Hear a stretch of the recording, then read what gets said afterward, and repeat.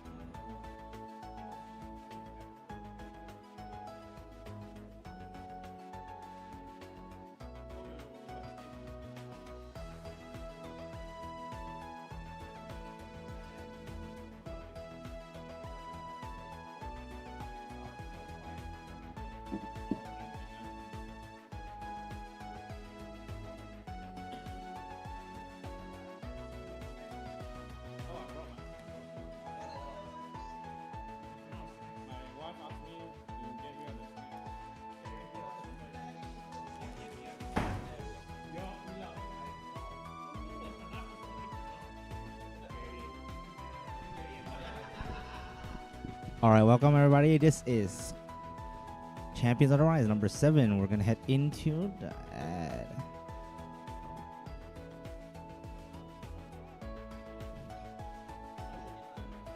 This one, right now I'm live monitoring. So the goal is to be very clear lah. That one difficult lah because separate inputs are very hard to monitor. Some people. Alright, so before we begin, let me just advertise a bit. OffstageMY is our next major tournament. It is in a venue that's very distinct. It's a convention, anime convention. 35 entry fee for the tournament, but the venue itself is Animagaki, right? So that one, you either buy a day pass, or if you have your own passes, you can waive that fee and join that tournament. Gift prizes and prize pool of 250 ringgit, gift prizes, extra count. That one is on the 29th of August, brought to you by Offstage Malaysia, Frame Perfect Imaging, Pixels Distribution, and Animagaki 2026. If you guys want to join that one, make sure to join. But today, we have Champions on the Rise.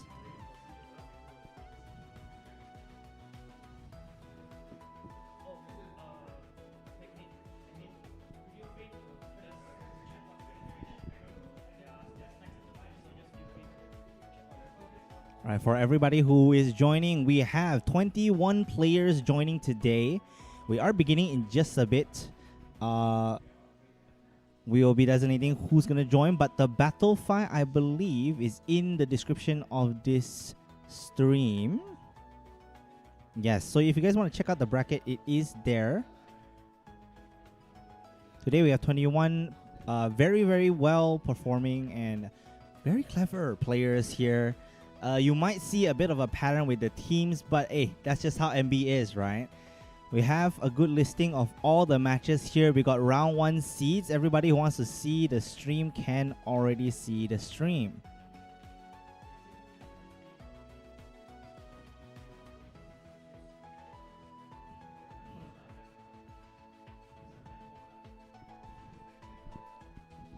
Jam is probably saying something I can't hear anyway.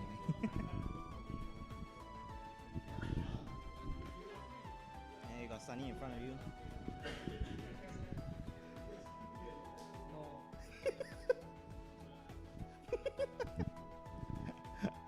All right, we are beginning in just a bit.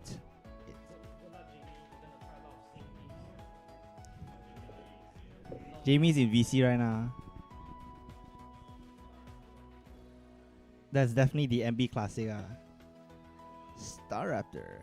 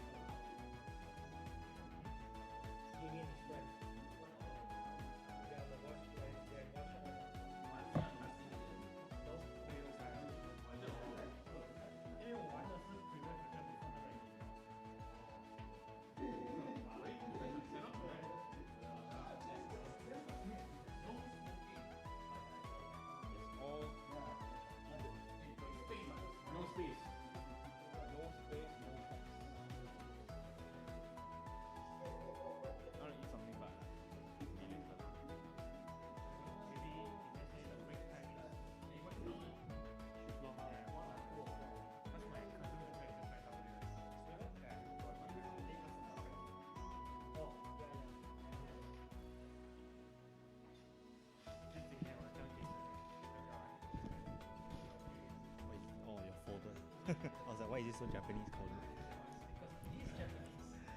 All right, for everybody here, who do you want to go on recorder setups? Later you can designate.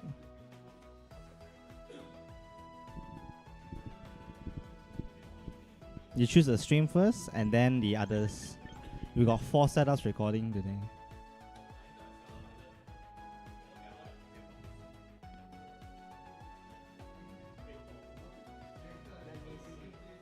You can prioritize like 3 that are here, and then 1 that's hybrid for now lah, because I don't know if everybody's present yet.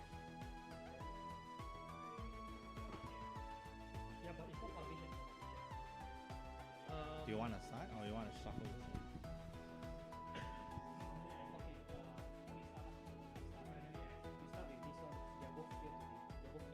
Blaise and DK on the stream.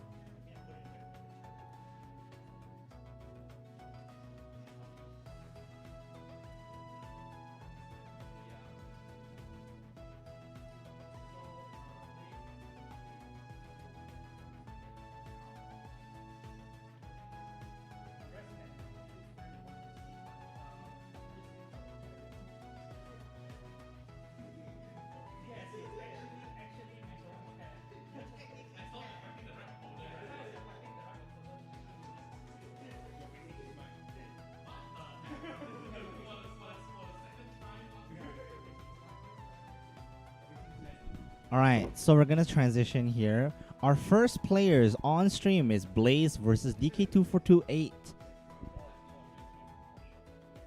Or DK, yeah.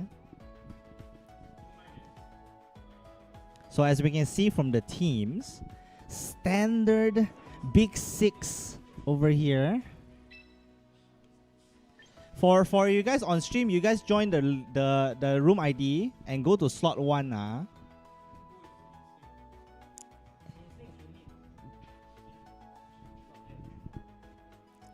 If it's online handling, you guys will have to be on just chat with each other on Discord, or the Battlefy has a chat, right?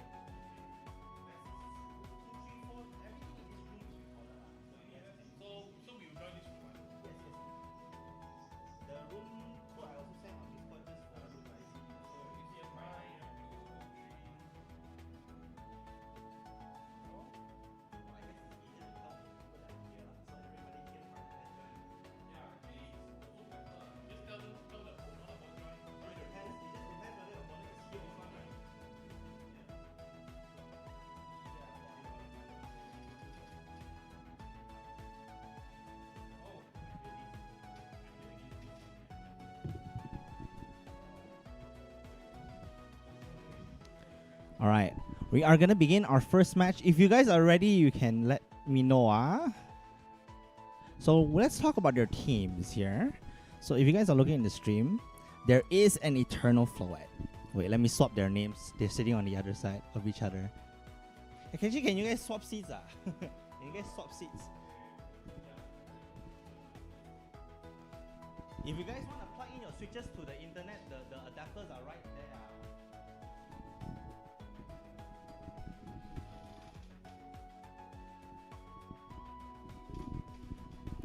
Right.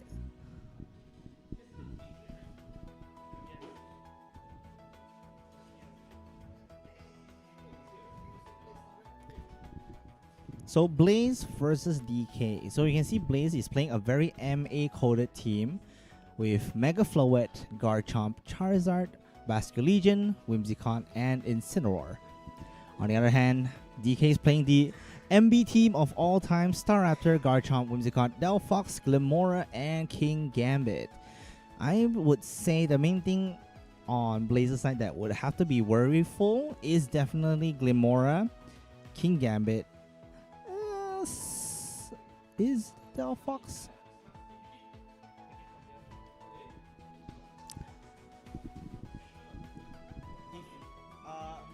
Only 4 pairs can join at a time. So if you, it's actually just first come first serve.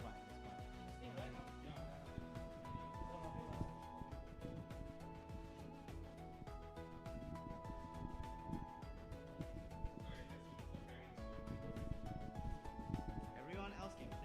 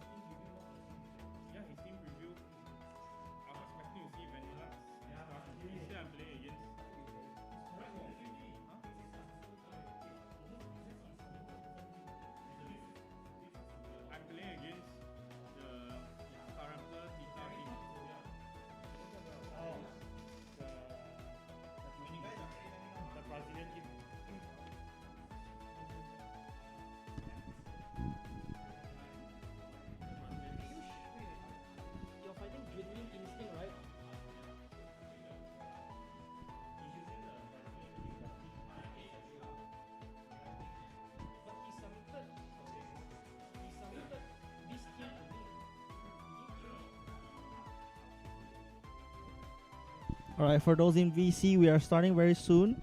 The Swift brackets are set already, so you just chat in Battlefy with your opponent. Don't start first, because your opponent has is like, oh, he gave me a little finish, I didn't see. I didn't pay.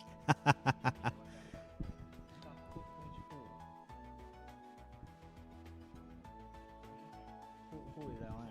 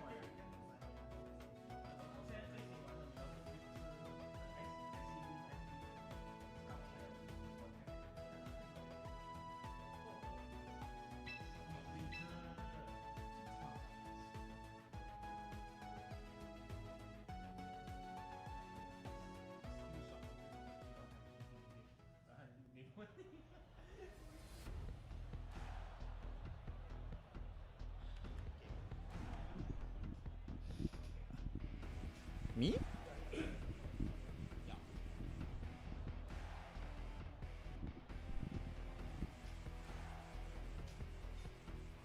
Commentary.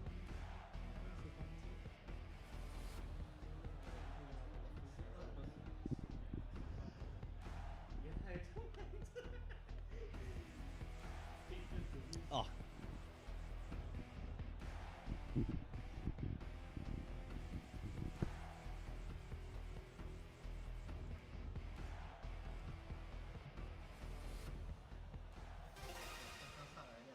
If you want, if anyone can, then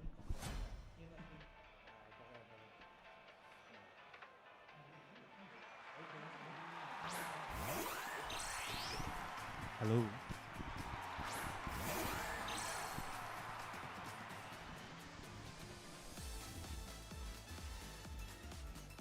So from Blaise side, we see Winsicott and Basket Legion, and from the other side, we see the common lead of Whimsy and Glimora.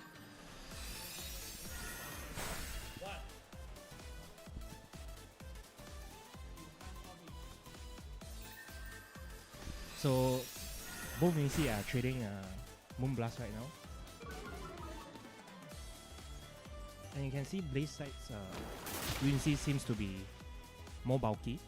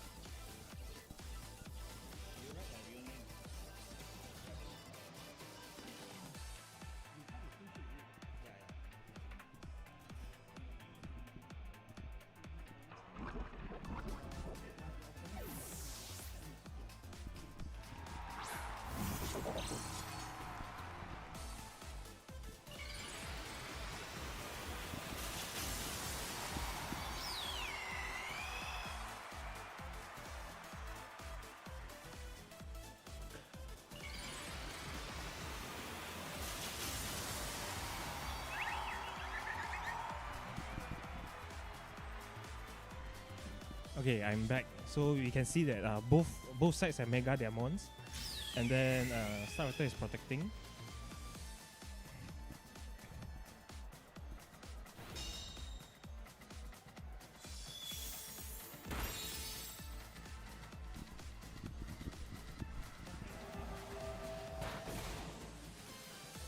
Oh, the Basket actually last strike spike into the King Gambit and deal very little damage. Maybe they are expecting a switch from Basket Legion. I mean the King Gambit. So looking at the situation right now, Starter is not in a very good position, so has to switch into Whimsy. But this Whimsy is actually in a very low health right now. So, oh, sorry, this is the Whimsy is quite healthy.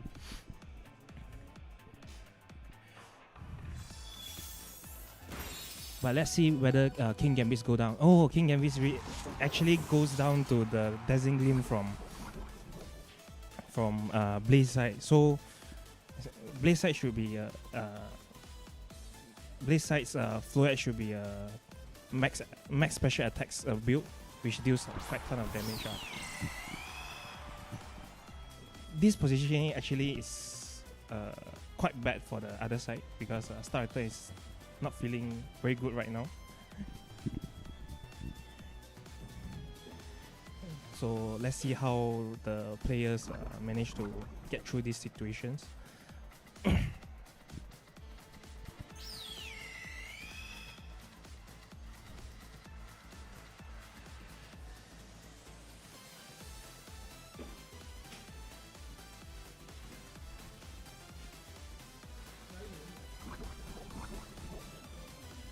Star Raptor might be able to take down Floet this turn, but it might get taken down by Basculation. But we can see that Basculation just switch out into Garchomp.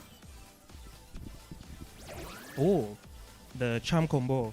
So let's see whether Star Raptor really target down the Floet.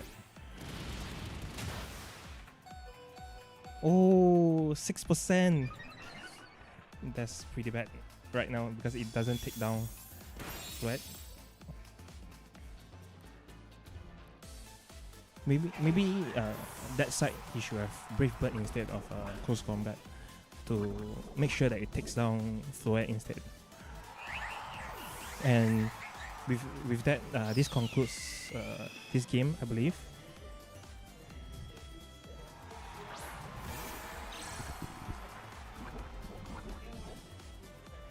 So maybe the other side might need to think back the strategies, like how he's gonna deal with this Big 6 team comp.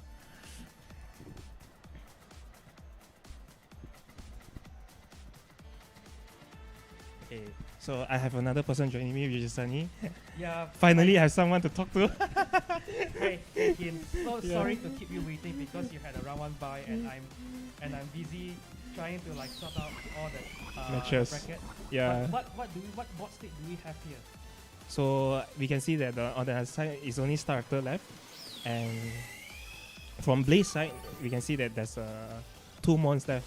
So Oh, I see. So both the Garchomp and the Basculation are both poisoned, so they're on a timer, but that doesn't really matter because of the critical crit. hit. That's too bad. So Blaze is gonna defeat DK and take the first game. And Yup. so what do you think? I think you are seeing some pattern before the teams very similar to what you're bringing as well, right? So I've been playing the this Glimora team for I think for half a month, right before the champion won, right? So I think this team right now is quite, I would say quite advantageous going against Big 6 because of all the offensive, right? But it might come down to all the reads lah. So if your read is not really that good, right? So you might struggle. You might struggle. I see. Yeah, that's true. That's true. I think you also climb quite high in the ratings, right? Even though like you didn't really take part in the Master Ball League like earlier this year, but you also climb quite high in champions when it came out on mobile devices. Yeah, because when it came out to mobile devices means I can play during my free time anywhere. So I've been playing climbing rank quite a lot, but yeah.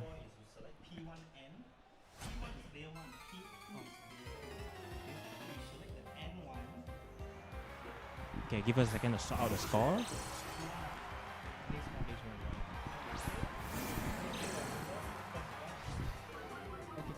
Okay, so we can see from Blaze side is Incineroar and Basculation, and from the DK side is King Gambit and Whimsy. So as you can see, Blaze has just won the first round, and now unfortunately he has given the +1 attack onto the opponent's King Gambit. But I think that DK is still in a very decent position, but he switches out his Whimsicott in bringing in the Star Raptor just to give the -1 to both physical attackers on Blaze's side of the field. So now we need to see where Basculation aims, right? So if he aims to Star Raptor, that it will be very, very bad. But he goes for the fake out to flinch the King Gambit and also... Oh, it's a double target. I think it's still relatively fine for DK, but the King Gambit does take more than 50%. Yeah, we chip down the King Gambit to the flare-based range, right? So King Gambit right now is not feeling very good right now. So in my trade, you might want to trade, but I don't think you want to trade in this case because these 2 mons, right? You just want to kill Basculation. You don't want to kill the Incineroar. Yeah, that's for sure. But of course, there's obviously the OffstageMY game also. But we won't see that because the Basculation switching out and bringing in the Eternal Floet. Double switch, okay? Double switch into Garchomp. Oh, so okay, so this comes down to whether DK aims to the correct spot, right? With the close combat and maybe low kick from the King Gambit. Yeah, but the Mega Starter is just going to go for the close combat onto the Garchomp slot, taking it. Wow, exactly 50%. Yeah. That's a good damage though. Yeah. So, oh, Kowtow into Floette. Whoa, that hurt. That Not a is critical hit. That's another 50% from King Gambit to Eternal Floette. So, let's see the positioning right now. I do think that the Garchomp may still survive another close combat because 50% could be like a high roll from low close roll. combat. Yeah, that is correct. That is correct. But the starter is like starting to boost up lah. So that is so Blaise need to take note of it as well. Both the King Gambit and the starter actually both extremely threatening. I think the Eternal Floette right now is doesn't feel very comfortable right now because of how low the HP is. It can't tank any more hits anymore. So we might expecting a protect or switch from there. Oh, we do see the protect from DK. Okay. So maybe DK feeling that not confident in killing either of the mons by trading. So that sucker punch really hurts with the +1 from King Gambit. So right now Blaise down with 1 mons. So let's see what he's gonna play. Oh, Incineroar. So that this means that it will give boost to both Pokemons of DK side. Oh yeah, you're right. Because now because of contrary, right, the starter just gets an attack boost and Free attack boost from both Pokemon. +2 from King Gambit and +1 from Starter. yeah, and the King Gambit just gets even more threatening, and then it's just again, I think it can just sucker punch. The sucker punch might just kill Floette if Floette decided to attack right now. But let's see where the fake out goes to. But high chance is to King Gambit, right? Yeah, pretty sure it's gonna be King Gambit. So the fake out is gonna go through the. Oh, Star Raptor. So he banging on the sucker punch doesn't kill the Eternal 1%. Wow. Okay. Dazzling Gleam is gonna pick up the kill onto the King Gambit. How about the Star Raptor? Oh, this Eternal Floette hurts, bro. The Star Raptor is clinging on to the last bit of health. Yeah, 13%, but you know it's still alive. So and Starters are naturally faster than Floette, so depending on how they both train their Pokemon, so the starter may probably move first. I think, did it move first in the previous round? Yes, it did. It did, right, yeah. So just now, when the fake out happens, right, Floette, the starter flinch first, only to Floette Dazzling Gleam. Yep. So depends on where what DK brings here. It might be able to get a double KO if, let's say, the Mons is faster than the Floette. Oh, we do see the Glimmora coming in from DK side. The Glimmora might. It threatens both Mon, of course, right? Because of the move coverage, Sludge Bomb and Earth Power. Yes, but not really needing Earth Power. Just Power Gem will be more damaging. Yeah, because of the step move, right? Yes. And we can see that it rules from Star Raptor, whether okay, so this Glimmora might be timid nature, so that it's faster than Eternal Floette. Yeah, I think it is timid lah. We obviously the team sheets with the players, but Glimmora being in a single speed tier with Floette, right? So the Sludge Bomb picking up the kill there is it's either a speed type or the Glimmora nature is timid while the Floette is not timid. So another attack goes onto the Star Raptor. This is going out of the hand from Blaise. So whether let me see whether is there any chances for Blaise to come back from this game with the current status. Yeah. So of course Star Raptor both very safe place. Both they protect both mons to cover for the fake out move. So a bunch of nothing happened.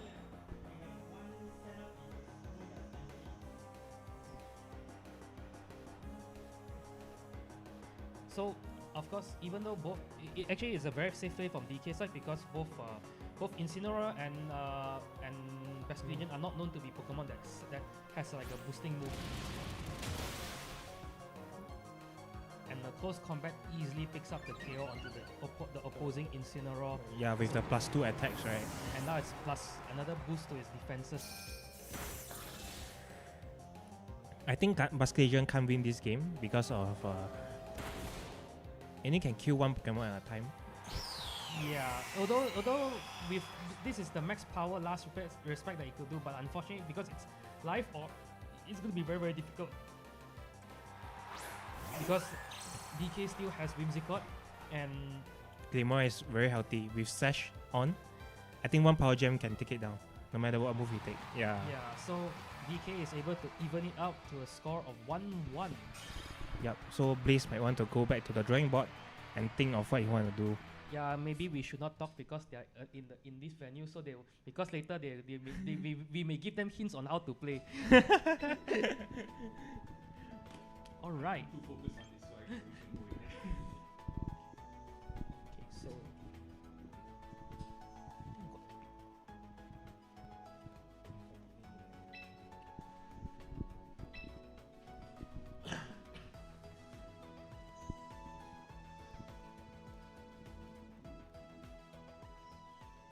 Okay, so into game 3, it's a good adjustment from DK. So let's see how will Blaise adjust to DK's adjustment. You can see that actually Big 6 right now is still very popular and still very strong. So you won't deny that playing this is very stable. While on the other side, the Glimmora team is it was popular from regulation MA for quite a short while. Then it slowly died down, and everyone's back to Big 6. But now suddenly everyone is playing this Glimmora team again. Because of how offensive it is to counter the Big 6. I think it's like a circle, you know, when a new meta track comes and suddenly Glimmora comes in, then because Glimmora comes in, then people will find things to beat Glimmora and so on, and then the cycle repeats. Yeah, the cycle repeats. So it depends on regulation MC, right? Whether MC has any new toys. But here's the thing, because DK is going to the World Championship this year, so I do hope that he calls the meta correctly when he goes to Worlds. Yeah, we hope all the best for him. All the best for him. Yeah, so you can see from DK side is Glimmora and Garchomp, while from Blaise side is Basculation and Whimsy. So now I think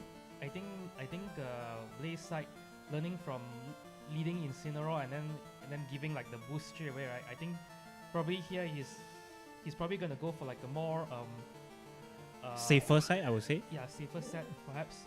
Maybe he can get the speed control because of Whimsicott. We do see a spiky shield coming from the opposing Glimmora from at DK's end. Garchomp doesn't go for any protect, so we're just gonna see Blaise go on offensive. A Moon Blast doing more than 3/4 of the damage, 75%, and let's see where the Basculation aims, right? If let's say it aims to Garchomp, then it's one monster down from DK side.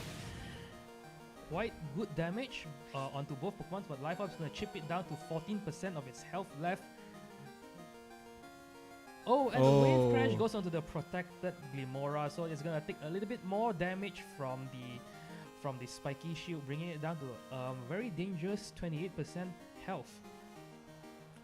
Actually, from these positions, right, I think it depends on whether DK want to do a trade, right?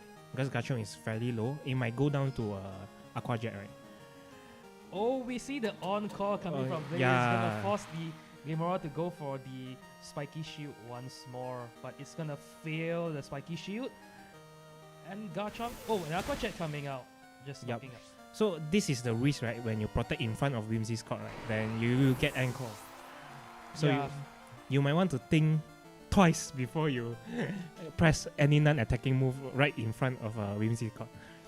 It is of course like the on-call mind game. You need to, of course, unless you're a dark type, then you got no fear. So from this position, let's see whether Glimmora switch out into Staraptor. Yep, so of course DK has to switch or else he'll be spamming like Spiky Shield.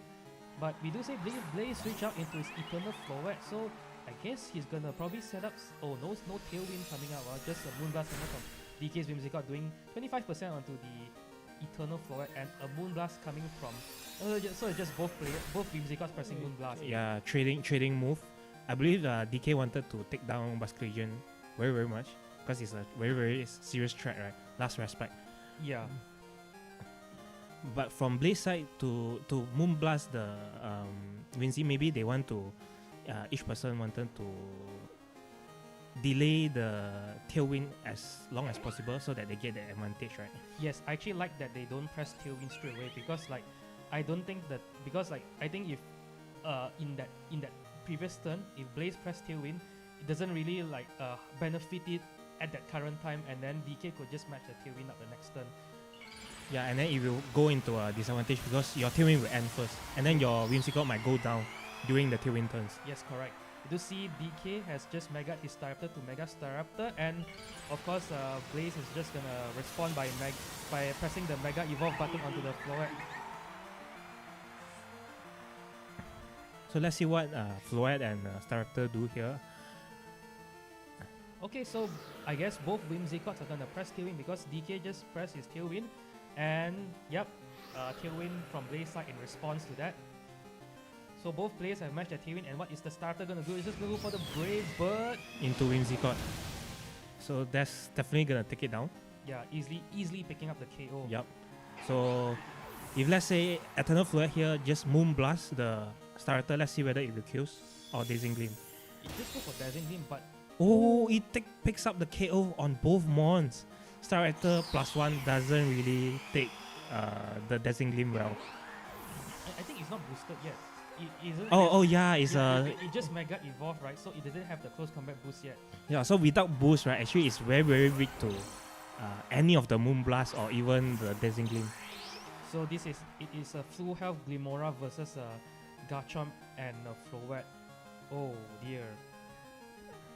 This is very tough for DK right now because Glimora has the same issue as the Basque Agent, right? If he stands alone, he can't carry the game because it's only a single attack move and while. But it's Sludge Bombs and it KOs. Okay, I think this might. I think depending on. I think it's still it's still tough, yeah. Blaise still win, right? Because because this is very low health, right? So this is very low health. And it's poison right now. Yes, it's poison right now.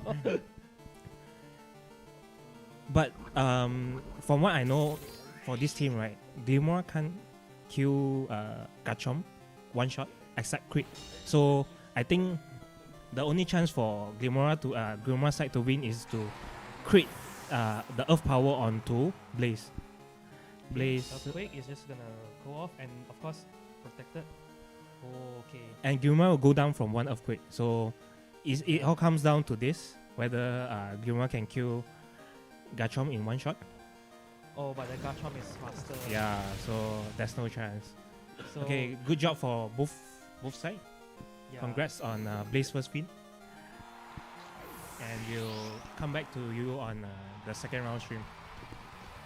So congrats to Blaise for winning DK in this round. So again, as what Kin says, we'll stay tuned for the next game, and I guess hopefully you'll be paired with someone and not get a Broad Round 1 vibe. But thanks for being here in the commentary place. Yeah, come here to chill with some friends that I haven't met for some time.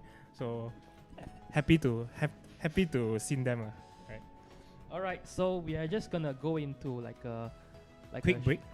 So And we'll come back for our second game very shortly.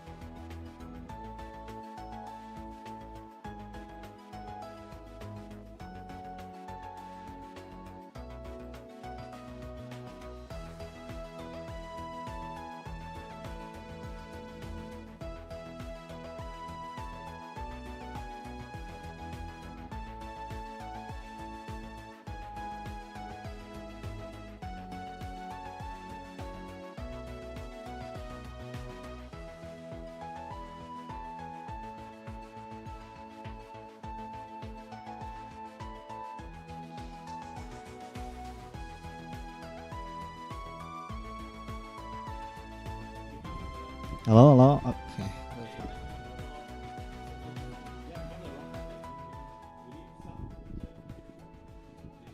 Hello? Okay. Hey. Hey, hey, hey. Hey, hey, hey, hey. Okay. Alright. Let's go. Alright, welcome already. We don't have a commentator cam here right now, but we do have a player cam.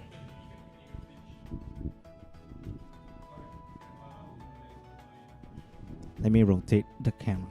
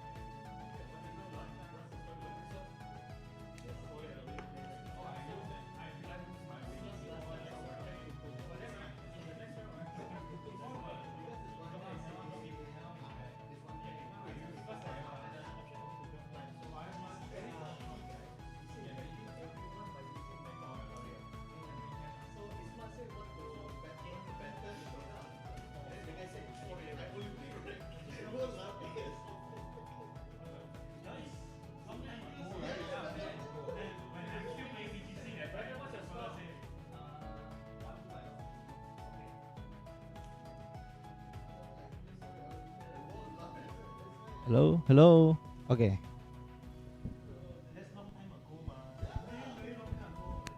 We just have to share the stream. Hello, welcome everybody. My name is OffstageMY. This is Champions of the Rise number 7.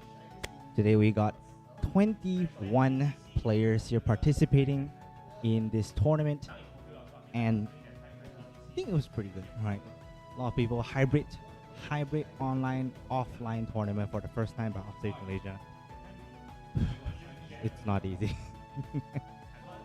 big thanks to the Pokemon company for hosting MBL this year, but right, this level stuff is not easy, especially Swiss brackets. I think Swiss brackets is very difficult, especially when there's 20, 21, because there is 10 people playing at 10 pairs playing at the same time, and to manage all of that, you require a substantial amount of people to help organize the tournament.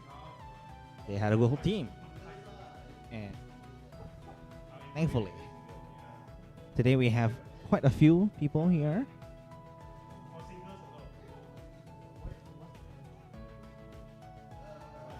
All right, we got everybody here. Hey Sunny, hey, you're on camera. Wow.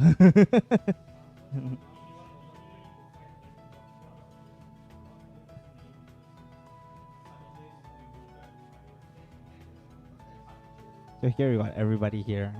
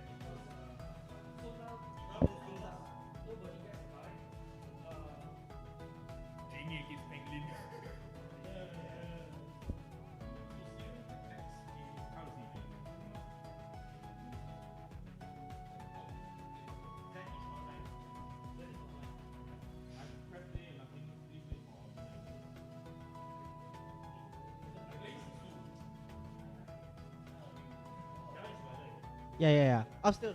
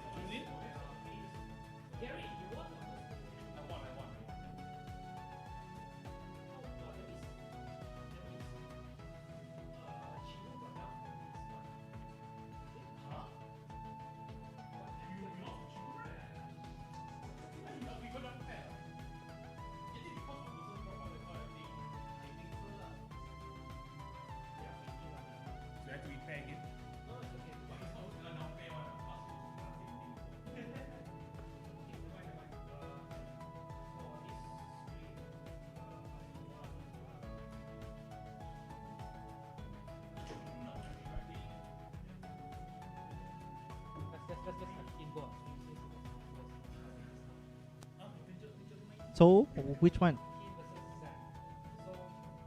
Eclipse, okay. Okay, I'll do hybrid then. You sit on the left side, Sit on the left side. Yeah. Correct. So what is Eclipse?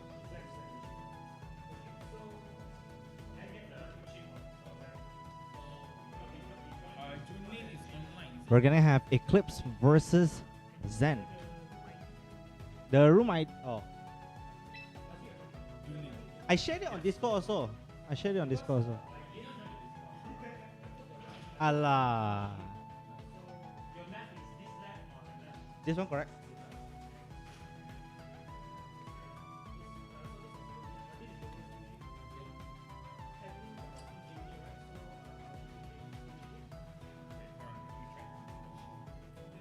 So we got two good teams here.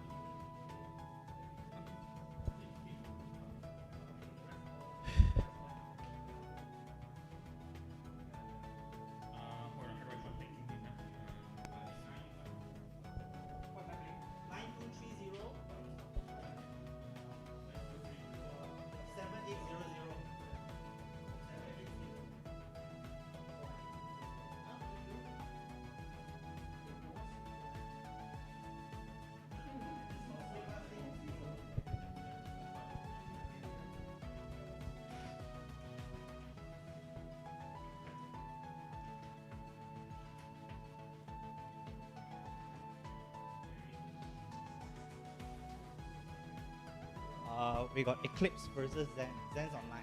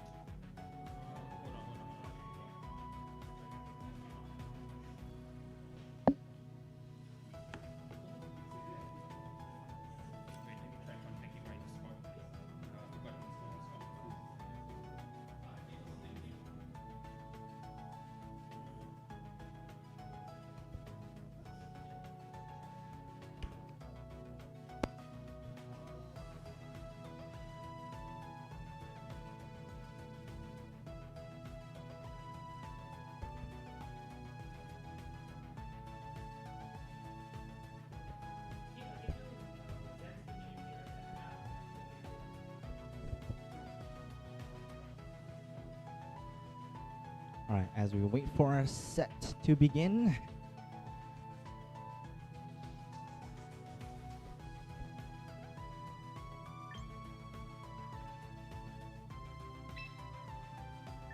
Eclipse is waiting already.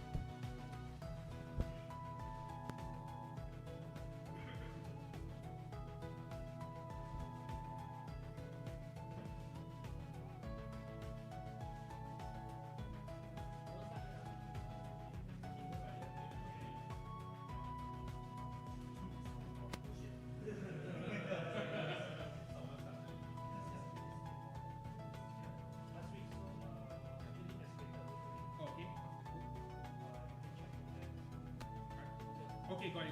Because I'm protecting by the score.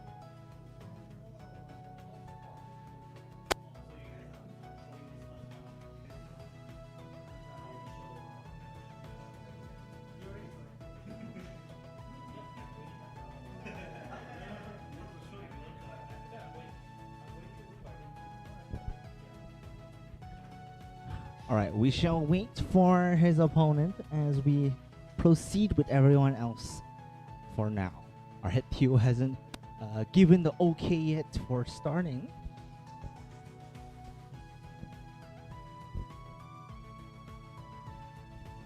Spoiler.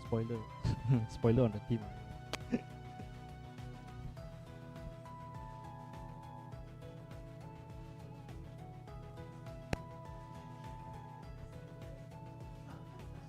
Resume everyone here on stream.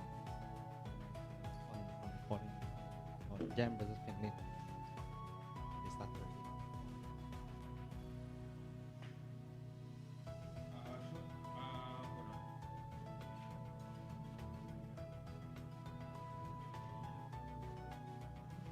Hold on. Someone to leave the stream room because the stream is a full stream that successfully.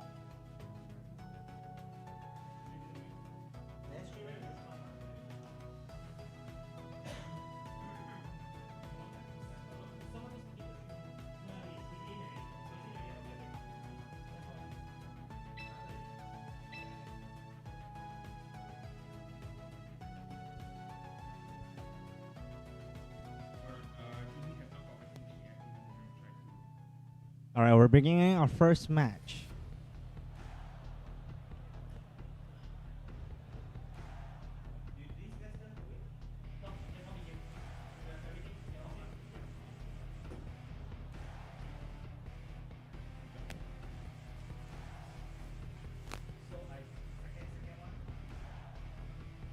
Alrighty, so we are starting the second round of Swiss. We have Eclipse versus Zen.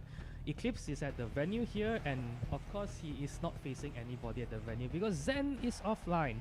As you know, this is a hybrid tournament. There are some online players here and there are some offline players who are at the venue.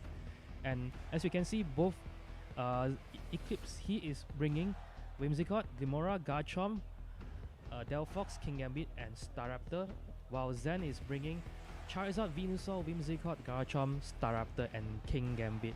Some similarities in both teams in that they both have Whimsicott, Kingambit, and Staraptor, but of course, and also Garchomp, but of course there are like some slight differences. One picking Delphox over Charizard, and one having Glimora instead of Venusaur as their poison type user. As we go into team preview, oh wait, one moment. They have both selected their Pokemon, and so they are about to begin. So this is round 1, and we're gonna see Zen leads with Whimsicott and Staraptor. I think the BFFs of regulation MB, and we do see Whimsicott and Delphox on Eclipse side of the field. So Whimsicott, of course, being a very good lead Pokemon for both sides, and it can disrupt. And in MB, thanks to Staraptor having Contrary, Whimsicott can also boost the Staraptor stats by using things like Tickle, Fake Tears, Charm, and all sorts of status moves.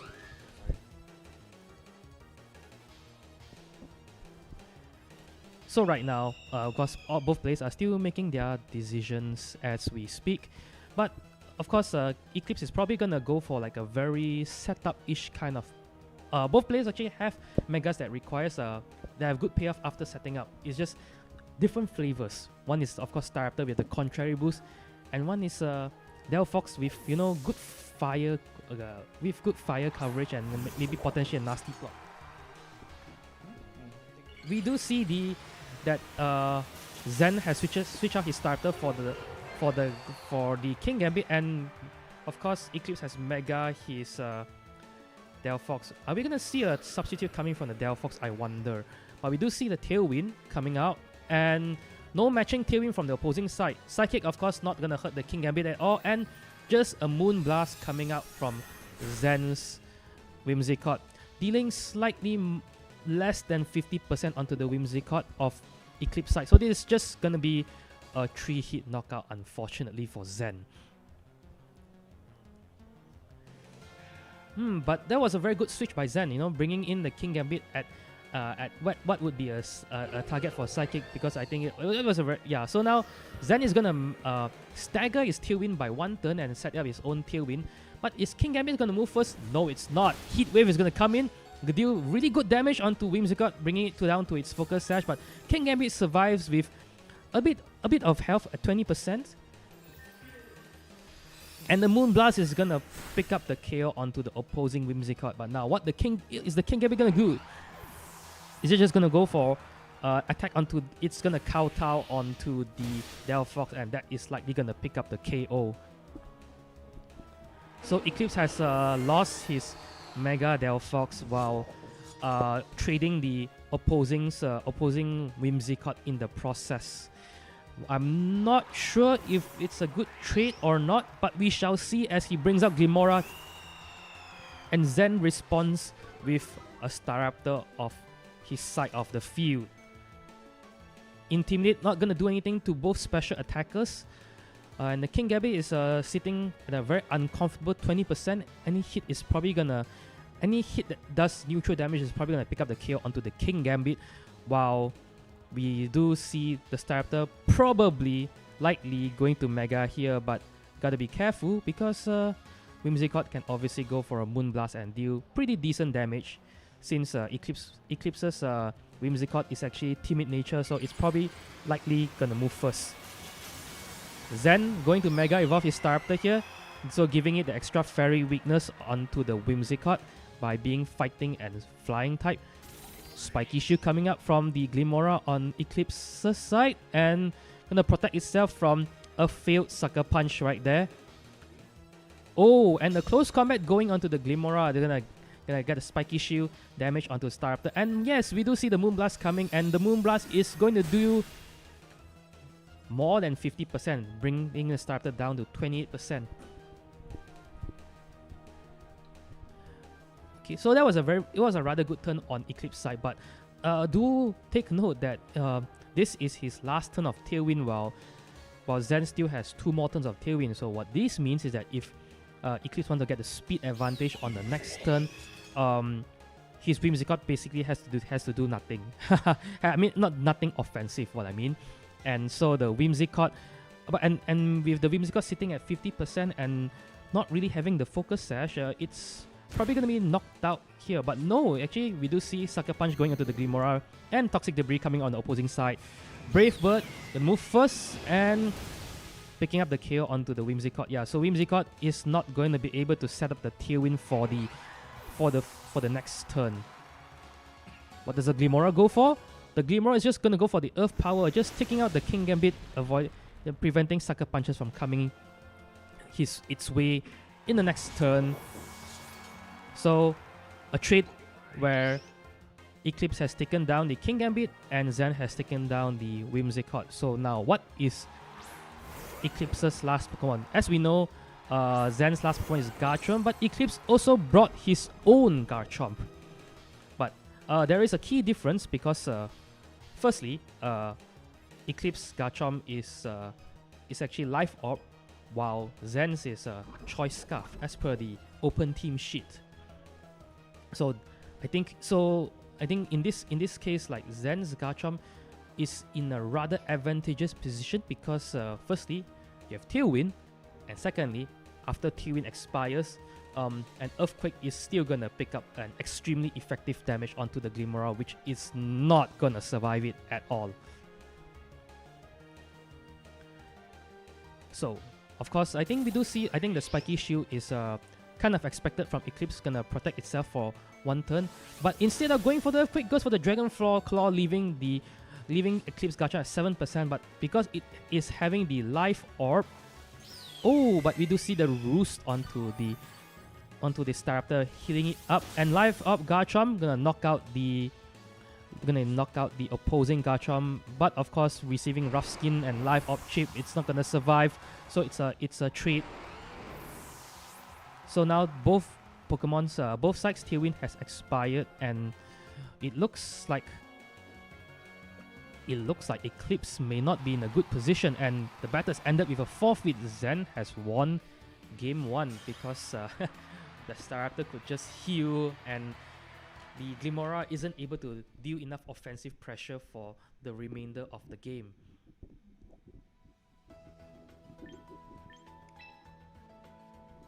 So now, I wonder how is Eclipse going to adjust for game 2 here. Let's see about that. I do think that the Delphox is like, unfortunately, I think that Zen made a good play in the previous turn with the good switch in into King Gambit, so the Delphox wasn't able to do much damage.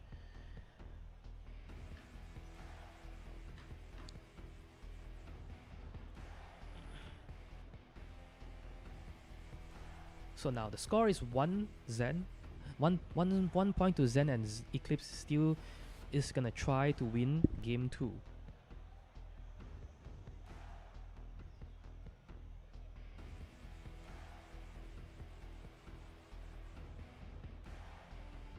So I'm just curious what kind of adjustments is Eclipse going to make here.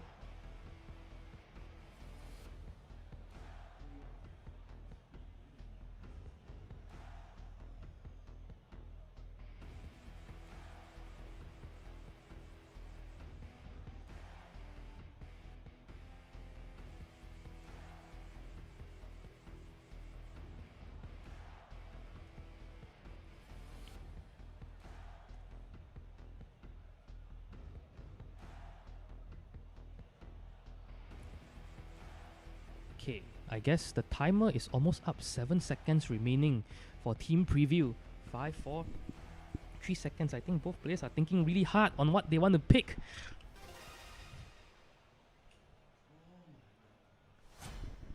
Alright, game 2 for this second round of Swiss. Zen switching things up, bringing in Charizard and Whimsicott. While Eclipse remain the same lead, Whimsicott and Delphox. So, one good thing about Delphox is that it sort of like matches in favorably onto the Charizard, because like the Charizard, if the Charizard Mega evolves into Charizard Y, which it does for Zen's team, it will set up the Sun, which would give Delphox immense firepower. That being said, both players have Heat Wave, and Heat Wave does have a small chance of missing. However, Zen's Charizard has Weather Ball as well, so of course that would mean that it has a single target, more accurate move that he could use should he choose to.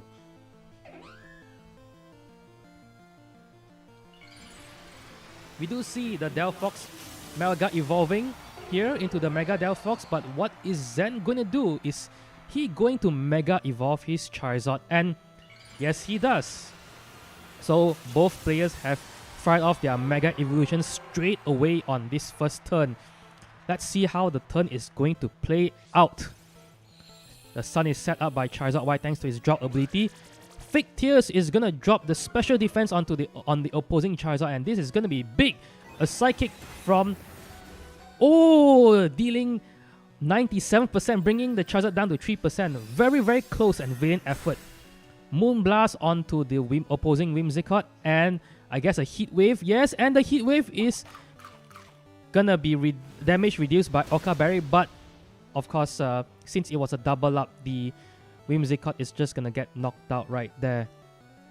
Of course, the Delphox is sitting with a comfortable 70% from the Heat Wave thanks to his resistance to it. However, due to it not being able to knock out the opposing Charizard, that does hurt quite a fair bit. Especially now in the second turn, where there is a very, very high possibility of the Whimsicott going for a speed control move of its own. Yes, and we do see that the Tailwind is coming out from Zen's Whimsicott, and the Charizard is going to be moving second, going for the Heat Wave, dealing respectable damage to both Pokemons. Oh, and the Substitute is going to be coming out from Eclipse's Delphox. Since it resisted both Heat Waves, it's able to survive with enough health to set up the Substitute, and the Sludge Bomb is just going to bring the Whimsicott down to the Focus Sash. Any poison? Nope, nope. Oh, there is a poison. Oh, okay, that is... I'm not sure if that's a good thing or a bad thing, because the poison just means a free switch into to whatever the opponent has at the back. But since Zen has decided to go for the Charizard mode, it's kind of unlikely that he'll be bringing the Staraptor. I hope he doesn't. We do see the Garchomp. Yep. Choice Scarf Garchomp. Gonna try to probably break the substitute of the Delphox here. So with 3 turns of Tailwind on Zen's side of the field, I think that Eclipse has to kind of play rather defensively this time around. But of course, as both players are choosing their actions, we can only think what is going through Eclipse's mind as he is put on the back foot this current in this current position.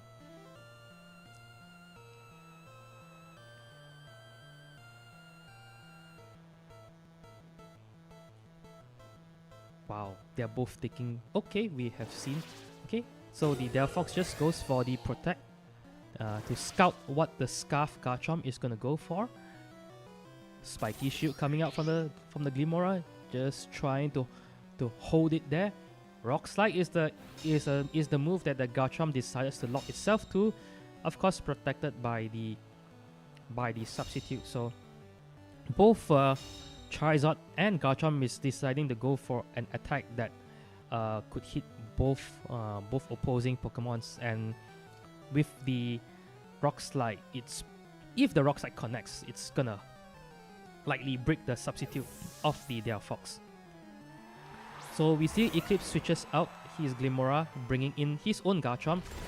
So the Garchomp is just gonna connect with Rock Slide onto both the Garchomp and the Delphox of Eclipse side of the field, and the substitute has faded unfortunately.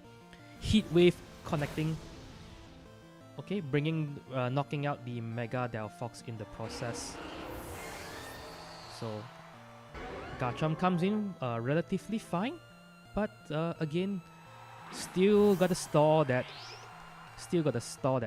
Tailwind for one more turn. Not only that, I do think that the sun might be up soon. Yep, the sun, there's only one more turn of harsh sunlight left. Well, let's see. So I think despite being in a somewhat rough position, I think Zen kinda have to try to switch one of the two Pokemons out, because if the Charizard stays and the sun ends, then its firepower is reduced. But if the Garchomp stays, it's just gonna be doing Rock Slide, which no doubt is a pretty good move because of the flinch rate, but it's gonna be resisted by both Garchomp and Glimora. So we do see Zen switches out into the Venusaur, and we do see Rock Slide missing the Glimora, connecting onto Eclipse's Garchomp. Now is the best move gonna cause the Garchomp to flinch? No flinches from Eclipse side. It's just gonna go for the Rock Slide, dealing 34% onto the opposing Venusaur. And what is the Glimora gonna go for? The Glimora is just gonna go for an Earth Power onto the Garchomp slot, bringing it down to just about 50%. Special defense drop, and the sun has faded.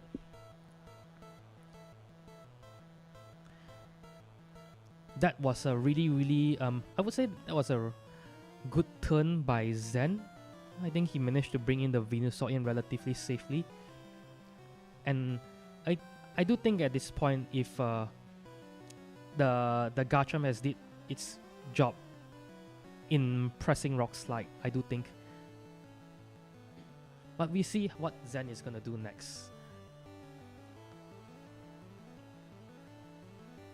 McKean, he's quite on the back foot here, because I think the Choice Scarf Garchomp is really giving him a tough time at the end game.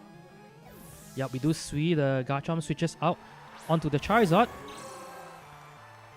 bringing in the sun, and this Chlorophyll Venusaur is likely gonna move first, and thanks to Life Orb, it's gonna do a lot of damage. And we do see a Solar Beam charging, and onto the protected Garchomp. Sludge Bomb is gonna go into the Venusaur slot. Just barely enough to pick up the KO. So while both Venusaur and Charizard are at low health, I do think that Zen is in a very strong position here. Especially because the Venusaur, as bulky as it looks, the Chlorophyll actually makes him the fastest thing on the field at this moment.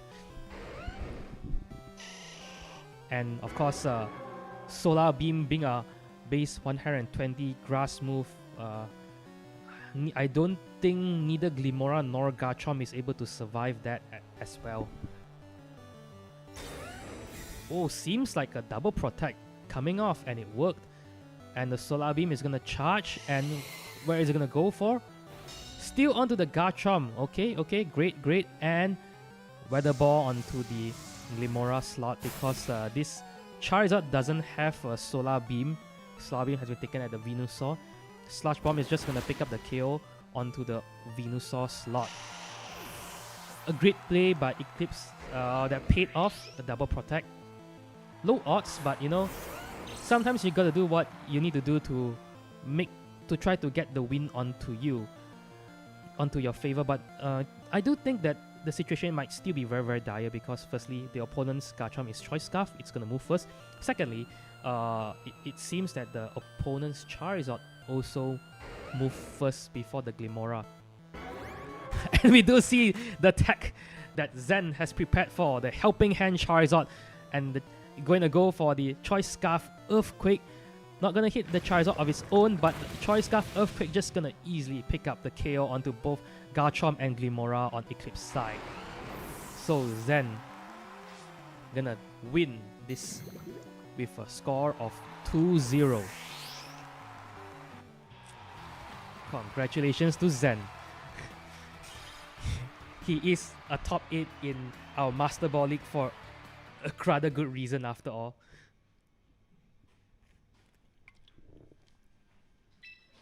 Alright, the session was interrupted. I guess we have to rejoin the room.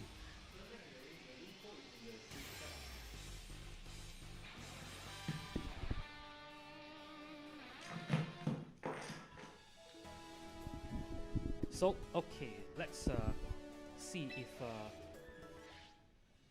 let's just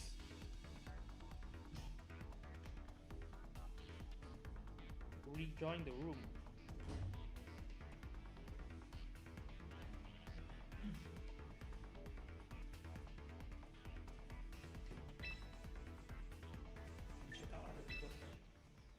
You can see the monitor at the back there. I mean, the room inside.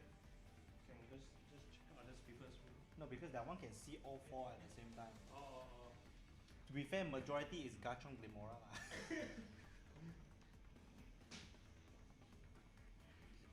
It's in the CO in the chat. Yeah, this is the. Is this chat? Yeah. No, my Eh, Discord on the it's phone here, is it's slow. The just now my room I did mention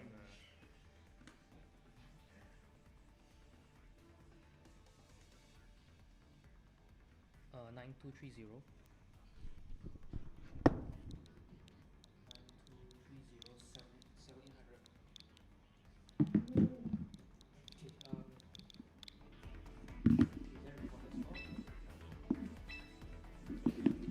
My own room is full capacity.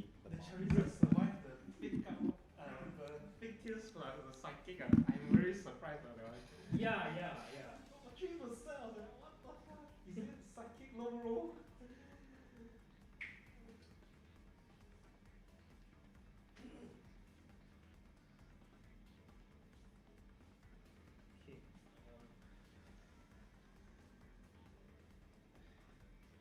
I can't join my own room. It's full. Like how? I was right there. I feel bad for you, Penglin. Yeah, I can do it. Yeah. I like the room anyway. Because Jamie has been playing like perish for at random ass moments. I think last month or 2 months ago? So sorry, I think the previous season he tried to find the champion here with some very wacky best of one S kind of teams. And he eventually dropped out of champion here, which is like unfortunate. It was like some. What team was Jamie bringing? Do you remember to rank? Yeah, the one that he went to champion here. Oh, Penglin. Yeah. Okay, let's finish faster. Leave the room. Yeah, it was very wacky. It was very wacky. It was like I think it was meant to counter the current Is it 7-2? in a way, and it was like very like P1 because if you couldn't figure out his gimmicks, it It's more like surprise. Yeah. Playing the Pavilion Fair stuff. Yeah. The wrong one, the game one.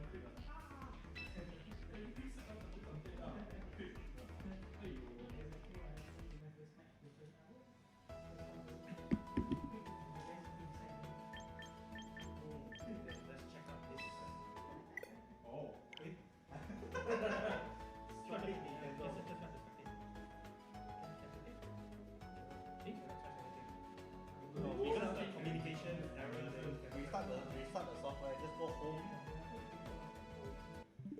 Home, press X, close and restart. Stupid one Picker helps to make Gato stronger also. Pickle. Pickle on the rough. Jamie can't come today because his leg is behind. Pick up the photo so that he will do last like years. So 3 hours, 3 to 4 hours drive from here. Right? I use Pickle so that I also I think his daughter is very like strict parents, so that's why like Oh yeah, because you already had defense. yeah, but I don't like trying Going to Worlds also, I don't like actually a big one. you lose the back He and didn't then qualify for Worlds. not trying to defend and then like Yeah, and the charm only helps her. Now we got it to doesn't really help because the I partner. checked my Pokemon. I mean, I got I usually see best speed. yeah, I I just checked keep my charming them. Pokemon. I make them do like 5 years. Yes, but I don't know how to service that. I don't know how to service that. How to change the name of the mine So P1, P2 here are the players. Left and but right it's side. very stupid. Then the name, this one is the number. So you see here, Then they did a hack. I'm on the 8. I asked them, what's the difference between the they did the just think that's because like if hack A is qualified for then you change. someone No, I don't know the score. I don't like that, you know. I just don't want like, you know, people like, because I got to play it, so if I look at my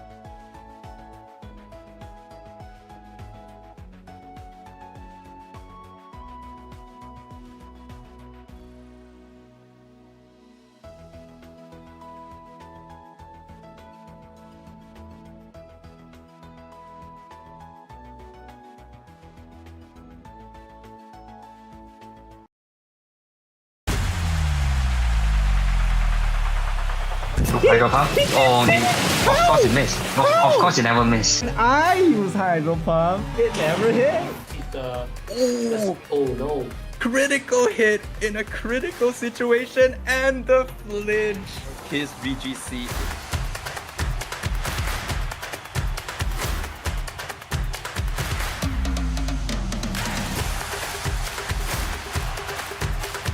In range for the solar beam to take, it does, and that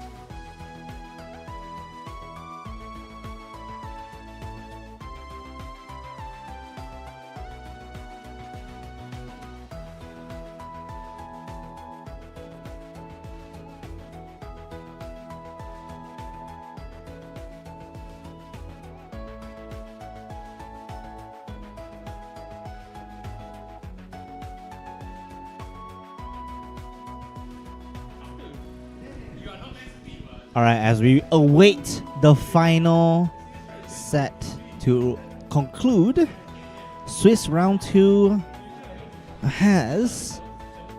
is practically at its end here. Perfect timing too. Perfect timing, perfect timing. Hello, my name is OffstageMY. This is Swiss round 2. Will begin in just a bit.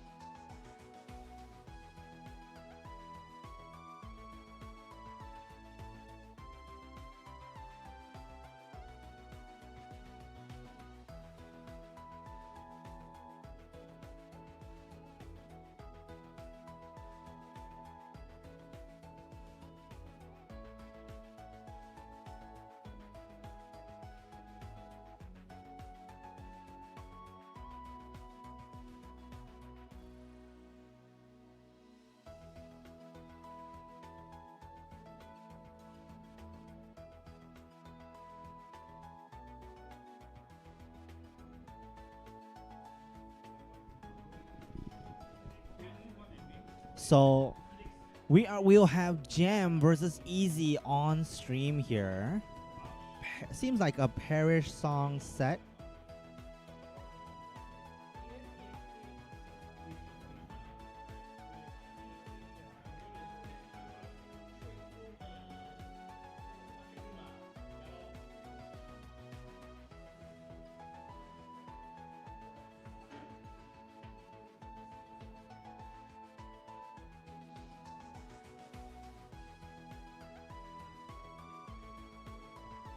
No, you guys don't on stream. Just play. You can use that setup actually, but you guys won't be on stream. Yeah, but you guys go in the room, then I can record your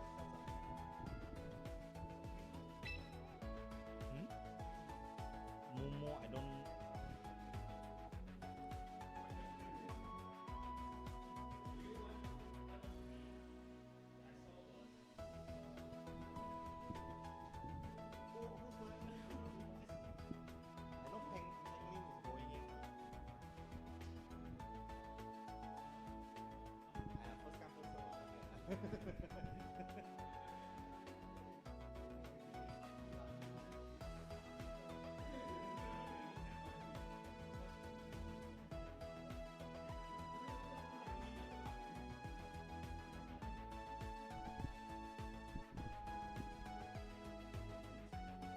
Now, don't trust the camera. These two players are not the players.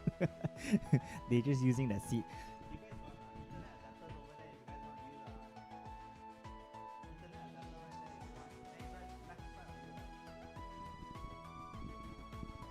If you guys want the Wi-Fi,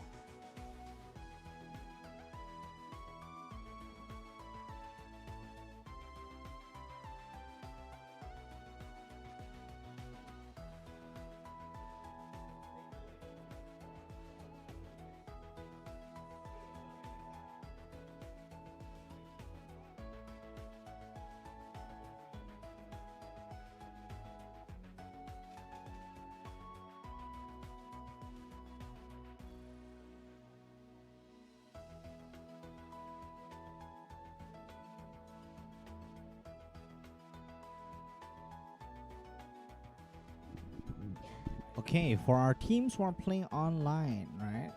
We have Jam versus Easy. It's a Perishong Gengar, but like it doesn't seem like the standard pure Perishong. Actually, no. This is Politoed and Gengar. It's definitely Perishong. The Perishong team haunted us last time during a online tournament, single-handedly delaying the entire bracket. We'll see.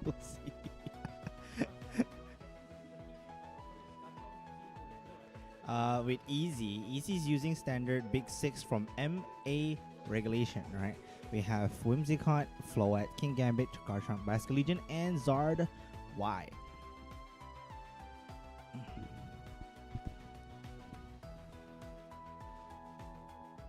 People just let me know when they are ready to start.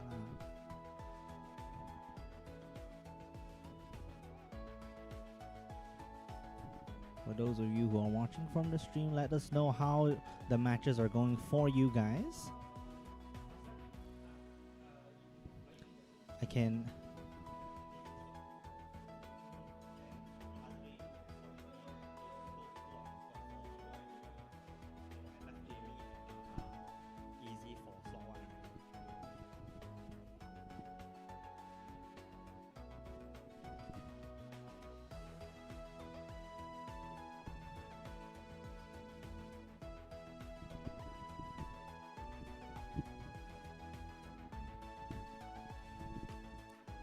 Alright, so let's look at the team even further, right? It is a Rain Parish combo for Jam with the Vivian support as well as Incineroar.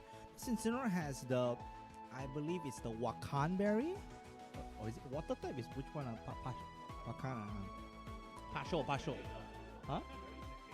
So Pasho, Pasho Berry, right? So Pasho Berry with Throat Chop Fake Out, Parting Shot, and Protect.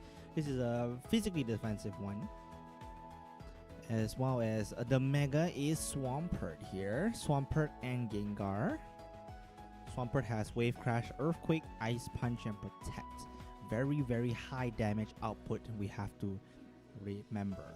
Our Caledon as the last one to have some rain synergy, and I think he will go with a plan dependent on how his opponent plays, but depending on the matchup, I don't necessarily think this is a Parish Trap team, but it is definitely doable for game 2 or 3. I think leading with the rain would make a lot of sense here, but which one is better, Incineroar or Vivian for support? I would say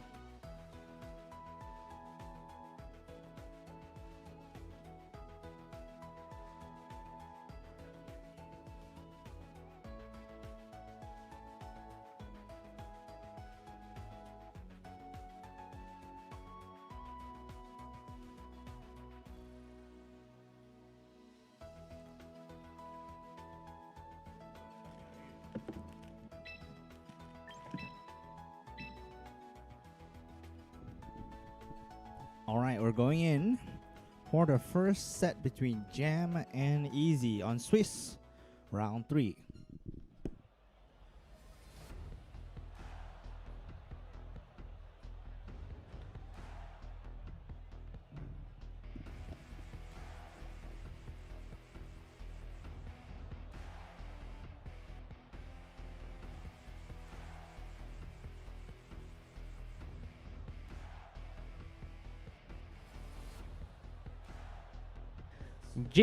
Jam is bringing the Gengar, Archaludon, Politoed, Swampert, Vivian, and Incineroar. While on easy side of the field, we have a very, very classic team from Regulation MA, Floette, King Gambit, Whimsicott, Charizard, Vasculegion, and the Garchomp.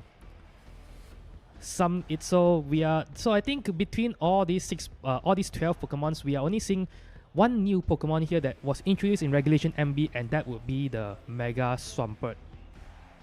But looking at Jam's team composition, seeing the Politoed and the Gengar, there is a very, very high chance that we're gonna see some Parish Trap action. Both players have locked in, and we are about to begin Game 1 for Swiss round 3. Easy is gonna go with King Gambit and Basque Legion, and Jam is gonna go with the Gengar Vivillon. So, of course, with Easy going for Basque Legion and King Gambit, I think there's one thing in his mind, and that thing is I want to knock out the Gengar as fast as possible. That's why I'm bringing in a Basque Legion that hits for super effective and a King Gambit that also hits for super effective against the opposing opposing Gengar of Jam. We do see Jam Mega Evolve his Mega Gengar, bringing in having the Shadow Tag ability, so now only Basque Legion is able to switch out on easy side of the field. But the Basque Legion decides not to switch, it instead goes for the Protect, scouting out what potential plays that could happen, and we do see it pays off because Gengar just goes for the Shadow Ball onto the protected Basque Legion, but the King Gambit is unfortunately going to be falling asleep to the sleep powder of the Vivillon. King Gambit is going to take his first guaranteed turn of sleep. So in the next turn, there may be a 30% chance of the King Gambit waking up from its slumber. But of course, it's just a 1/3 chance. So we gotta see if Easy is gonna wake up from that. Basque Legion is gonna switch out into the Garchomp, but thanks to Shadow Attack, this Garchomp is not going to be able to switch out. Jam's Gengar is just going for a Shadow Ball, dealing a respectable 38%. But another Sleep Powder coming out from the Vivillon, putting the Garchomp to sleep. And this is really bad because Easy's Garchomp is not able to move the subsequent turn. King Gambit wakes up, goes for the Kowtow Cleave, bringing Vivillon into the Focus Sash. So the 30% chance of waking up does indeed happen on Easy's King Gambit. Vivillon brought to his Focus Sash, so any hit kills here, but of course the Vivillon could just go for a status move like Rage Powder or Sleep Powder just to disrupt the opponent, but Protect comes from Easy's King Gambit, and Perish Song is gonna come off, putting everyone on the Perish counter, including the Asleep Garchomp and the King Gambit that just protected. So now Jam is going for the Perish mode here, bringing everyone to a Perish count of 3. With Incineroar at the back on Jam's side, he could probably do something to pivot the Gengar out. Of course, he does have to be careful when he does for pivoting, because when Incineroar comes in with the Intimidate, it's gonna give the King Gambit the Defiant boost, giving it +1 attack. But we do see Garchomp just receive like a Shadow Ball, bring it down to the yellow, but of course it heals itself up with the Citrus Berry, and the Sleep Powder just connect onto the King Gambit once more. Both Pokemon taking another turn of sleep. I do believe that this Garchomp is going to wake up in this turn. But the King Gambit is taking its first mandatory turn of sleep. So let's see what does happen eventually. Garchomp is probably going to wake up the next turn, but again, Perish count to 2 for both Pokemons here. Vivillon is going to switch out and comes in Incineroar, the champion tier, bringing the Garchomp attack to -1, but the King Gambit to +1. Of course, the Gengar does go for the Protect to shield itself from potential attacks from the Garchomp, such as this Stomping Tantrum. King Gambit wakes up as well and is gonna go for the Kowtow Cleave, doubling up to the Gengar, but the Gengar just protects. So a bunch of things doubling up onto the protected Gengar, and now the Perish count has 4 into 1. So Jam could just at this point switch out his Gengar and bring in something potentially to shield to get the Stomping Tantrum and Kowtow Cleave potentially from the Easy's Pokemon. And he brings in the Vivillon, sacrificing the Vivillon for any potential attacks, and Incineroar goes for the Rock Slide comes out from the Garchomp, and It misses the Vivian. Low kick goes into the protected Incineroar. Oh, that is so unfortunate. Garchomp is just gonna get knocked out by the effect of Perish Song, and so does the King Gambit as well, leaving Jam with a 4 Pokemon lead over Easy's 2 Pokemon. So, what does Easy have at the back? Well, previously we have seen the Basculegion that just that was the lead Pokemon, and we do see his Mega of choice, which in this case would be Mega Charizard. However, we do not see what is Jamie's last Pokemon. So if his last Pokemon is actually the Politoed, then it is actually very, very advantageous for him, because he could just change the weather to rain. Easy's Charizard smartly goes for the Protect to shield itself from anything. Aqua Jet taking out the pesky Vivian. What does Incineroar go for? Incineroar is going to go for the... not Fake Out. Throat Chop onto the Basculegion. Super effective damage, bringing the Basculegion down to 10%, which means that it only has it's only able to fire off one more attack before it's knocked out, since it has Life Orb, and Life Orb does take 10% of its health. Gengar comes in, most likely the fastest thing on the field, because both Jam's Gengar and Easy's Charizard are modest in nature. So if they're both trained like to be speedy, then of course Jam's Gengar is gonna move first. Easy still conserving the Mega Evolution onto the Charizard, because being wary of the possibility of the Rain mode coming from Jam. What is Jam going to go for? What is Easy going to go for? They're both taking their turn to make their plays, especially Easy, who's taking maybe extra time to think. Looking at the amount of time remaining in his battle decision, finally Easy decided to Mega Evolve his Charizard to Mega Charizard Y. And this would bring in the Sun. What is the player going to go for? Basculegion goes for the Protect, expecting the Shadow Ball coming in from the Gengar, but instead Gengar goes for the Perish Song. Gonna put the Basculegion and the Charizard on a timer. Charizard goes for the Weather Ball. Is that enough to pick up the kill onto the Gengar, or is the Gengar bulky enough? It is bulky enough to survive the Weather Ball with 16% health remaining, and the Incineroar just tries to go for a chop onto the protected Basculegion. Perish counter falls to 3 for all 4 Pokemons, but the advantage is overwhelmingly on Jam.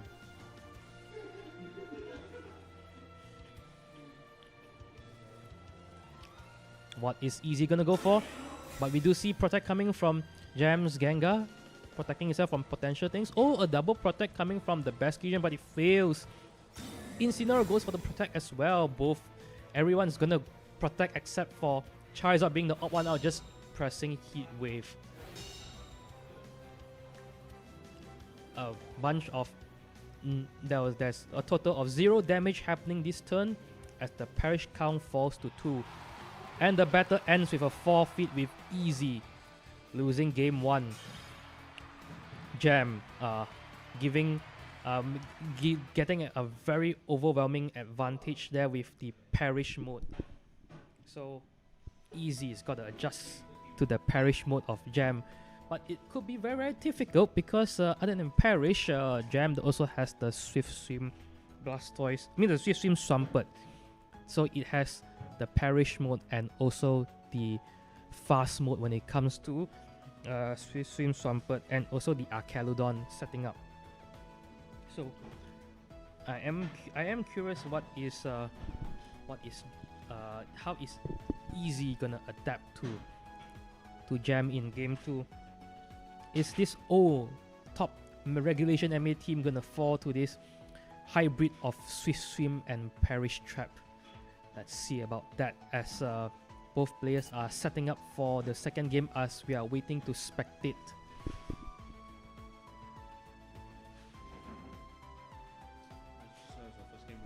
This game 2.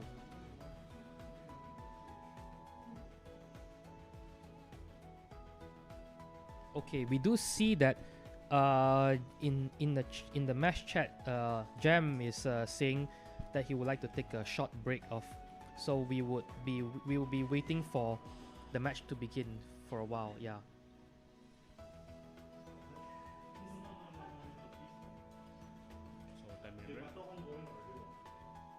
Oh, it's ongoing. Oh, okay. They're done. Yeah, don't bother switching. I already say don't bother switching during the set match.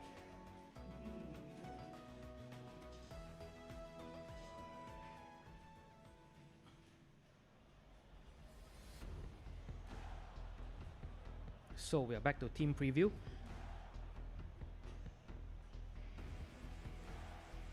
Again, let's remind everyone, Jam is playing Parish Song plus Swift Swim team, Parish Song plus Rain team. So we have Gengar, Archaludon, Politoed, Swampert, Vivian, and Incineroar on Jam's side, while Easy's side has Frowet, King Gambit, Whimsicott, Charizard, Pesky Legion, and Garchomp.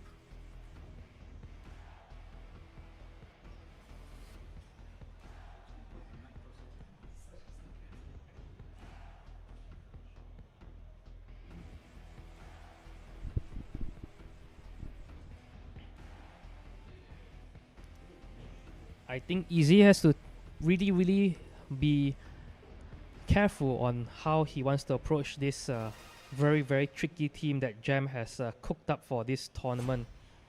But both players have made their locked in their teams, and we're just gonna see differently from Easy, Flowet and King Gambit from his side, Archaludon and Gengar coming from Jam's side. Oh wait, I think this is where Jam said he wanted to take a break. Yeah. Oh, okay. This isn't a game. Sorry. This isn't the game. This isn't the game. Yeah. They were taking a break. They wanted to take a break. Okay. That frightened me. I was like, oh wow, scared, frightened by team preview until like, you know. Okay, so since there is a break, so there is a short break, so I guess we will go on to. We'll just Still battling. Hey? They take a break, you don't take a break. Still have to go in. Yeah. Oh, is it? Are they battling? Let's try again. Let's try again.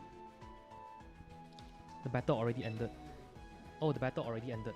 Okay. Yep, the battle has already ended.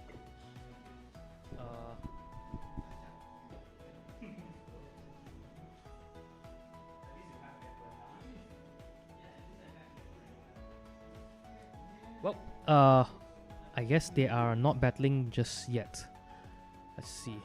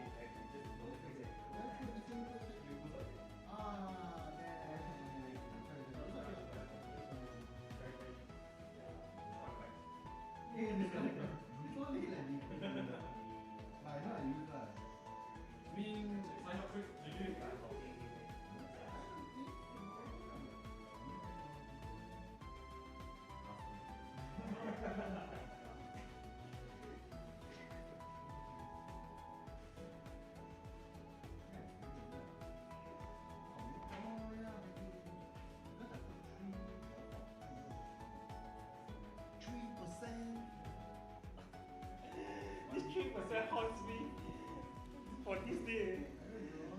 Why? His defensive build up. 3%. the most cursed word of the day for him. 3%. You lied. That HP investment.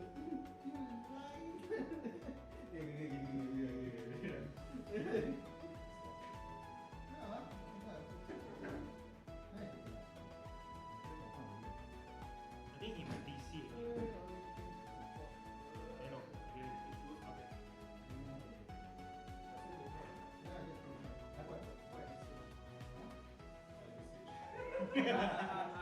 This is Switch Ultra Light. Switch Ultra Light. It's called an iPhone Switch. iPhone case. No, it's iPhone for Switch. It's way more expensive. iPhone. Actually, yes. This one has more quality and more expensive than Switch. Okay. Sure. Definitely. Right. I mean, it's running at 60 FPS. Oh, but you can't even say that.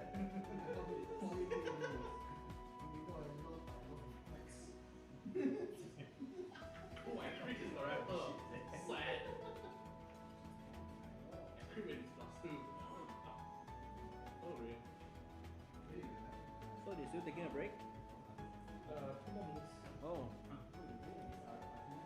Okay, he should be okay now. He had to recover from the Irish rapid. Precisely what was the grade? Later. Let me saw this thing first later. I'll give you later. You can technically also record your own score.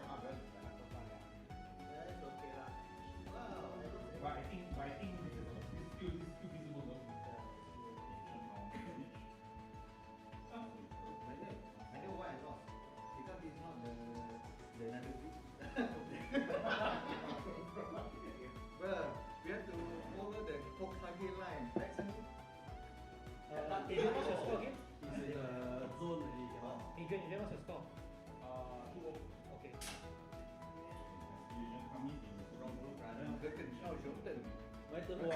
，Yeah, because for the online tournament, because we follow the Hokage line. So I'm the first one.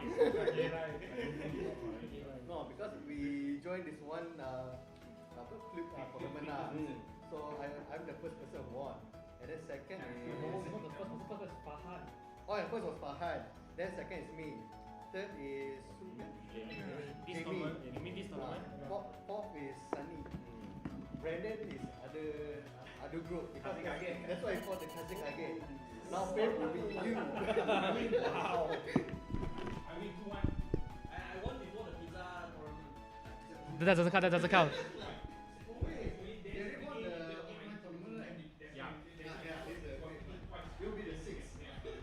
All right, we are back after intermission requested by Jam. I guess he's trying to recover from the fact that he successfully pulled off a parish trap against the runner-up of the MBL. So now we're gonna go into the proper team preview of Jam versus Easy. Of course, you can see Jam's team. He has Gengar, Archaludon, Politoed, Swampert, Vivian, and Incineroar. It's a rain team with a Parry Song mode, whereas Easy is bringing the classic MA top team, which is Floette, Kingambit, Whimsicott, Charizard, Basculegion, and Garchomp. Let's see. Now that Jam has returned, let's see how the game goes from here.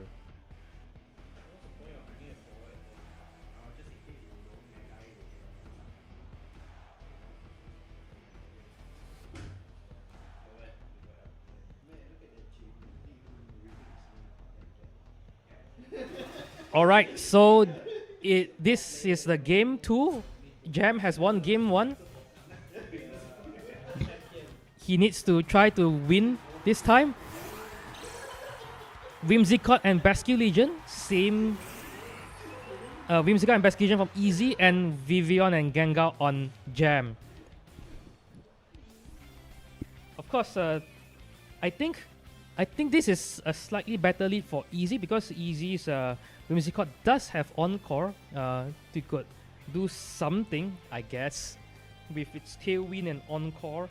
Of course, it's very, very vulnerable to the Slush Bomb, extremely effective damage from the Gengar, but let's see. Gengar does Mega Evolve and gonna trap the Whimsicott in. So Gengar has successfully trapped the Whimsicott in. Basically just goes for the Protect. Same play as game 1. Vivian goes for the Rage Powder, anticipating something from the Basque Legion or Whimsicott perhaps. Whimsicott just goes for the Tailwind, boosting its speed first. And Gengar just goes for the Shadow Ball, and that Protect was called. Okay, that is well, Easy does have the speed advantage, but of course getting past the Whimsicott may prove to be, getting past the Vivian may prove to be tricky because the Vivian does have Rage Powder and it has Focus Sash, so it is a 2-hit knockout, and the Gengar could potentially just go for an attack right there onto the Basque Legion. Gengar does have super effective damages on Basque Legion and Whimsicott with Shadow Ball and Sludge Bomb. But we do see Easy switches out the Basque Legion onto the Garchomp. And the Encore coming onto the Vivian, forcing it to go for the Rage Powder. Yep, Vivian is forced to go for Rage Powder right now. But what does Gems Gengar do this time? Gems Gengar is just gonna click Perish Song, trapping both the Garchomp and the Whimsicott of Easy's side of the field. So now both Pokemon's Perish count has been down to 3, and the Vivian is, well, forced to press Rage Powder for the remainder of the turn. So I think in this position, Jam is kind of inclined to switch something out, because, and we do see the Vivian switch out onto Incineroar, firing off the Intimidate. Now Easy's Garchomp is at -1 attack. Gengar does go for the defensive play, going for the Protect, but I think we are going to see a double up onto the Vivian Sword. Wound Blast going to deal 45%. It's a critical hit. No wonder it does so much damage. Rock Slide onto the Incineroar. Yep, it does connect. It does connect. I have to pause for a while because I worry it may miss. Okay, no. So now both Whimsicott and Garchomp and Gengar's Perish count is gonna fall to 2. So at this point, I do think the Gengar may opt to switch out. And seeing that this Incineroar has Parting Shot, oh, no switches out. This is gonna go for the Fake Out. Okay, that's a good play. Fake out the Garchomp. Encore the Gengar on to press Perish Song once more. But I think the Gengar just, the Gengar is not pressing Perish, the Gengar has pressed Protect, yeah. So everything's falling to 1, and I think it is a definite knockout for the Garchomp and Whimsicott.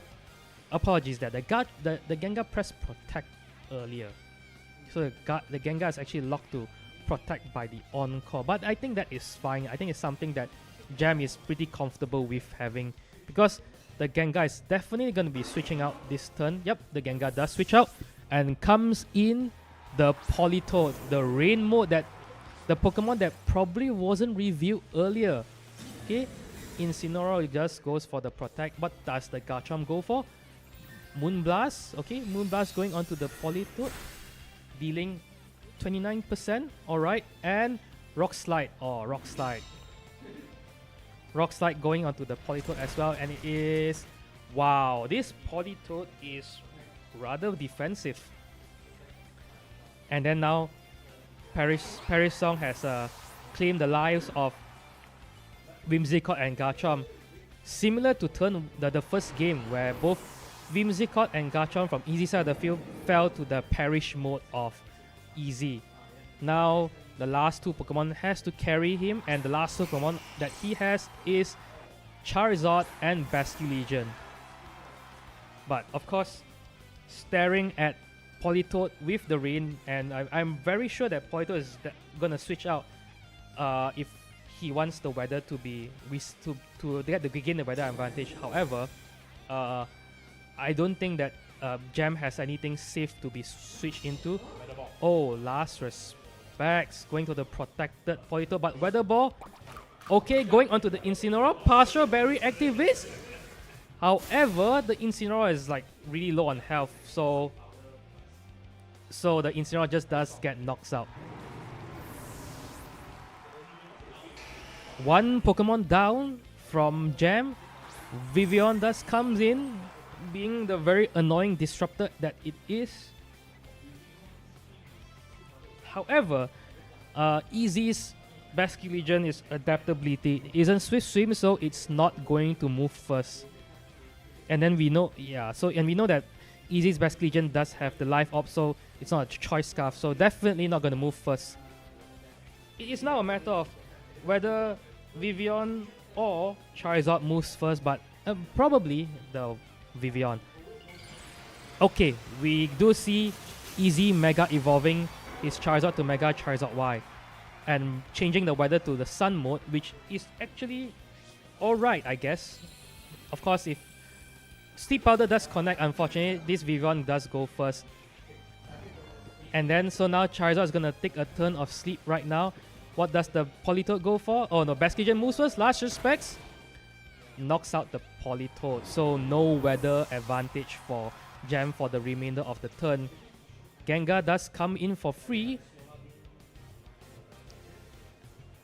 Gengar is gonna come in right now. So now, I think it's a matter of whether Easy wakes up from the sleep powder, because he is taking his first mandatory turn of sleep, but he does have a 30% chance of waking up the next turn. And if he does wake up, I think a good heat wave could swing the tides into his favor. But otherwise, Jam is sitting there with two relatively healthy Pokemon, especially with the Vivian with the Focus Sash, so you need two attacks to knock it out. Basculin Legion goes for the Protect, scouting out whatever attack that's coming its way. Sludge Bomb goes into the Gengar. From the Gengar going to the Charizard slot. And Sleep Powder does come out, but onto the protected Basculin Legion. Oh, and Charizard takes his second turn of sleep. Okay. I do think at this point, the Basculin Legion probably has to like try to protect do a go for a double protect, but again, double protect may not come out. Yeah, it does take a Shadow Ball. It's a one hit knockout here from the Shadow Ball, and Vivian goes for the Hurricane. Doesn't miss under the sun thanks to Compound Ice. Charizard wakes up, goes for the Heat Wave, connects to both Pokemon. Oh, critical hit on the Gengar, but the Gengar survives. No burn from the Heat Wave. As the crowd in the venue is really hyped to see whether Parrish loses this time, but Parrish lives on. Jam winning the set 2-0. That was I guess, I mean, the crowd here is saying that it's luck, but no luck. Luck is also skill, I guess. I don't know. Luck is part of the game though. Yeah, so congratulations to Jamie. And we will take a short break here before we review the fourth round of Swiss.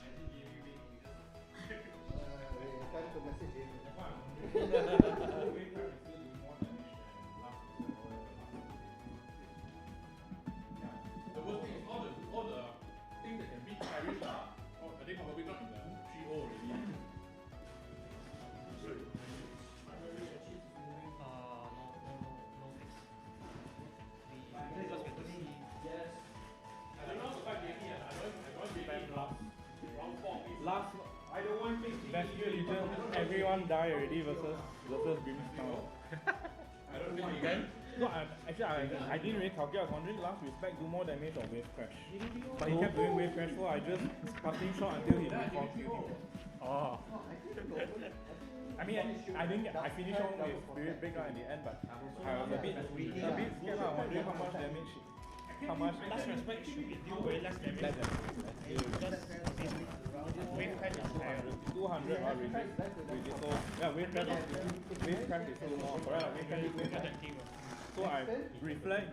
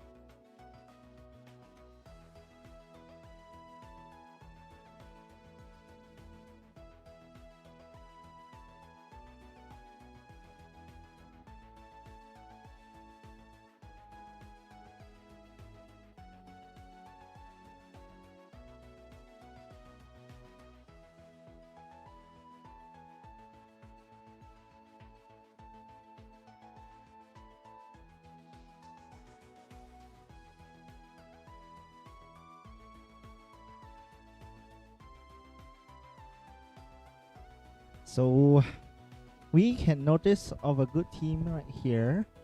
Goldingo Star Raptor combo.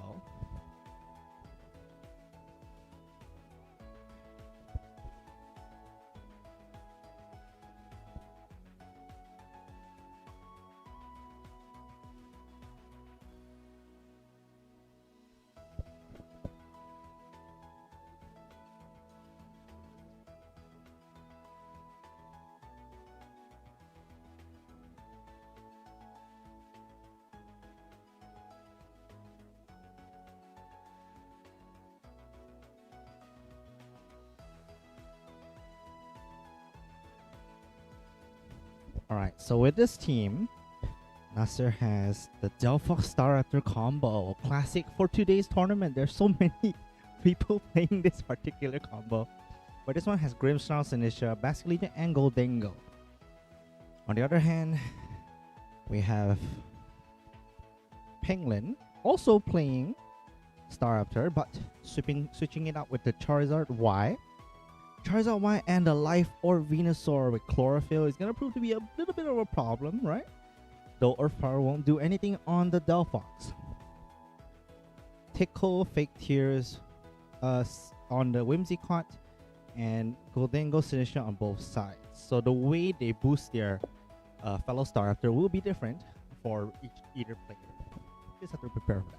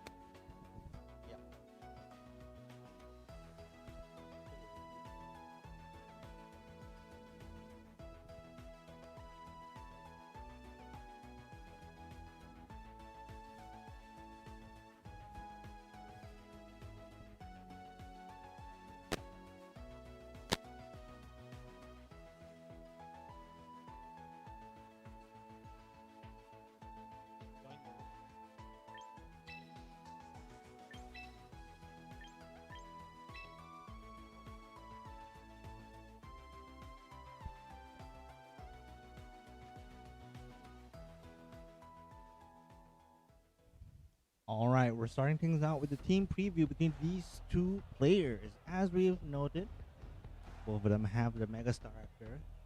Do they need to use it? Let's see. Nasser. His opponent definitely is weaker to Star Raptor overall, so I think it's beneficial, but Goldingo will be immune. Sinistra will be immune to close combat.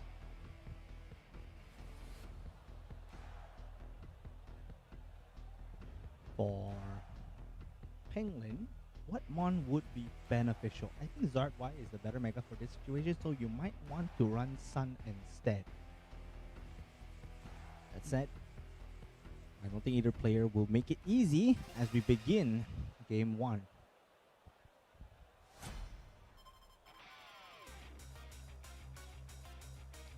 Starting things off right here with the Charizard Goldingo lead.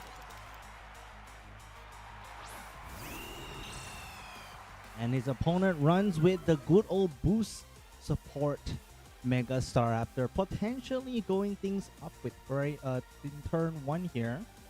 Now Charizard can Mega Evolve. Gholdengo is perfectly poised to deal with Staraptor quite well here because of the fact that he's immune to close combat. Plus, Brave Bird doesn't really do that much on a Steel type like Gholdengo. So Charizard would be the only and main weak point of this of the 4 mons in the field, right? Heat Wave, Ancient Power, Solar Beam, and Protect for the Charizard Y. So Mega Staraptor does set things up. Fake Out does not exist on this Grimmsnarl, so you don't have to fear for it frame on turn 1. But he does have the light 2 screens, Parting Shot, and Spirit Break.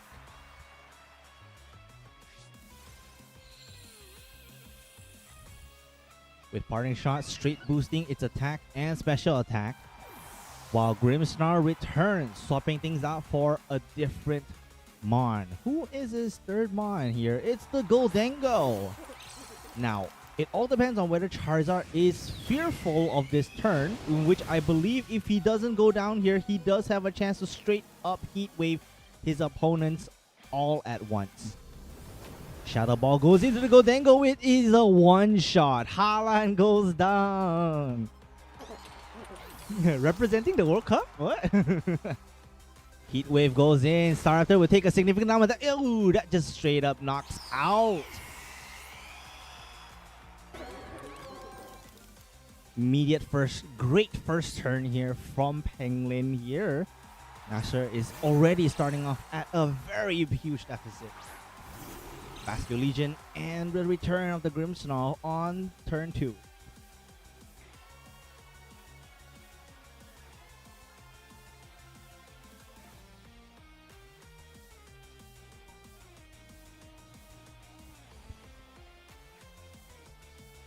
Right now, both players are choosing their actions turn. The Sun has 4 turns left.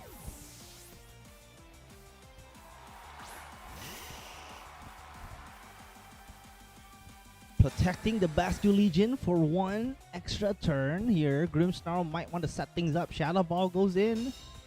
Now this Gholdengo on Penglin side does have the focus sash, so it won't go down easily either way. But doesn't seem to have any like good mons to deal damage besides Bascu Legion, but it's risking quite a lot to do so.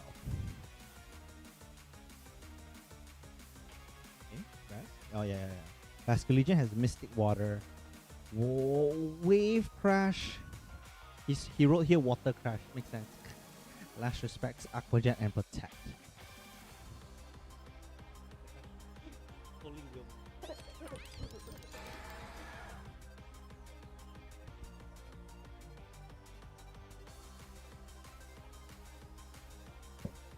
Gholdengo will go down if he manages to get hit with the Last Respects.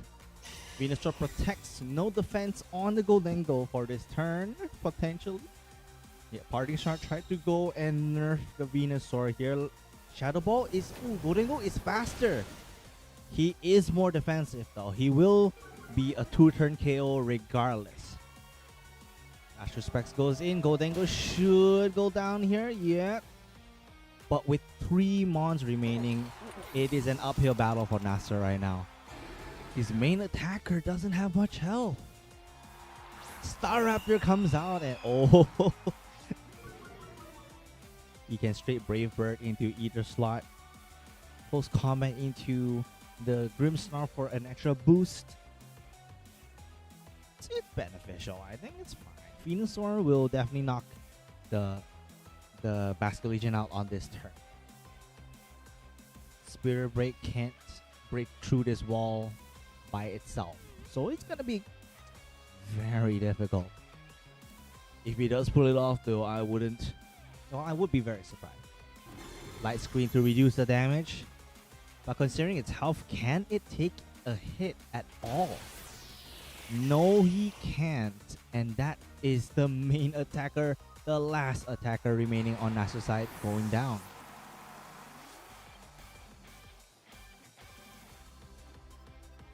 Brave Bird going into the Grimmsnarl. That does 56%. That's a lot of damage. Man, the forfeit comes in and game 1 goes to Penglin.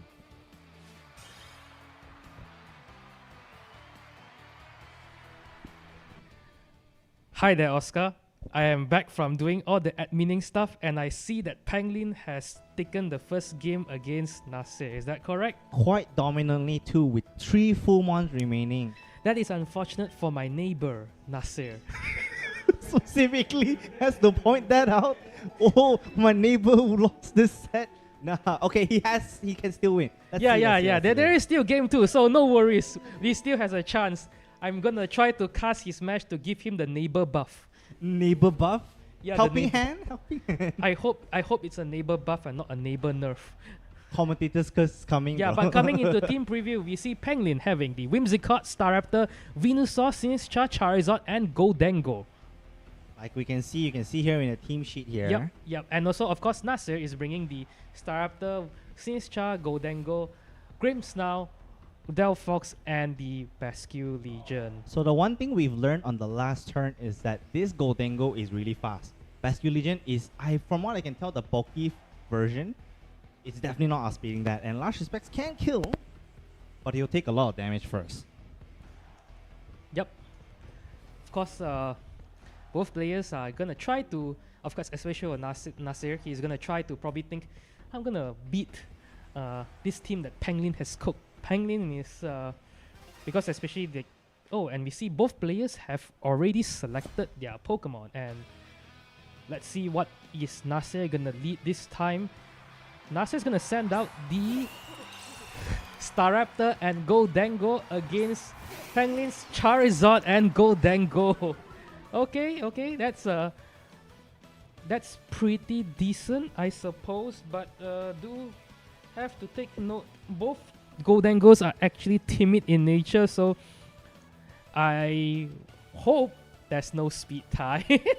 Or if they do, If they're both maxed out in speed EVs, it would be a speed tie. Yeah, then it's just a matter of whether Nasser is lucky or not. I love luck in Pokemon games, man. Oh. You love luck? Then you gotta love Rock Slide. At least we don't have Fissure Tinglu, okay? Not yet. Not yet. Alright, right okay, now. So of course, both players are probably gonna try to think of megaing their Pokemon. We do see the Mega Staraptor coming out from Nasser's side. Mega Staraptor being faster than Charizard, and I think Penglin's gonna Mega his Charizard right here. Yeah, considering the situation, Charizard would do significant damage to Nasser's both Mons, because like close combat's not necessarily the best move on either one of Penglin's Mons. Pretty difficult position to be in. Who is faster?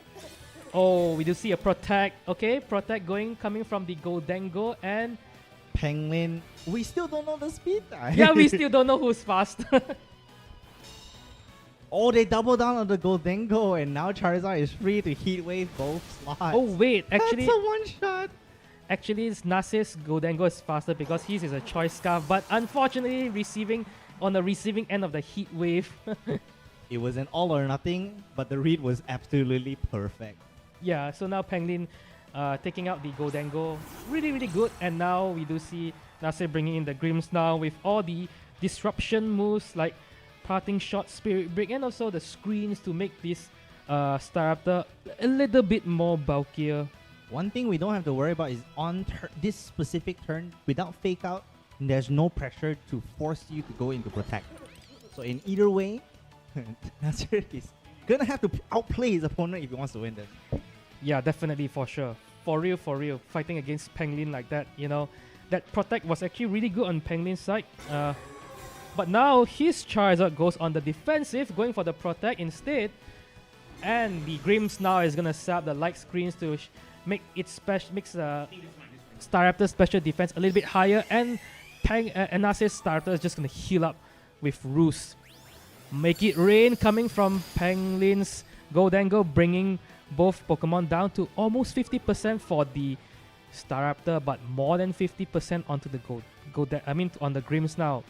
But due to the nerf to Make It Rain, the Goldengo is now -2 special attack after after using the Make It Rain. So I don't think that the second Make It Rain is gonna pick up the KO onto the Gholdengo. Onto the Grims now, unfortunately. But good protect coming up from the protect coming up from Penglin. I guess a bunch of nothing. It didn't take any damage, but now a parting shot is coming onto the Charizard, nerfing its like special attack a little bit more.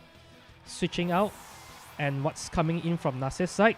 We are going to see the last Pokemon coming in from Nasser's side. Probably it's the Basculegion. Oh, the Basculegions coming out, and the Roost sustains the Staraptor for another turn.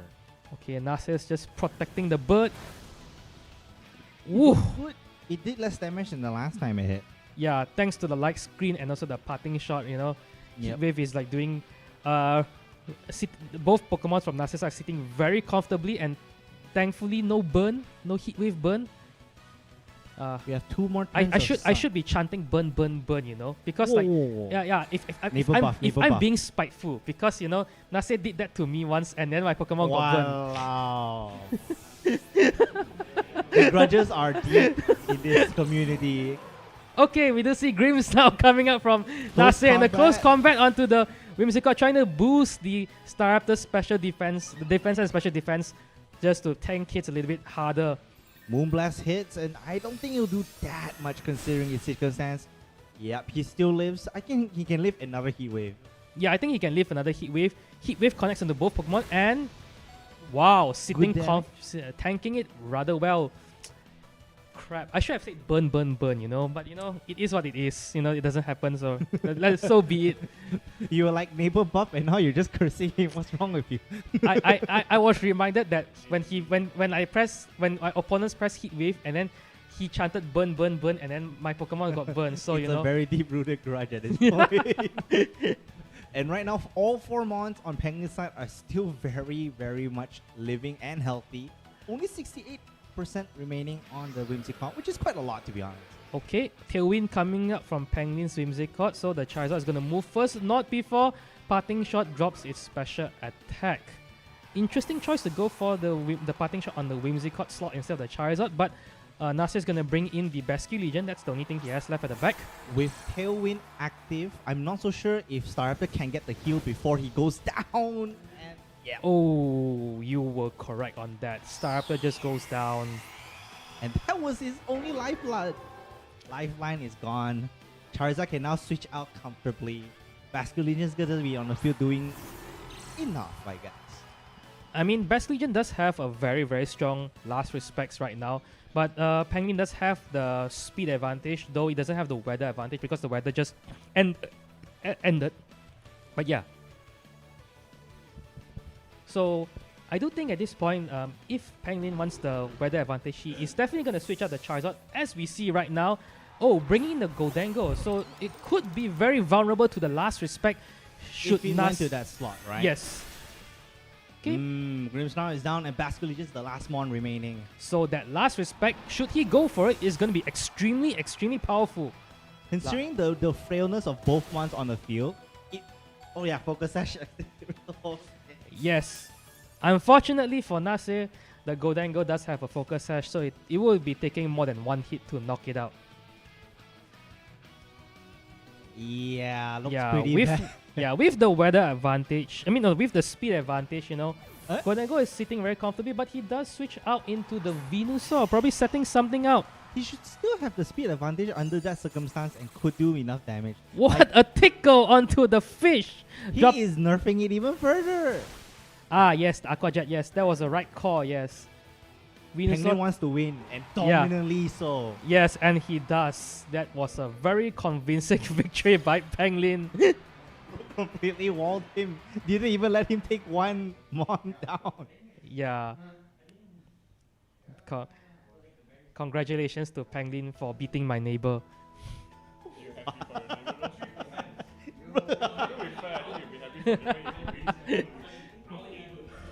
Sorry. Our neighbor, because there's one of our friends here, Azri, who's also Nasser's neighbor.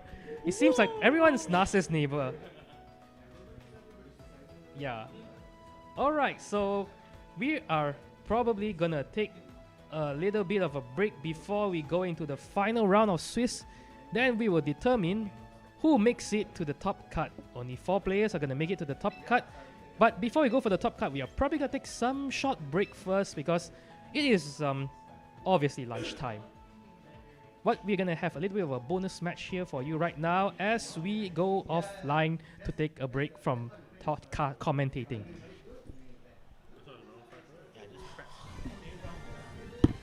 This is round 4, then next is last round.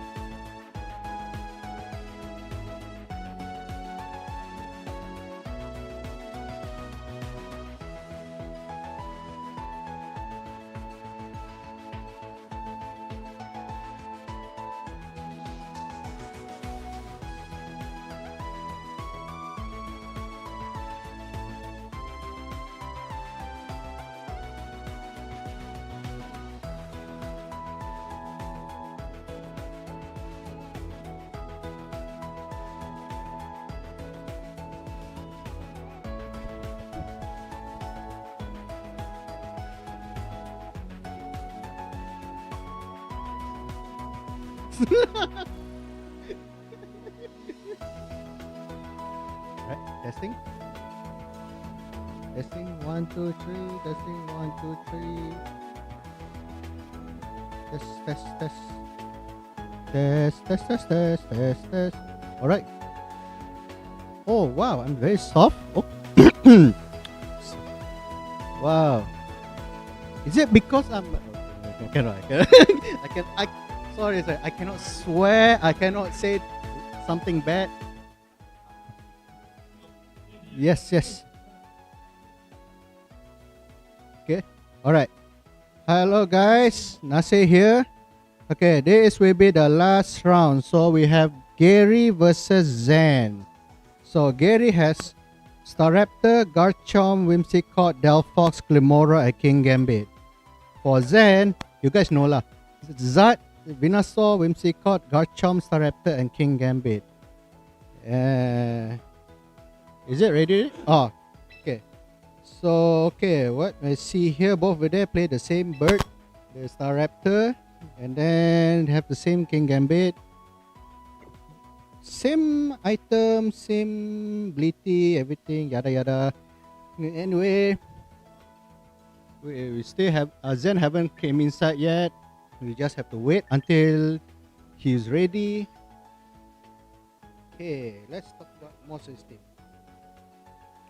Okay, so Whimsicott has a Tickle, and then the Zen's Whimsicott has Charm.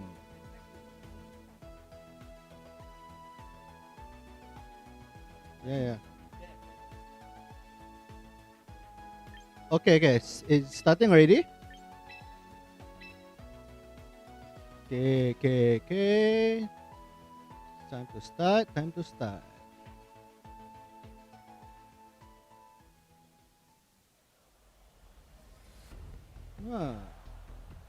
It would be cool if they bring the same lead, the Staraptor, Whimsicott. It would be cool if someone like try to close combat, tailwind, or cross combat, charm. Man, look at everyone, so serious.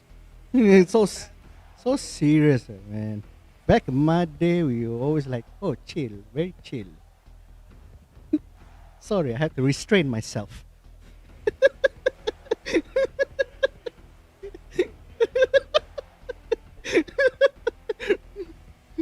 Anyway, I got a feeling they're going to bring the same lead. Yeah, it's not wrong to bring the Whimsicott Staraptor.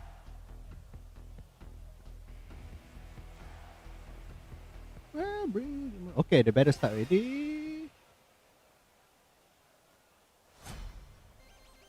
Wow, we have the Ambivert Elite here. Oh, he bring a Whimsicott and Garchomp from Zen, and Gary bring Whimsicott and Staraptor. Well, there's a high possible chance both will try to tailwind, and then the Staraptor probably try to close combat, and then the Garchomp will rock slide. What do you guys think? Oh, it switched the Garchomp into.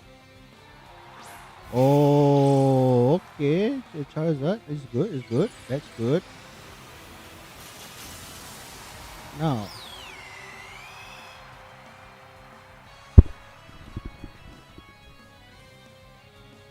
yeah, okay. From Gary's side, he tailwind. Hey. Oh.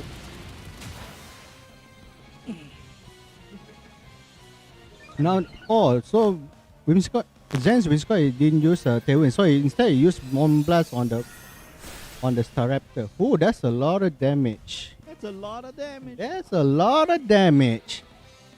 Alright, right now on the left side, more than half health on the Staraptor is less than half health on the Staraptor is kind of be difficult against the Charizard later. Yep, that's right.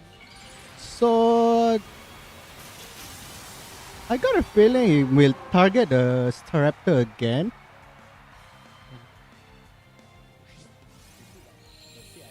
Yeah, he's going to target. Oh, okay. So with the Staraptor going to close combat again?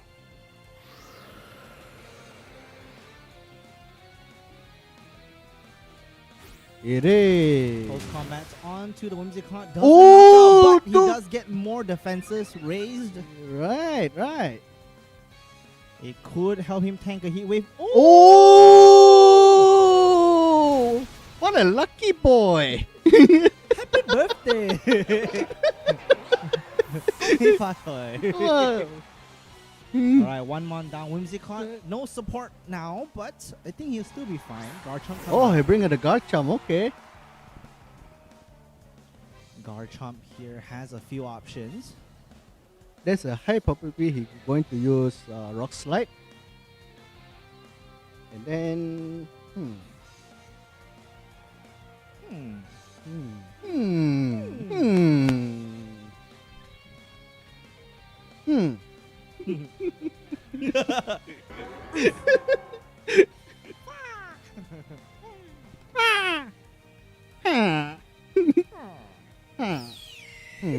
Then be like, What commentary? Helping oh, helping hand. Wait, to boost the He's Whimsicott. got- It's okay. gonna go in with a Moonblast. Is this gonna knock him out in Oh. one shot? No, Oh. it's Bulky Chomp. Even helping hand didn't help him kill. It's crazy. Yeah, man. Another boost to his defenses. Oh, you do not want to let this snowball, sir. Yeah, man. Imagine if Heat Wave misses one more time. It would be perfect. Oh, he Rock rocked Tomb. to. Okay. Yeah, never mind. No more Heat Wave. No trap. And 2 months remaining for Zen's side. I got a feeling the behind probably Venusaur and Garchomp. Yeah, Garchomp's already confirmed. Yeah. So Venusaur the behind, could be yeah, Garchomp, it is Venusaur. But Since- Venusaur can't do much against Staraptor though. Yeah, but Venusaur is the fastest right now. So Chomp will go down on this turn if pressed correctly. But considering the defenses on this Staraptor, I'm not sure what's the answer here. well, the Garchomp has choice scarf, so probably he's going to use Rock Slide, hopefully pray to get a flinch. Rock slide, rock slide. when I see a choice scarf Garchomp, we just flinch. No matter what, that's the only way you try to win, because the only win con that's necessary. yeah, that's right. Pray to the god of luck, bro. Come on. Sludge bomb. Oh, into okay. Staraptor. Oh, he got poisoned. But imagine if he just straight roosted. See, is he going to Rock Slide? Oh no, he didn't Rock Slide. He's trying to whittle it down as much as he can, but the Oh, is roost says okay. nah, bro. Nah, all right. That's Dragon Claw and the Chomp is down in one hit. yeah. He should have Rock Slide. I'm pretty sure this is a better situation than if you rock slide it. Yeah, to be honest, he should have Rock Slide. because he I love my AD accuracy.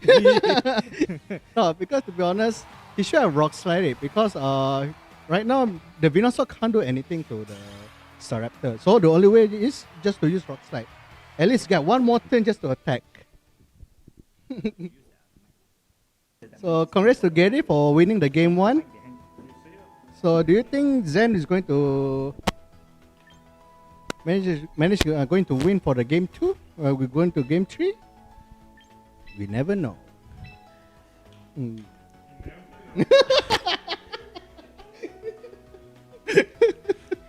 So joining my neighbor in commentary is Sup, me. neighbor? Yeah. so Nasser will be commentating with me, Sunny, and we are gonna go into game 2 with of Gary winning game 1 with the rock slide did not happen. It was a Dragon Claw instead. Yep. Yeah. Nasser only has one thing on his mind, and it's Choice Scarf, Adamant, Garchomp, Rock Slide. Yes, that's the only. No, to be honest, that's the only win condition for Zen right now. You just have to pray to get one flinch, just to get. It's always about praying with you. Yeah, man. It's. No matter what, it's all about RNG. Alright, so both players have already selected their teams, and we're gonna go into game 2 of Gary versus Zen. And Let's see. Zen is going to lead Whimsicott and Charizard. Again, okay, that's good. Oh, okay. Whimsicott and Garchomp from Gary's side. Oh, okay, this will be different. Yeah, it is going to be different. I wonder, would they try to match Tailwind, or would they just go all out offensive, especially with the Garchomp? But the Garchomp is probably not going to knock out the Charizard with... Oh wait, it can knock out the Charizard with Rock Tomb. Yes. There's a probably chance for me. I would like to charm on the Garchomp. So -2 damage, -2 attack from the Garchomp, at least to make the Zard survive in one turn. Let's see what happens. Charizard just goes for the protect, Alright. protecting itself from any attack from the possible, from the Garchomp. Oh, okay, light screen. And Moonblast Oh, coming Moonblast from on the Zen's Garchomp. side, living with 48%. Oh, even with... Okay. Yup, Oh, and it does okay. protect itself from the Rock Tomb. So none of them having used the Tailwind yet. So next turn, yeah, I think one of them might going to use Tailwind for the next. Oh, it switched the Zard. Okay. Oh, bringing in Venusaur straight away. Oh. Okay. What is the guy? Okay, now Gary does go for the Tailwind on his Whimsicott. So now the Garchomp should move first. Yep. Oh, Rock Tomb onto Oh, the Rock opposing Tomb on the Whimsicott. Whimsicott. Okay. Yeah. But what is the Whimsicott going to do from Zen's side? Is it going to Moonblast again? Oh, it's Moonblast. And the Garchomp does go down. And it's a crit. Wow. Wow. How lucky.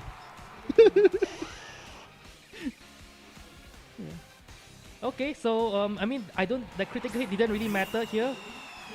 So Oh, Gary he does bring bring in his Staraptor in. It's a free switch in for him, and hopefully here he starts boosting. Yeah, so I believe next turn Zen is going to. I believe Zen is going to Tailwind, and then the Venusaur probably protect. Why would the Venusaur protect though? To be honest, yeah, we try to survive from the. To be honest, I don't know. Ignore me what I said. We will see about that. Let's Yeah. see. Okay, Tickle. Oh, Okay, tickling its partner. The bird is gonna get some attack and defense boost. Tailwind coming out from Zen's Whimsicott, and Venusaur just goes for the Sludge Bomb, immediately doing the extremely effective damage onto Gary's Whimsicott. So Gary is now 2 Pokemon down. What does the Staraptor go for? The Staraptor is going to go for is it Brave Bird? Close combat. Oh, okay. Okay. Oh, try to boost up his defense, especially defense. Yes, and with the +1 attack from Tickle, it is able to knock out the opposing Whimsicott. Alright. Okay, that is a trade, I guess. Both Whimsicotts are down, but Gary is down to his final 2 Pokemon, and the last Pokemon he has is his King Gambit. Okay.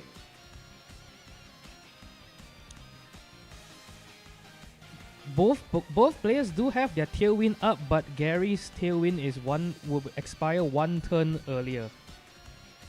But the problem right now is the Venusaur really can't do anything to King Gambit and Staraptor. Well, it can protect. King Gambit goes for protect as well. Oh, okay. Stomping Oh, Stomping Tantrum. onto the protected King Gambit, and what does the Staraptor go for? We're just gonna go for a close combat, bringing the Garchomp to 12%, boosting some more.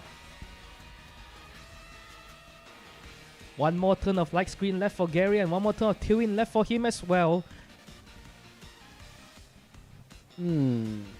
What are you feeling, Nasser? Well, true. I got a feeling that, yeah, I feel like it's going to double target on the Venusaur. Oh, the Sucker Punch failed, targeting the Garchomp slot. Yeah. Is it going to poison? Poison! You got poison, dude. Yeah, and Life Orb Recoil. What does the Staraptor go for? He's gonna go for the Brave Bird. Bird. So Oh. gonna prey on the Venusaur. Get the knockout. Yeah.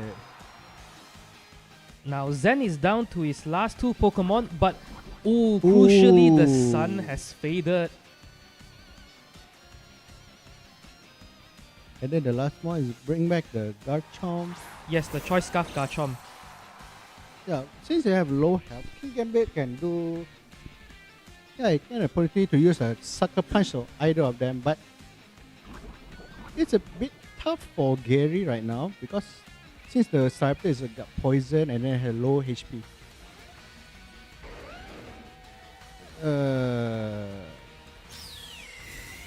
Alright.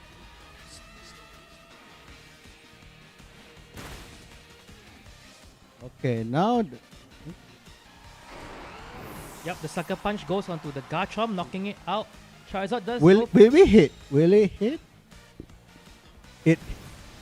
Will it KO the King Gambit? Ooh, survives without the sun and no burn. Yeah. Oh, okay. I think Gary has a chance to win.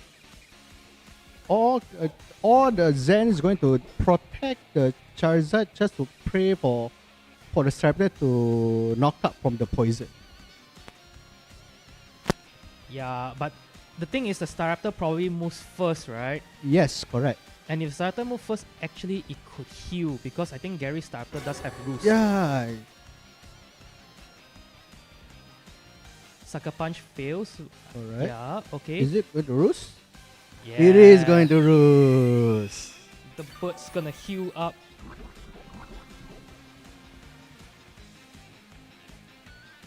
Alright. Oh! Oh, and we do see the forfeit. Looks like onto Zen is a forfeit. Okay. Yeah. Yeah, congrats to Gary to winning 2-0. So now I believe Gary should be in top 8, top 4, right? I think Gary does very high chance that he Very is high top chance. 10. Okay, So right, that's good. congratulations to Gary. Yeah, for being congratulations to Gary. very, very consistent and very, very strong. Yes. And very, very try hard. Yeah, man. Don't forget, he's a world's player. I mean, he just told me he wanted to revise his team like once or twice before like submitting. So I guess that's why. Yeah. Oh, anyway, wait, who's? Oh, we have Ken and. Oh, Duncan. Okay. We have left 2 YOLO bird here. I mean, 2 Staraptor. Oops. Whoops, my bad. Sorry, I've been calling Staraptor the YOLO bird for so long. Hey, don't forget, Nasser, Staraptor is the original YOLO bird. Yes. Talonflame is just a LARPer. Yes, correct. Talonflame doesn't even have that high of a special attack. Yes, compared correct.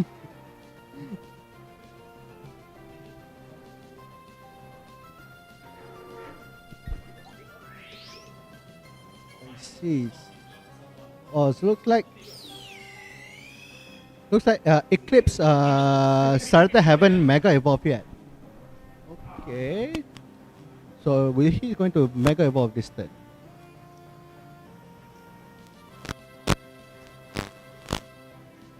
Man, I love that color of the Staraptor. Okay, we can see a Mega Staraptor here. Will it going to close combat on this turn, or is it going to Brave Bird? Oh, okay. It did neither. It went for Protect. Oh, it does put target on the Staraptor. Okay, Sunny. Will it going to flinch? Is it going to flinch? No. Is it going to flinch? Come on. Come on, is it going to flinch? Oh! It is going to flinch! That is one lucky.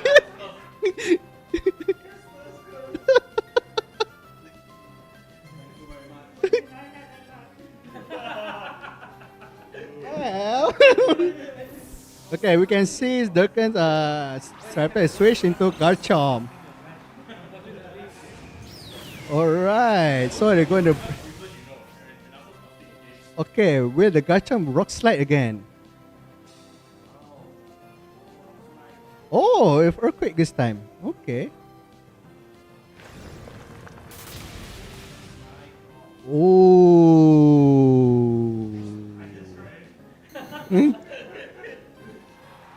Well, thanks to the flinch.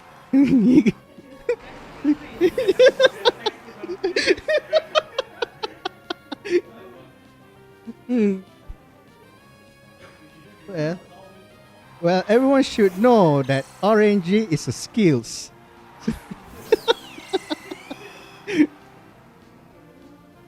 Okay, now we have. Oh, looks like he has a Whimsicott here. Okay.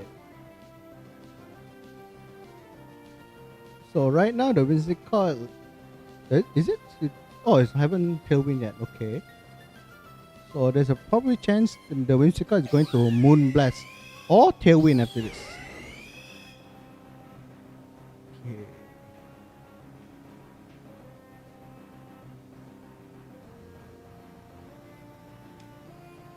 Okay. They love to taking their own time. I'm sorry, I'm still new at this computer. Okay. Alright. So it's incident. So after switch to the Glimora. Ooh, since the Staraptor has contrary, it rolls up the attack. Is it going to target the Glimora? Oh. That's a crit. What a lucky bird.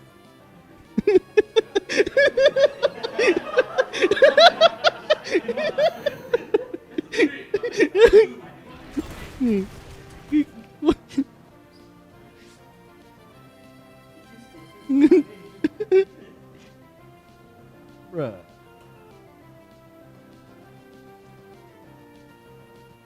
Well, right now the starter has +2 attack. So it's going to be very tough for Duckton, right? Is it? No, for Eclipse right now.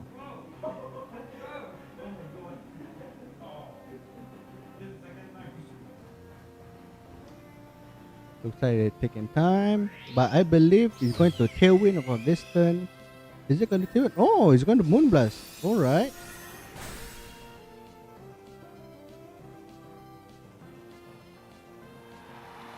Alright, so means the starter is going to go close combat the Garchomp.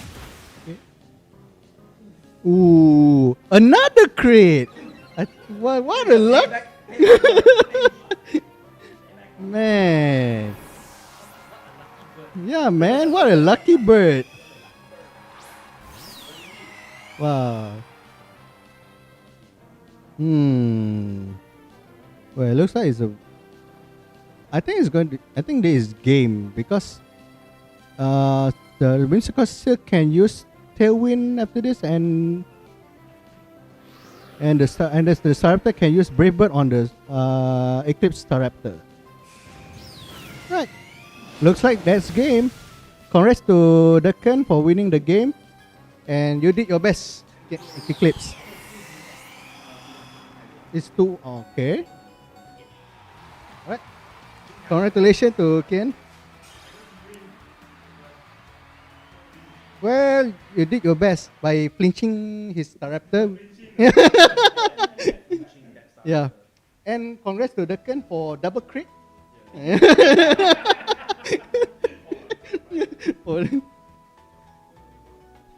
What a good game.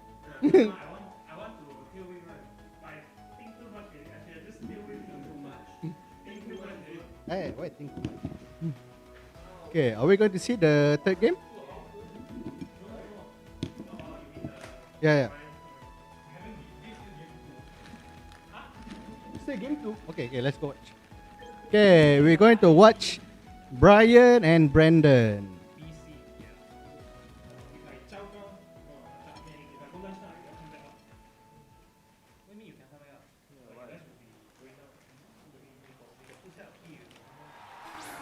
Okay, let's see. Ooh, okay, he got.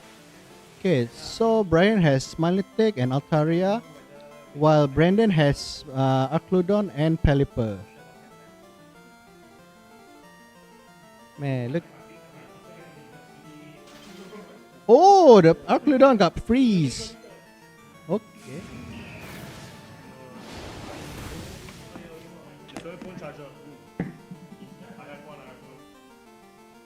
Come on, is it going to freeze again? Freeze the Pelipper. Freeze. Ah, I didn't freeze. Confused. Ah. Oh. What a lucky Arcludon.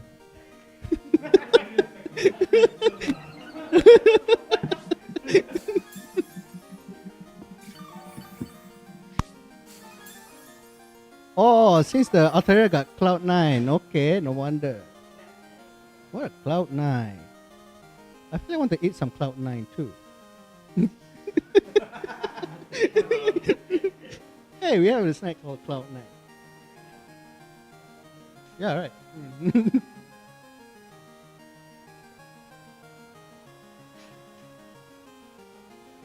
Okay. Yeah. Ooh, looks like the Altaria going to roost. So it can survive from electroshock. Is it going to minus accuracy? Is it going to minus accuracy? Oh my god! Double minus accuracy! Is it miss? It missed! Oh, electroshock miss. Oh no! What a lucky Arcludon!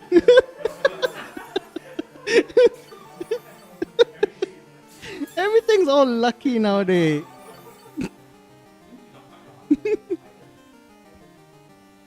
Yeah, it's going to be roast, man. Yeah. Looks like Altaria has a very full, almost full HP right now. But unfortunately, Milotic has like almost less than 50%. But the problem right now for Brandon, his Arcludon and Pelipper has -1 accuracy. So they have to he have to pray to hit one of them. Pray. Yeah, man. Oh, he hit! Will it? Is it crit? Oh no! Is it? Oh wow! Oh, is it crit? Oh, yeah. Is it? What? Oh!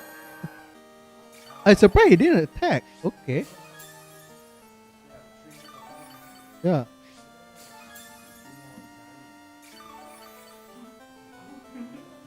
Okay. Oh man. Okay, now Brian bring out Grimmsnarl. And Grimmsnarl.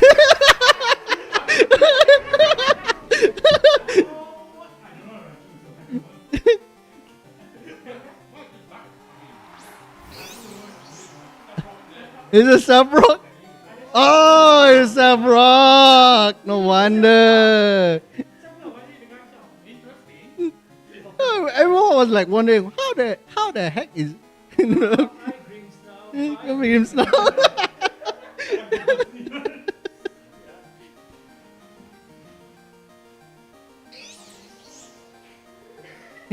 Yeah, now. Oh yeah, now. Okay, now. I think there's a chance Brandon will have a comeback here.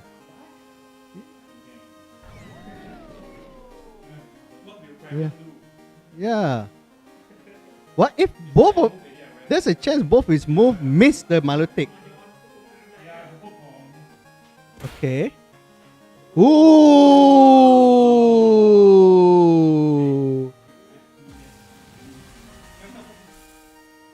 Will it miss?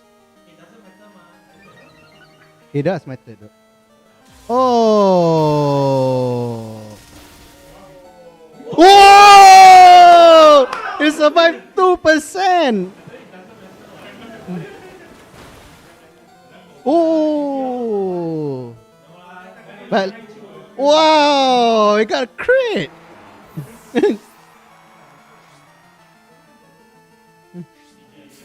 Yeah, it's,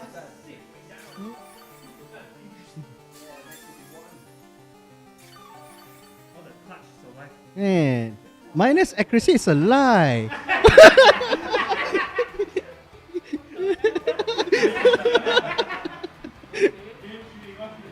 Okay, looks like it's gonna be game 3 here. Oh god.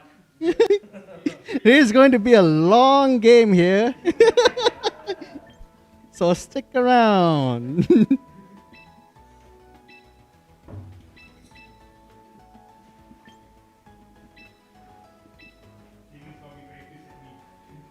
Why though?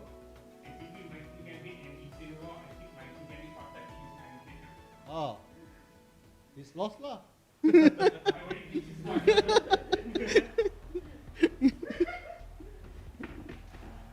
Okay, you just say fuck you, David. No, Anyway, I want to know.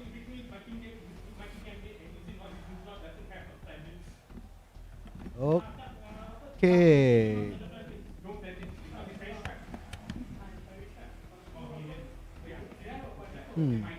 All right, looks like game 3 start.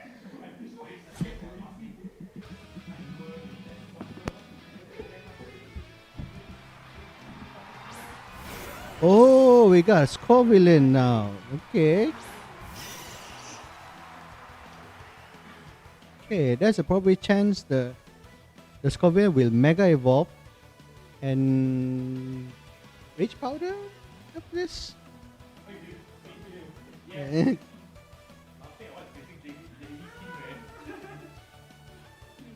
Okay, let's see here.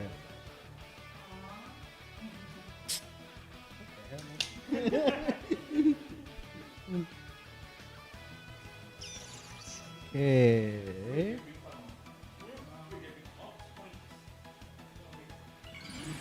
Okay, Brian's Raichu is going to mega evolve into Raichu Y. Yeah. Oh, looks like Scovillain is going to protect and doing the. There's a chance he's going to do the moody ability. Do you think it's going to be +2 speed?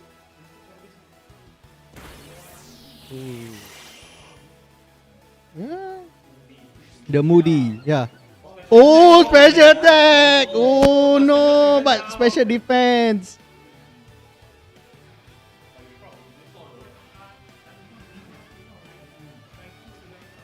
Yeah. The problem right now, the Raichu is a Raichu Y, so it's a special attack Pokemon.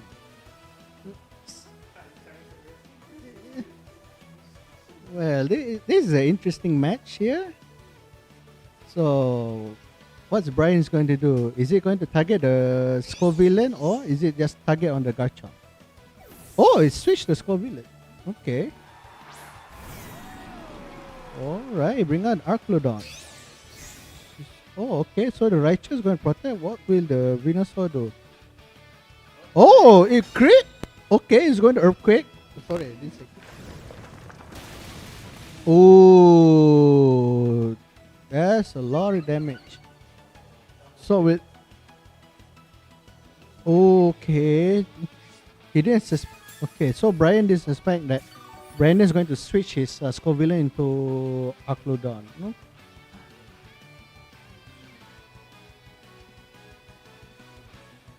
Right. So right now. So right now the Raichu cannot use Zap Cannon on the... Oh, okay. He's going to switch the Raichu.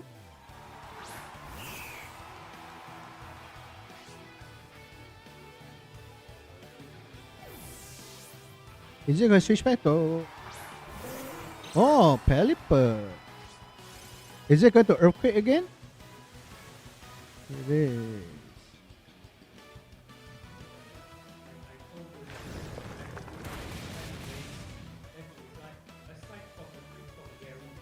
Ah.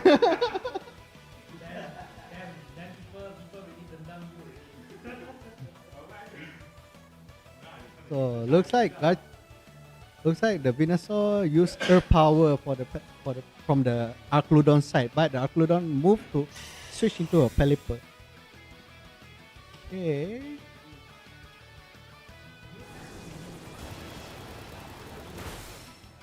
Is it gonna? Oh,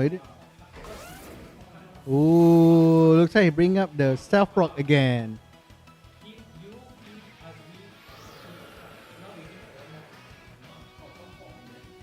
Yeah. Hey, this is going to be interesting. What will the Venusaur do?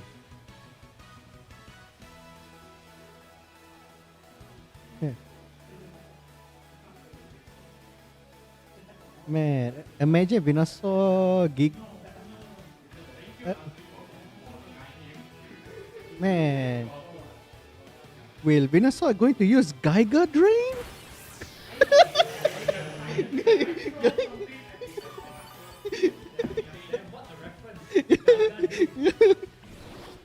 Oh, we're always on the Garchomp.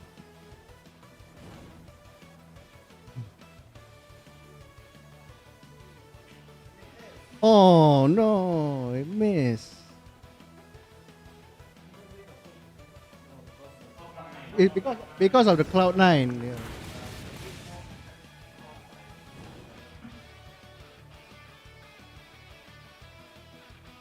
Man, looks.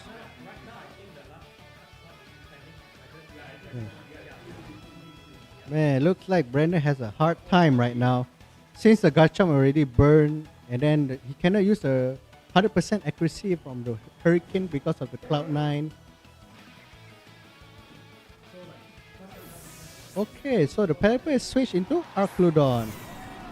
So will Brian? Oh, okay. What will the Garchomp do? The guy?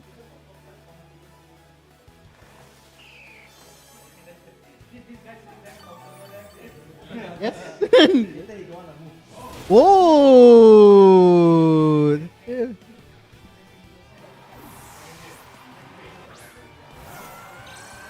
Wow, looks like he bring out Milotic here.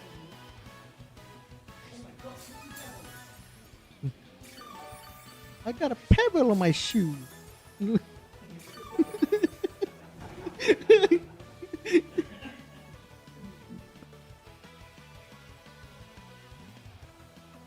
Well,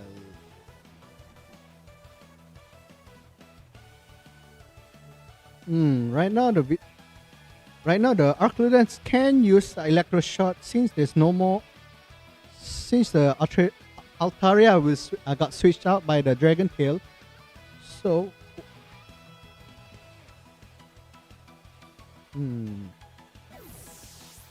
okay, looks like the Garchomp switched into a Scovillain. Okay. Okay. Will the Milotic is going to use what? Oh, Coil. Is it going to Hypnosis?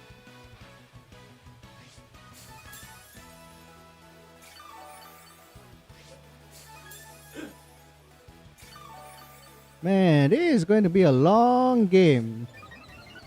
Oh no, special defense. No. I mean, good job for Brandon. He got special defense boost. Okay, this is... Okay.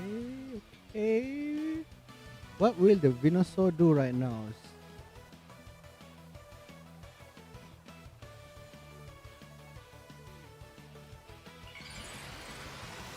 Well, looks like... Okay.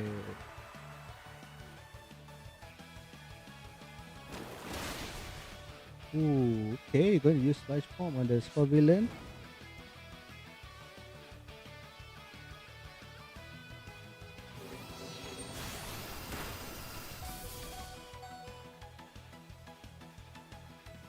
Ooh, Blizzard. Will it freeze? Will it freeze? Boo! It didn't freeze.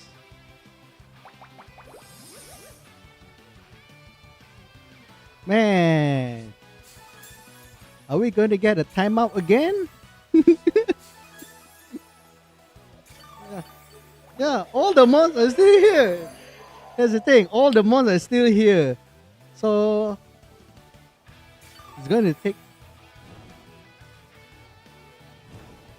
Well, it looks like Venusaur almost knocked out. So, unless if the Venusaur can use Giga Drain again, hopefully to survive from the burn. But to be honest, I think Venusaur can use Earth Power on the Arcludon slot unless Brandon switched the Arcludon into Pelipper.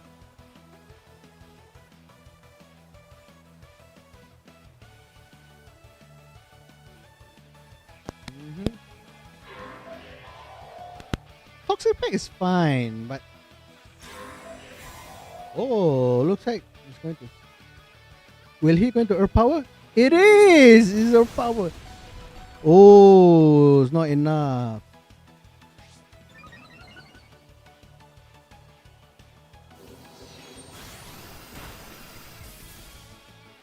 Okay, Dragon Pulse on the. Will it hit? Blizzard still hits both mons. That's crazy. Yeah. Because of the coil touchdown defense. Oh, that's why. That's why. Yeah, that's why. Thanks for joining us. Yes. Right. I mean, it was so long I can't actually join. I mean, look at the total time. It's been past 10 minutes. Yeah. It's crazy. It's a countdown. Yeah. And there's still 4 mons on Fishuman's team, but it's low health on both tanks right now. The only ones remaining are pretty much support and speed. Yes, correct. So looks like we want to see who's Brandon's going to bring. Spicy Spray is coming in clutch for real, man. Yeah. That's why all the physical mon are very scared of this Scorvillain because of his ability. Such a spicy mon. Macam chili pepper je. That's why eating nasi gepok always like spicy. Yeah, lor, but where's the chicken? Don't have chicken. That the bird, eh? Oh. Perfect. We got a bird here. Ini apa? Burung banjir ke?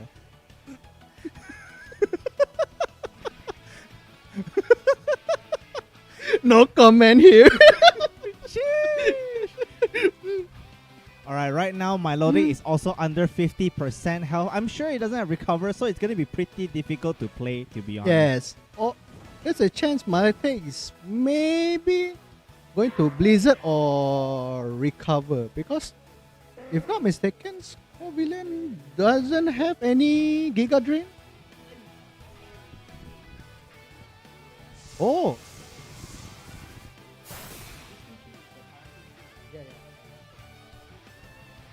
Okay, looks like the Venusaur is down. So what will Maltic do? Yeah, He just doesn't die. He survived. Back to full.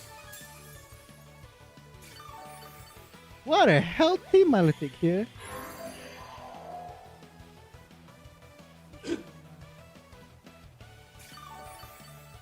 Yep. So next one will be. Well, it's probably going to bring. Oh, bring a Raichu. I would thought we'd bring Altaria, but Raichu is fine as well. The only problem right now for Brian that is the Scorvillain have Rage Powder. Yeah, I assume it has Rage Powder. Oh, okay. Yeah, yes, Rage. Yep, Rage Powder is active. Yeah. So Maltic have a chance to use Blizzard. Like right now, the Oh! Scovillain's It position- missed the Pelipper. Oh no! Will it freeze? Bro, it's It is! why you do this to him, bro? What's wrong with you? Bro, he's praying for his demise as per usual.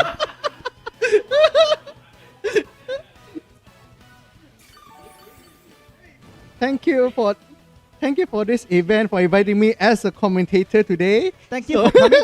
Thank you for coming to Nasser's TED Talk. We'll Yeah. see you next time. Everything that shouldn't happen did happen. God damn. Yes. But Milotic right now is still very healthy as per usual. But I believe the Scovillain have overhit. Should have thrown. Yeah, it has overheat, Rage Powder, Leech Seed, and Protect. Yes. So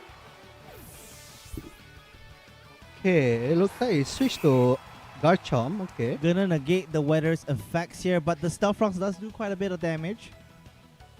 Scovillain's just a rock on the field.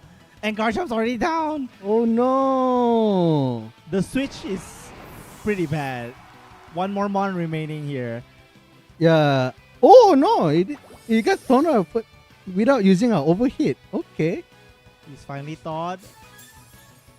Pelipper is gonna go back out onto the field. But with Cloud9, Pelipper is also kind of useless. Yeah. The only problem right now, will Brian use another Blizzard again? Dude just asking for like high chance act moves. It's probably very likely he's gonna use Blizzard. RNG is skills, man. So that's why. We love gambling. Yeah, true. Okay, looks like the Pelipper is here again. So right now, the Altaria has a very low HP right now. Does It's not that low, but it's quite low. Does Cloud9 only activate on switching or what? Whenever it's a permanent, yeah. But just not Drizzle, just Oh! Oh! It's 1 HP. Oh.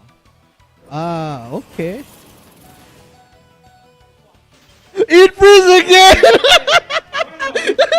Bro, I thought you fire type. What's wrong with you? I thought you fire type. Why is the fire type keep freezing? What's wrong with this shit? Welcome to VGC, everyone. Congratulations, Pokemon Champions doubles. It is what it is.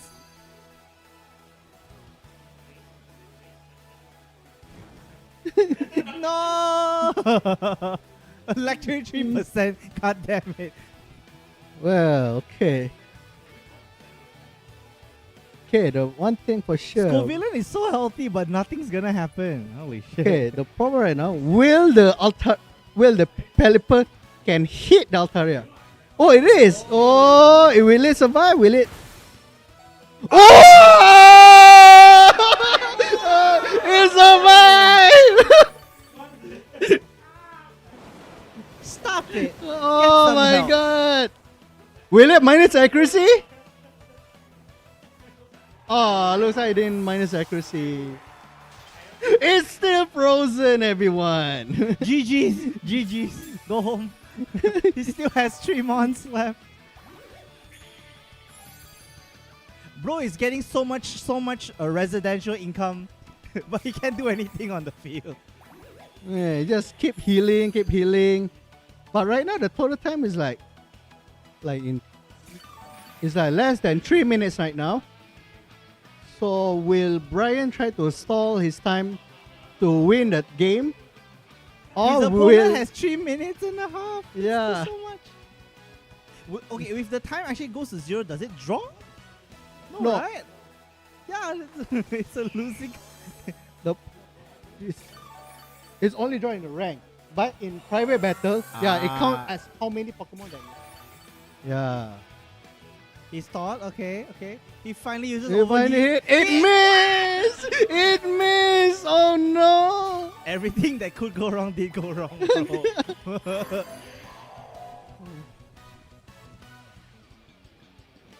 Can we see the freeze in third time? I think that's the next door. Okay, we have less than 2 minutes here.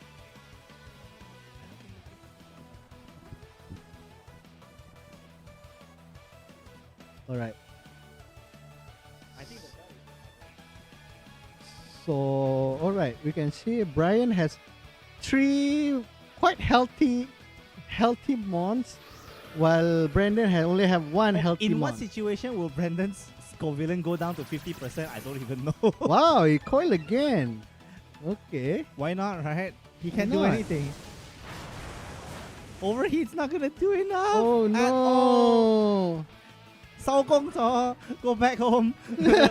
Go home. Time to well, I cannot go anywhere. We just like I still have to be here. There's so much passive income but no money to use.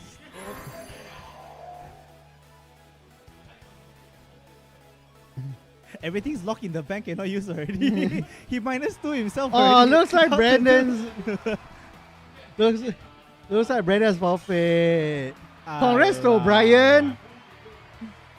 Congratulations to Brian. He will be the last top 4 player. Alright, is it? Yeah, should be in. Alright, he is. Yeah. Okay, we'll be taking a 1 hour break to 3 o'clock. If anybody Yeah. wants to get lunch, get lunch. Go on, get snack, get snack. Yeah. All right. See ya, guys.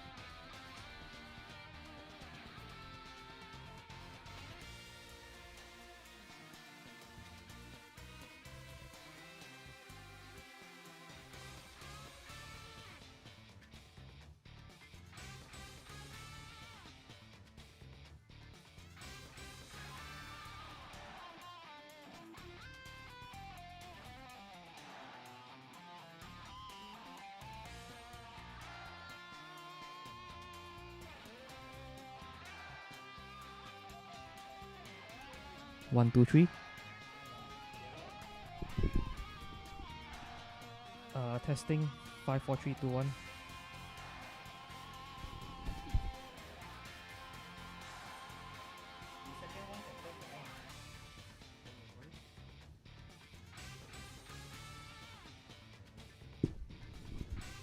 Testing 5, 4, 3, 2, 1. One more. Again.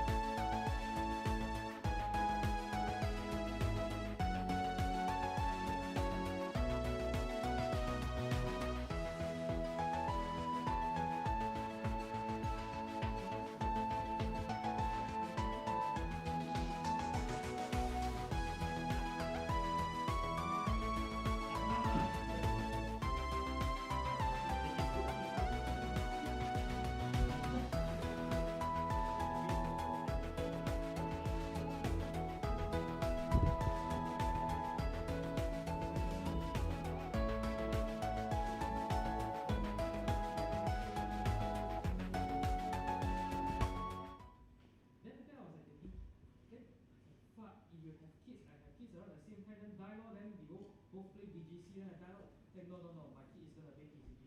If he or she don't play PCG, I disown the kid. Also, I thought I'm The going to reason why start she it. says is because Also, like boyfriend.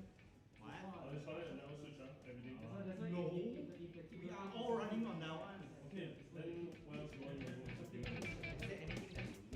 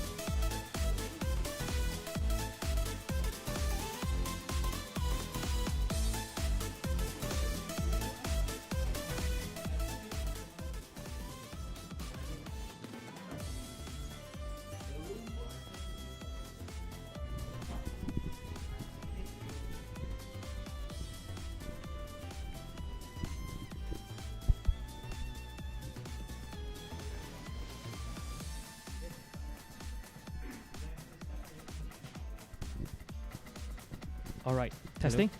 Everything good. Testing. All good. Testing. Testing. Testing. Testing.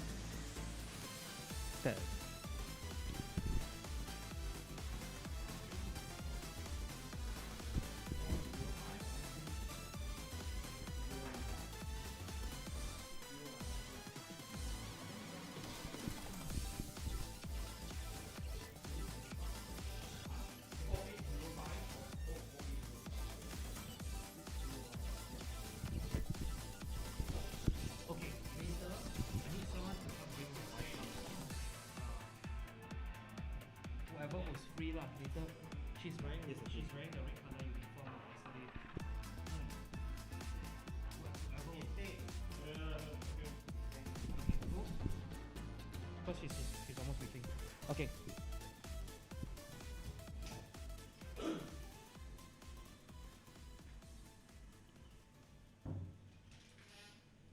Have you do like commentary?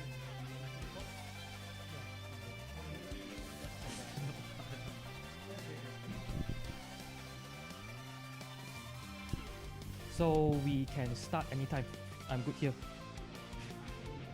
No. You guys don't start. I say for stream.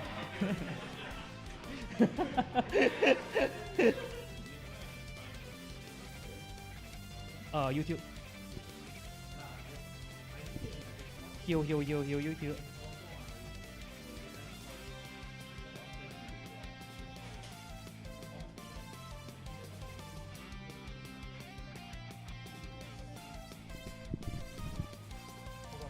Before, sorry, there's something I forgot to do. Actually, I want to do like, I want to make another like podcast something or something.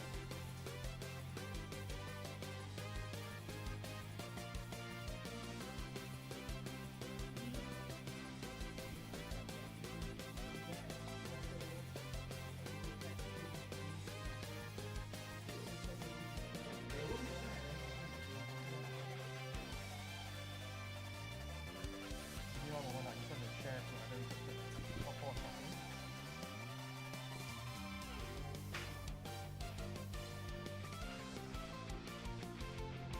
Okay, I'm done. I'm good.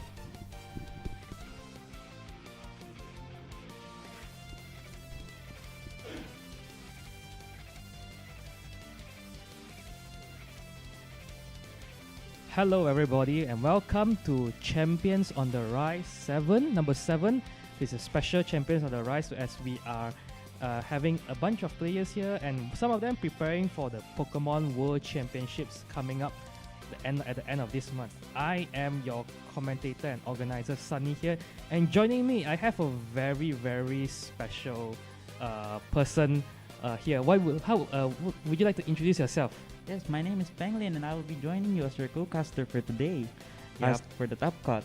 I see Penglin, you're from all the way from Philippines, and you also did join our Master Ball League like earlier. Yeah, like I did. I did join the Master Ball League for Malaysia this year, and I did become late for the first round. Luckily, they did let me in, but because of that, couldn't make top cut. Yeah, it's very unfortunate, but you know, I did saw your video about it. It's very, I do think that it's really inspiring to me. I when you shared the video, I was like, yeah, you cook. I was aiming for something inspirational, something like to keep people going, because a lot of people like loses, not a lot of people win. You have to like know how to deal with it and what it feels like. Yes, for sure. Of course, the players here have experienced victory and a bunch of victories and defeats as well. So let me just, since you are a little bit new to the Malaysian scene, let me just introduce the two top 4 players that we have who are fighting each other later. So first off, we have Gary Ng. Gary Ng is one of the most, I would say, one of the most decorated players in Malaysia, in the sense that he has been playing VGCs since the 2015, in VGC 2015, and has been qualified for the Pokemon World Championship a couple of times, and going to the World Championship himself twice, thinking of going to the World Championship again this year. So yes, very consistent, and although I like to joke sometimes that he may sometimes overread and make the wrong plays, but ultimately he has made more right plays than wrong plays. So it happens. Yeah, right. So, and also facing his opponent is Azri. I think if you guys heard earlier in the stream, I joked that Nasser is my neighbor. Well, he's not the only neighbor I have. Azri is also my neighbor.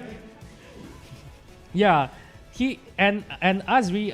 Well, he didn't take part in the Master Ball League because of his work matters. As you can see, he's wearing a sports jersey because he's working in sports, and at that time, like, he wasn't able to attend the Master Ball League. But as you can see, he's top cutting here. So, you know, he even though he's not able to show for the Master Ball League, you know, he comes here and just casually just for one people, you know.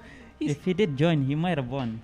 Probably, yeah. We would never know because he wasn't here. But if he did join, maybe. Yeah, perhaps. So, we can, as you can see, both players are, of course, they don't know each other really well because, like, us in the Malaysian scene, we are rather close, especially like some of the experienced players. And as they are getting ready, I think we should be able to start soon, right? So I think both players, you know, you guys can go into your room and get ready. As we try to talk to waste a little bit more time as you pair up with each other. Yeah, while they're pairing up, we can see both of their teams. They both have like Megastaraptor, and although they have both Megastaraptors, both of teams have like difference in like terms of offensive and defensive capabilities. Yes. Where Gary has a more offensive team with all of his teams being like more faster, have more attacks, while Azri have more setup teams. Like he has the Whimsicott with the charm, with the fake tears, and then he also has people like fake out for the Raichu, and then the Ninetales with the Encore. So it's more bulky, it's more defensive, while Gary is more offensive.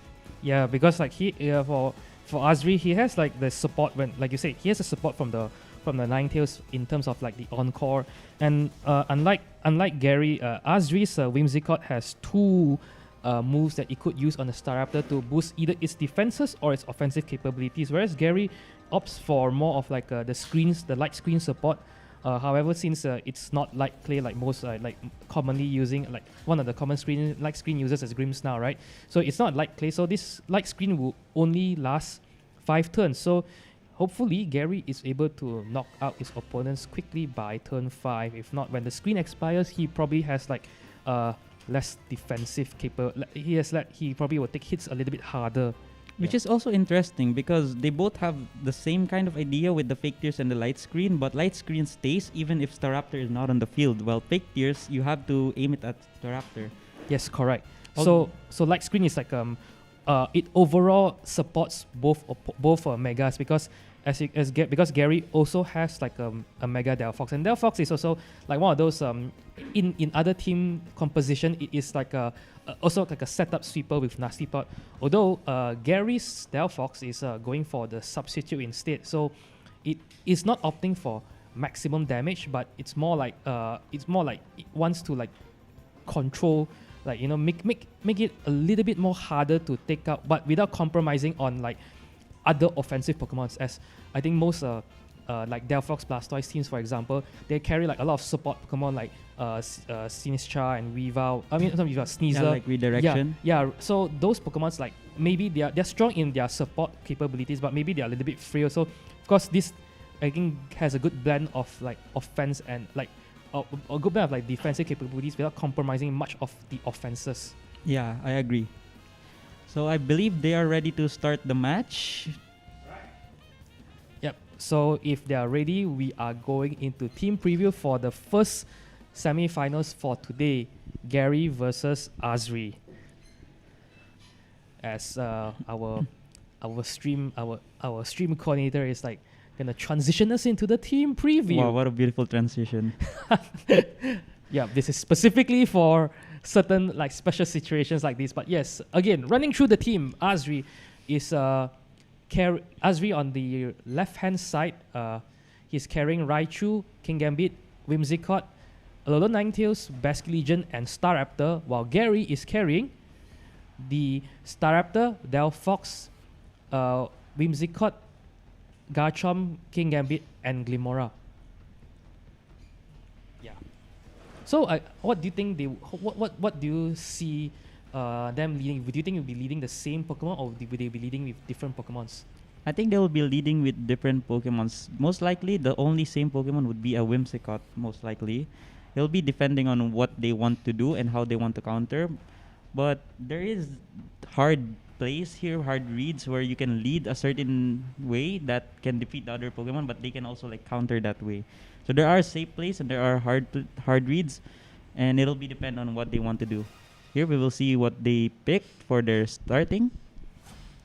Yeah, Gary here flexing his MYMBL Elite title, a title that you can only receive if you get top 4 in the Malaysian Master Ball League. And he's leading with Delphox and Whimsicott, while Azri is going for Raichu Whimsicott. So you call it correctly that both players are going to bring their Whimsicotts. Yes, he's bringing Raichu, which I assume is because they have fake tears, which can deal with Garchomp. But it's also good because it can go around all of his team. It can hit Staraptor, Delphox, it can hit Gambit, it can hit Glimora. So it's a safe lead. And then for the opponent, leading with Delphox, which is interesting because it's offensive. But we'll see how it goes. Yes, so both players are... Oh, they have just locked in. And we do see Gary pressing the Mega button on the Delphox. Of course, Mega evolving the Delphox. Now gaining the Levitate ability, so it's gonna be immune to the Earthquake from his own partner Garchomp if he brings Garchomp at the back. And we do see Azri getting the Mega Raichu Y out as well. So what is the first turn play? With a fake out, which I assume for Tailwind. Yes, they're setting up Tailwind. I assume on the other side is also setting up another Tailwind, or it could be a Moonblast. Oh, so Gary opting to go for the light screen instead. And of course, the Delphox is going to flinch and just not going to do anything. Which is a good play. I think the light screen is just in case the Raichu goes for a Zap Cannon, which would paralyze the Delphox, but it would survive a 2H KO. Correct me if I'm wrong, but it might survive depending on how it's built. Yeah, of course, because as we know, like in this current team sheet format, we know the natures of the Pokemon, but we still don't really know how their stat allocations are like. Ooh, a fake tears to negate the light screen, and we'll see what Raichu does here after the Tailwind from the opposing Whimsicott, which will make Delphox go next, I'm pretty sure. Yes, and Delphox just go for a Side Shock, doing physical damage, and it doesn't kill. Now we'll see how much Zap Cannon does. Does it one hit knockout? 8%. It doesn't kill and it paralyzes. Now the Raichu might have the speed advantage after the Whimsicott if it could Tailwind after this turn. Yeah, that is actually no. Now they both matched their Tailwinds already, so it's more. Yeah, so it's more of like because both Whimsicotts, if I'm not mistaken, they are timid nature. So yes, they're both timid. Yeah, they're both timid, and Raichu is also timid. So it's I think it depends on like the speed EVs, like how the stat allocations for the speed for the Raichu, because it could of course I'm pretty sure Raichu is most likely to be faster, but it could be hard to say depending on how Azri trained his Pokemon. Yes, Raichu was faster, but it aimed at the Whimsicott. I think it's because the other Whimsicott could knock out the Delphox. Yes, and what does Azri go for again? His Whimsicott goes for the Moonblast onto the Delphox slot, resisted but still knocks out. Now we will see what Gary's Whimsicott will do here, which I assume could be just a Moonblast, right? Oh, it didn't move with the Paralyze. Oh, that is very unfortunate paralysis from Gary, but he moves on and he brings in his King Gambit.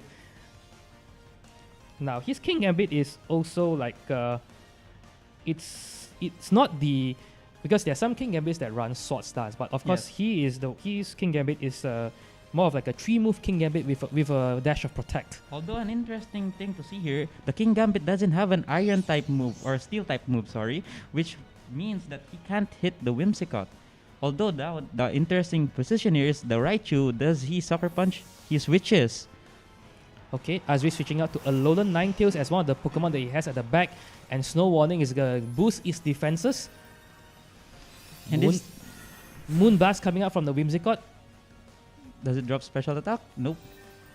And Moonblast coming out from Azri's Whimsicott. Sorry, Gary's Whimsicott, sorry. Oh, but it does drop a special attack. Yeah. Yep. Counter Clip, here is the interesting part. The King Gambit doesn't have any way to hit both of those Pokemons in super effective way. He only has low kick to Ninetales, which I don't think will do that much damage. And the Ninetales here has a lot of offensive pressure on the Whimsicott, and then it could freeze the King Gambit, and then the Moonblast is also neutral damage to the King Gambit. So it's very awkward position for Gary here. Yes, you are correct there. And also because like I think now the fact that Gary doesn't have like a steal attack is gonna be very, very tricky for him. And the worst part is, I think if he has Garchomp at the back, it's also gonna be difficult to deal against these fairy Pokemons of Azri's actually. Yes, and he has Ninetales also. So if he doesn't take care of Ninetales and he has Garchomp in the back, Garchomp is just gone. Okay, so Azri's Whimsicott goes for the Moonblast, and it's just gonna do shy of I think a couple of percentage now, 63%, and the Blizzard's coming out. Does it freeze? It can't freeze. It's oh, you mean the King Gambit? Yes, the King Gambit. Nope. No freeze. Okay. But it's interesting the Whimsicott survived that one. Okay, Whimsicott survives with 10% on Azri's side of the field, and the Kowtow Cleave is coming, probably aiming at the Whimsicott, and it does knock out the Whimsicott. So now Azri doesn't have any form of speed control left. Light Screen goes away, and the Tailwind goes away for the opposing side also. Azri still has one turn of Tailwind, if I'm not mistaken. Yes, he still has one turn of Tailwind because sorry, not Azri. I think Gary, because he staggered his Tailwind slightly. It's alright. We can verify because like in this UI we can still sometimes see like both of them don't have Tailwinds apparently. Ah, I see. So of course Azri is bringing out his like his Raichu Y, gonna be exert some pressure, but of course King Gambit can always sucker punch. Let's see what he switches here. Glimmora, which will take a Blizzard if the Ninetales goes for it. Oh, Sucker Punch, he didn't fake out, which means Raichu is gone. Let's see what the Ninetales is gonna do here. It's gonna go for the Blizzard. Will it freeze any of the Pokemon? And there is... Oh, the King Gambit gets frozen! And Glimmora is below half HP, which means if the King Gambit doesn't thaw out this next turn, it might be very difficult for Gary here. Wow, that was a game-changing Blizzard, if I were to say. Yes, because if the King Gambit didn't get frozen here, he could have the Sucker Punch Mind Games with the Basco Legion. Yeah, so you're correct, and I think Azri, his Pokemons are sitting very healthily. Oh no! Oh, the King Gambit is frozen solid. Wave Crash goes into the King Gambit, I assume, and then it's gone. Now what? Yep. Then here, we see Ninetales already did 52% damage last turn, so I'm pretty sure this is gonna kill with single target damage. Yes, and it does. Oh, wow. So now what's left is a paralyzed Whimsicott that I don't think has much health remaining. Right? I think he has 3%, if I'm not mistaken him. Yeah, 3%. 3%. The exact percentage that haunts some people today. 3% Whimsicott. Okay, so Gary is gonna forfeit there, and game one goes to Azri. Man, what a very close match. If the freeze was game changing there, because it could have still gone either ways if there was no freeze, but because of the freeze, it was very, very close. Yes, because I think if there wasn't a freeze, there would be like the Sucker Punch Mind Games.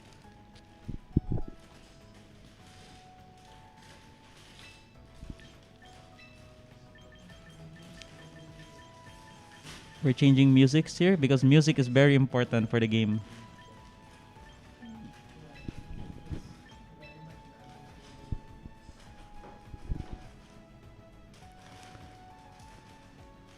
Going into the second game, that first game was very intense with some kind of luck involved, but it was still a good place with both players. I mean, well, Penglin, I mean, of course you do mention the element of luck in Pokemon, right? But at times, we like, you know, some people would do say like luck is part of the game, and also it's also like in some ways skill in the sense that like, because Azri was able to set up like the snow since Gary doesn't have any weather control, right? So, and Alola 90 is being like a fast Pokemon, right? So the fact that it is fast, right, means that there's a chance of Blizzard freezing happening. Yes, he was setting up a way for him to win in a more favorable way. Yes, precisely. So now we are starting game 2. Gary starts with Whimsicott and Delphox once again, with Azri changing it up with Whimsicott and Basco Legion.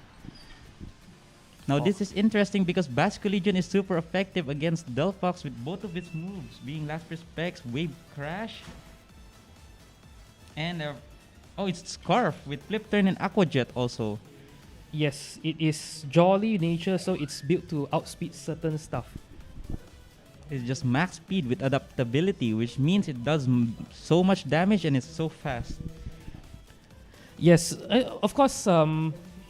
What this would mean is that if Azri's Whimsicott sets up the Tailwind, it is probably the Basco Legion is very likely gonna move first if Gary matches the Tailwind up with his Whimsicott. Which means that Azri is free to choose any moves between Wave Crash or Flip Turn. But Gary can also just protect, and then that'll be bad for Basco Legion because then he can use Tickle to lower the attack, and that might make it survive. Yes, so of course Gary's... he does go for the Protect. He does protect his Mega Delphox. So what does the Whimsicott do? Tailwind on one? How about the other? Ooh, he's going for a Moonblast onto the opposing Whimsicott. Okay, dealing about 45%, and the Wave Crash just hits the protected Delphox. So now Gary knows that the Basco Legion is locked into Wave Crash. And since both players don't have Encore, they can't... The Whimsicott switches to Ninetales, which is interesting. Will Gary match the Tailwind? He switches Delphox onto King Gambit. And he uses Tickle to lower the Basco Legion's attack and defenses. Wave Crash is still coming up from the Basco Legion onto the King Gambit, dealing about 36%. It's funny you mentioned Encore just now because as we just switched into his Encore user, which is the Ninetales. Because his Ninetales does carry Encore. Will he?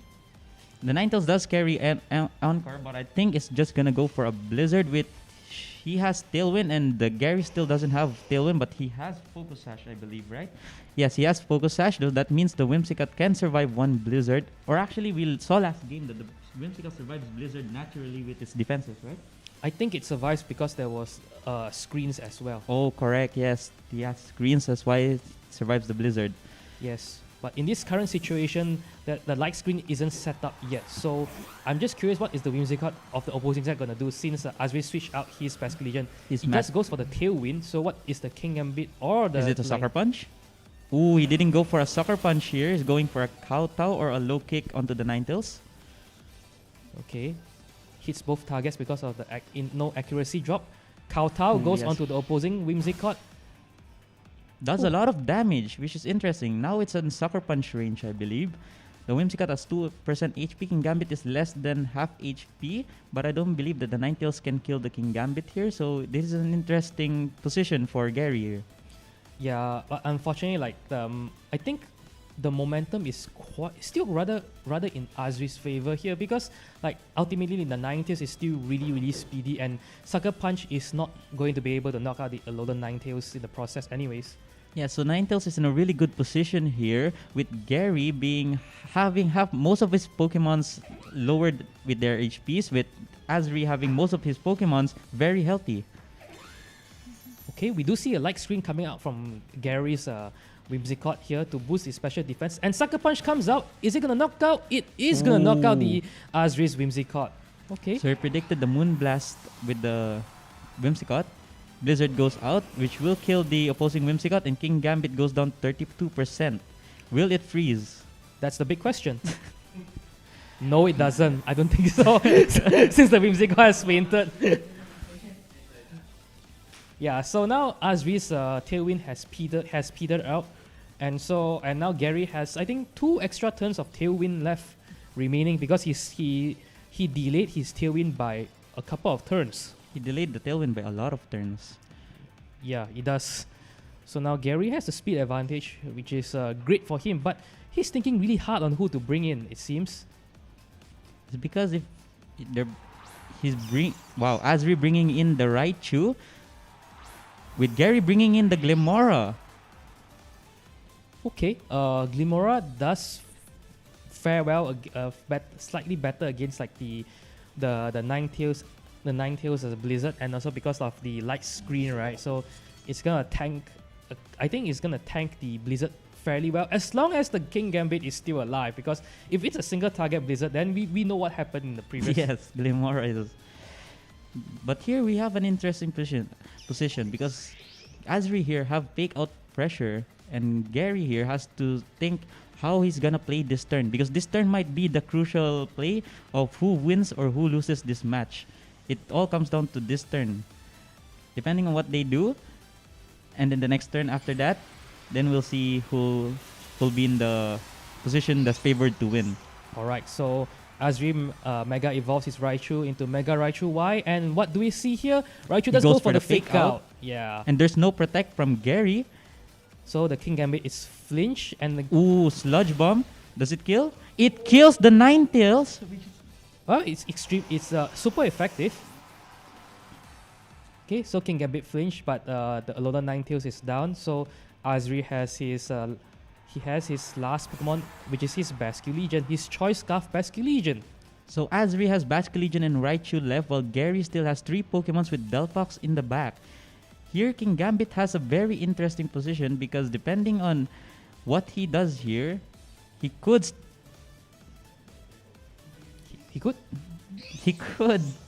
Sucker Punch either one of the Pokemon, and depending on how Raichu is built, it will die to a Sucker Punch or it may not. Yeah, but the only way I think for Azri's Basculegion to avoid the Sucker Punch is if he goes for the Aqua Jet. But going for the Aqua Jet severely hampers its its attack potential, since it's a jolly nature. So it doesn't hit as hard adaptability. So he does go for the Aqua Jet, doing more than 50% onto the Glimora. Toxic Debris is like nothing because Azri has 2 Pokemon left. Oh, the King Gambit went for the Sucker Punch on the Basculegion, but it failed because it used Aqua Jet. Earth Power makes Raichu survive. Does Raichu go for a Focus Blast or does it go for a Zap Cannon? It goes for a Focus Blast, hitting the Chople Berry. Will the King Gambit survive? I don't think it survives because it's not at max HP. It is very low HP. I don't think the Chople Berry helped at all. Interesting play. I think it's still anyone's game at this point because firstly Gary's Tailwind has peeded out, and he does have his Delphox, which he has. I think he preserved it surprisingly well. It's still at 100%. So this is an interesting position because Delphox is the fastest. Well, Basculegion is the fastest Pokemon, but it's locked to Aqua Jet, and Glimora does die to one more Aqua Jet. But then Delphox can revenge kill any of these 2 Pokemons. It can either use Heat Wave and it could miss for Azri to have a chance to win, or it could use Psyshock, but who will it target? Which is a very important question for these players. Raichu uses Protect. Okay, going on the defensive a little bit, and so Aqua Jet goes into Delphox. The Glimora doesn't use a Spiky Shield. Delphox goes down to 32%. Heat Wave goes out. Does it miss? And it doesn't miss. Okay. Will it burn though? And it doesn't burn. Power Gem goes to the Basculegion. Is it enough? No, it's not enough. 13%. Now we are back again to the mind games. What are these players thinking and how are they gonna win this match? This is going to be really close though because of Aqua Jet, right? Yes. Like, both Pokemons are in range. Both Pokemons are in range of Aqua Jet to killing them, but it depends on who will protect who and how they will play this, because depending on how Gary plays this, Azri could win, and depending on how Azri plays this, Gary could win. So this is a really, really, really close match because it's all down to the mind games. Glimora uses the Spiky Shield. Okay, Spiky Shield, and what does the Basculegion for? Aqua Jet onto the Delphox, and that just finishes the game. Yes. What a really good prediction from Azri, because if he went for the Aqua Jet onto the Glimora, then he would have lost that game probably. Yeah, probably. But man, what a read! What a read! What a read! Yes. This is just the high level plays of the top cut here in Champions on the Rise. And Aqua Jet just to finish the Glimora off. Well done, Azri. A convincing 2-0 victory on against the undefeated player in Swiss, Gary. What an amazing game. This is probably the buff from beating Jamie. Yes, I think he got the buff from beating G. You're right. He does have the buff from beating Jamie. I think like Jamie did give him a little bit of that buff that allows Azri to make the right Yes, he call. defeated the common worst enemy of this tournament, which was Jamie brought like a Perish Trap team, which everyone became a victim of it, and Azri was the one that actually defeated him, knocking him out of the top cut. If Azri didn't win, we would have seen Perish Trap on the screen right now, and And I don't think you want to cast it as much as I do you? Exactly, we're just gonna be counting down the turns. So we're becoming like how do you call it, nursery students counting 3, 2, 1, right? Yes, it's very crazy. But this match was really intense. It was really close. It was really good. The King Gambit having the Sucker Punch mind games and then the freeze on game 1. Yes. It was a really good match. Yes. Oh, so this is only the first of 2 semi-finals. So we're gonna take a short break as we set up our second semi-final match between Brian and Chi-Woon. This is also gonna be another very interesting match because both players are actually very very strong, and also Chi-Woon is also, I think, one of the very more consistent players in Malaysia as well. Yeah. There's a lot of battle of the minds here. We Yes, have strong so- players. We have a lot of consistent players. Yes. So a bit, I think before we talk about like while we set the match and we still are not going to the break, like let me just talk a little bit about the 2 players that we have. So yeah. So for Chi-Woon, he has gotten second place in the national tournaments, which is either our nationals or our Master Ball League, twice. So he had second place losing to Gary in 2024, and he had second place losing to our MBL champion this year in 2026. Last year, I believe he got top 4, I think. Top 4, but he was also a top 8, but he didn't travel to Worlds because he wanted the travel award, but He couldn't afford going to yes, the so Worlds. Yes, he is actually extremely consistent, and the only reason why he isn't here is because he's in Kedah, which is all the way up north, like 5 hours. It's very far. 5 hours from here. So I can say that like other than Jamie, who stays in Penang, he's like the strongest person up north.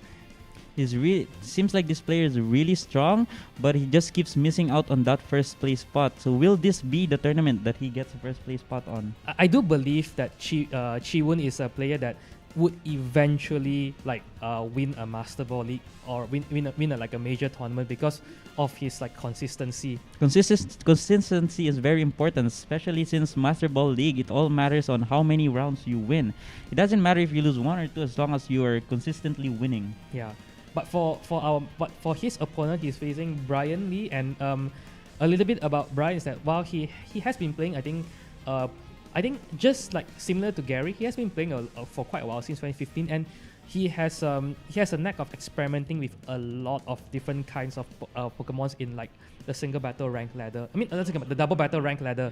So he always has like in rank, he has a lot of tricks up his sleeve. So of course, outside of rank today, he decided to bring something that seems mostly standard, but he still because you have experience in rank battle, it just translates over to like in a best of 3 format, even though rank is best of 1. Yeah, it's very good because best of ones prepares you for teams that you aren't expecting most of the time. So when you are against a team that you don't expect, you will have like that kind of preparedness to it. You have that kind of mentality where you know how to play around it. And playing a lot of different teams makes you be able to visualize how your opponent is playing that team, because you know yourself how you play the team, what the weaknesses are, what are the strengths, and all of that. Yep, precisely. So we are gonna go for a short break while we set up for the next game. So stay tuned. Don't go anywhere. Hydro Pump? Oh, of course it missed. Of course it never missed. I use Hydro Pump. It never hit. Oh no. Critical hit in a critical situation and the flinch. His VGC.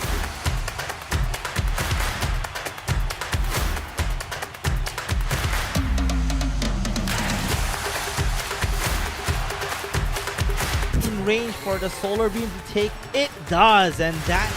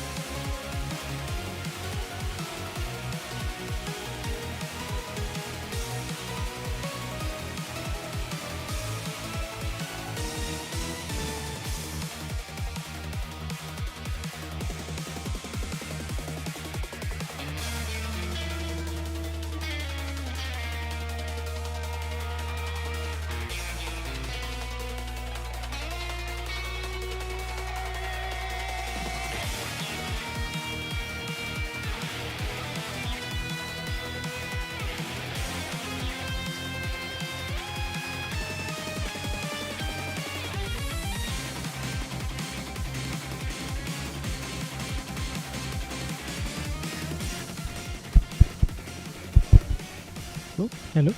Hi. So, I am Sunny, and welcome back from the short break. This is Champions on the Rise number 7. I am Sunny, and joining me is a different co-commentator. Why don't you introduce yourself? Hi, I'm Blaise. You're Blaise from the tournament. Yep. How did you do? I think I done decently well. I see. So Well, I mean,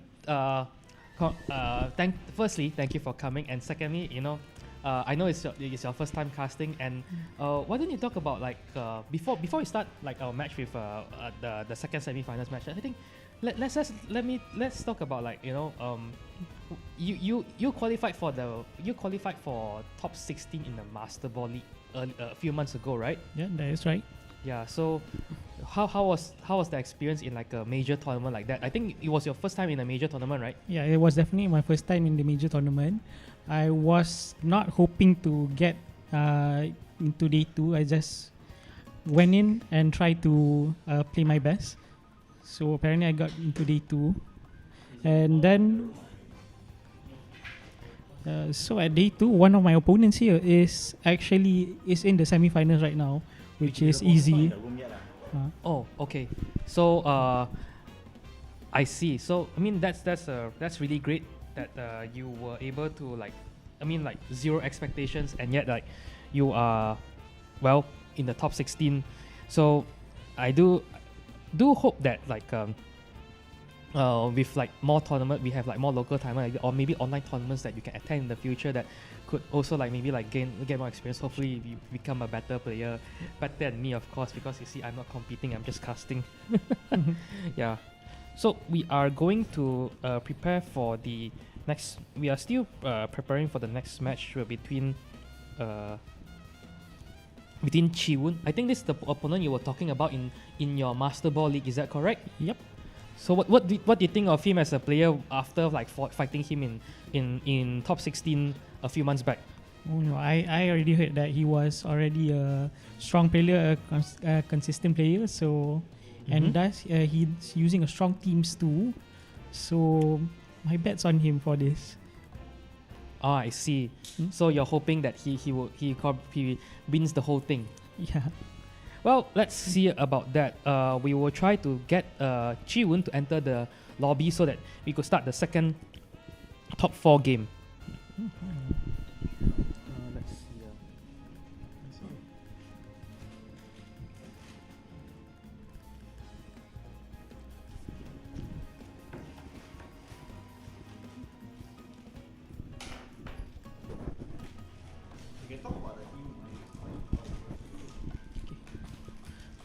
Okay, let's go and look at the teams for this. So on Jiwun's side, he's using. It's not on display. Oh, sorry. The teams are not yet on display. We'll just wait for that.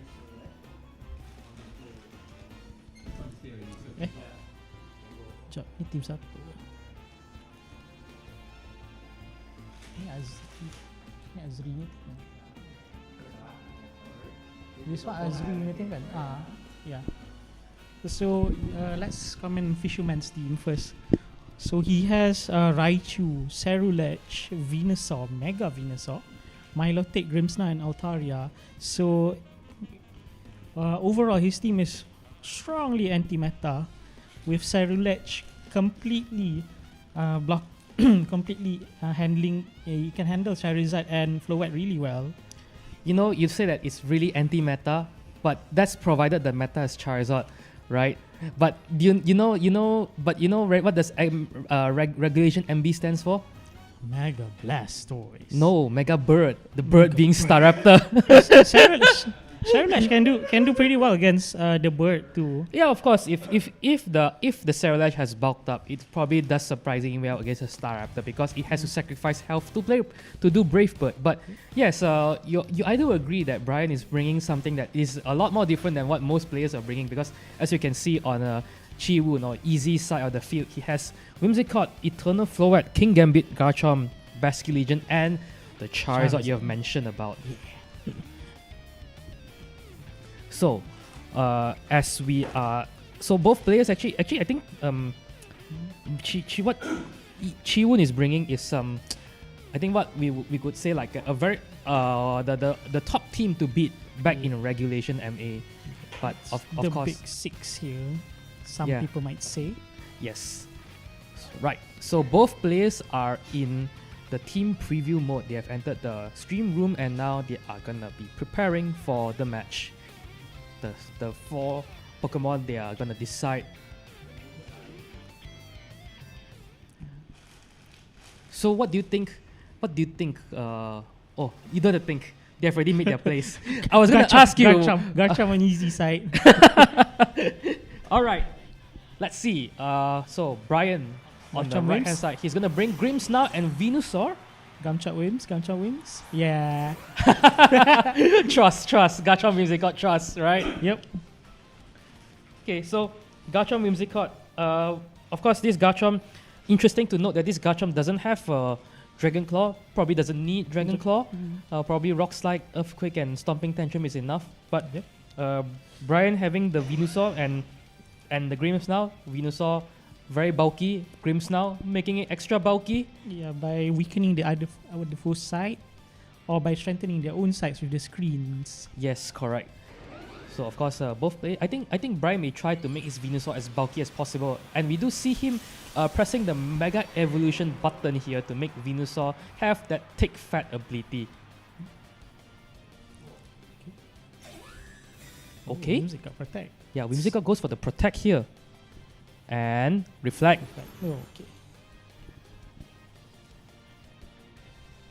And oh, okay.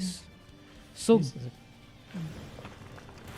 Garchomp goes for the Earthquake to and Whimsicott goes for protect to preserve its Focus Sash, but yeah, a whole bunch. Well, I guess Brian's Sachwam just going to the protected Whimsicott.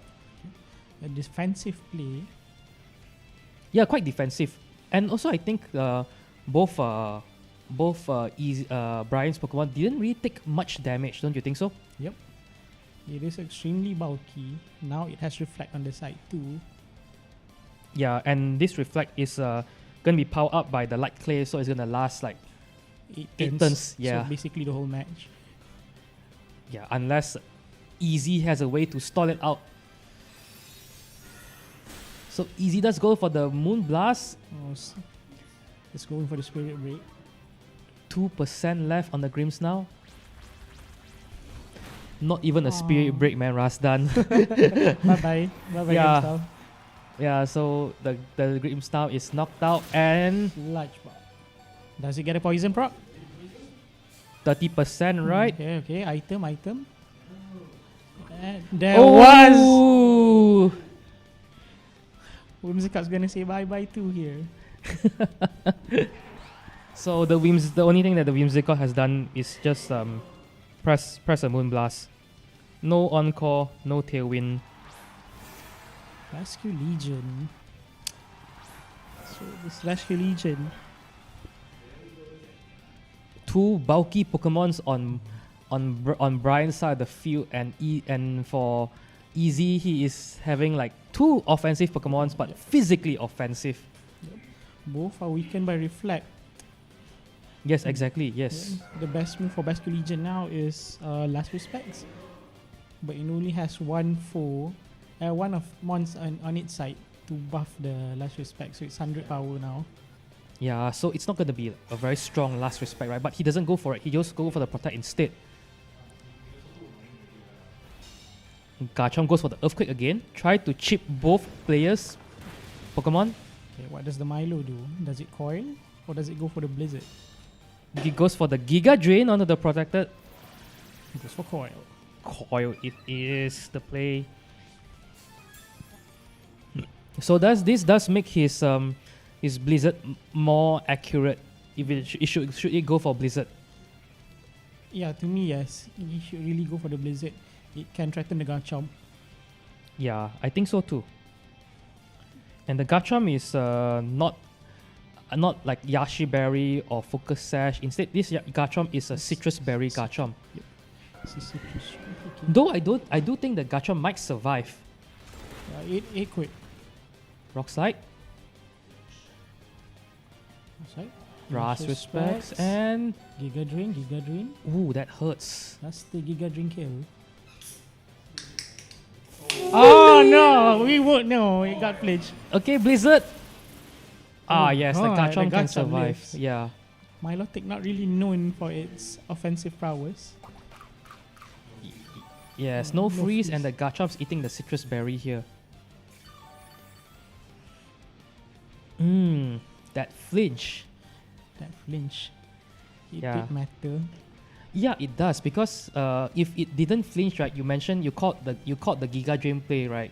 It would have healed up quite a significant amount of HP, considering this Venusaur is modest. And it could have eliminated the Basque Legion too. Oh, Oh, last respects on the Milo. yeah, good call there. Instead of attacking the Venusaur, Garchomp goes Oh. for stomping, Doubling the Venus. but protected, and then Blizzard, and yes, knocked out the Okay. Garchomp. Will Free- it freeze? No frozen fish right now. Oh no! Somebody. Damn! Who's this beside me? Is it Sunny or is it Nasser? I may have inherited some of my neighbor's luck. Okay, now it's Floette. Floette's on the field. Alright, so we have a frozen Basque Legion here. Well, Do you notice something very interesting just now about his Basque Legion? yeah, his Basque Legion is not the usual Scarfnia set. It's adamant with life or But it moved before his Garchomp. ooh. Yes, but anyways, Easy is gonna Mega Evolve and get his Eternal Floette up. Dazzling Gleam is Yeah, it just... should be enough. Okay. Yes, it is enough to knock out the Mega Venusaur, but what is the frozen fish gonna do? It stays frozen. Wow, you called it! It does stay frozen. And the Milotic is gonna recover a lot of health with the recover and the leftovers. 6-7 on screen, guys. Oh, so you're that kind of person, I Blaise.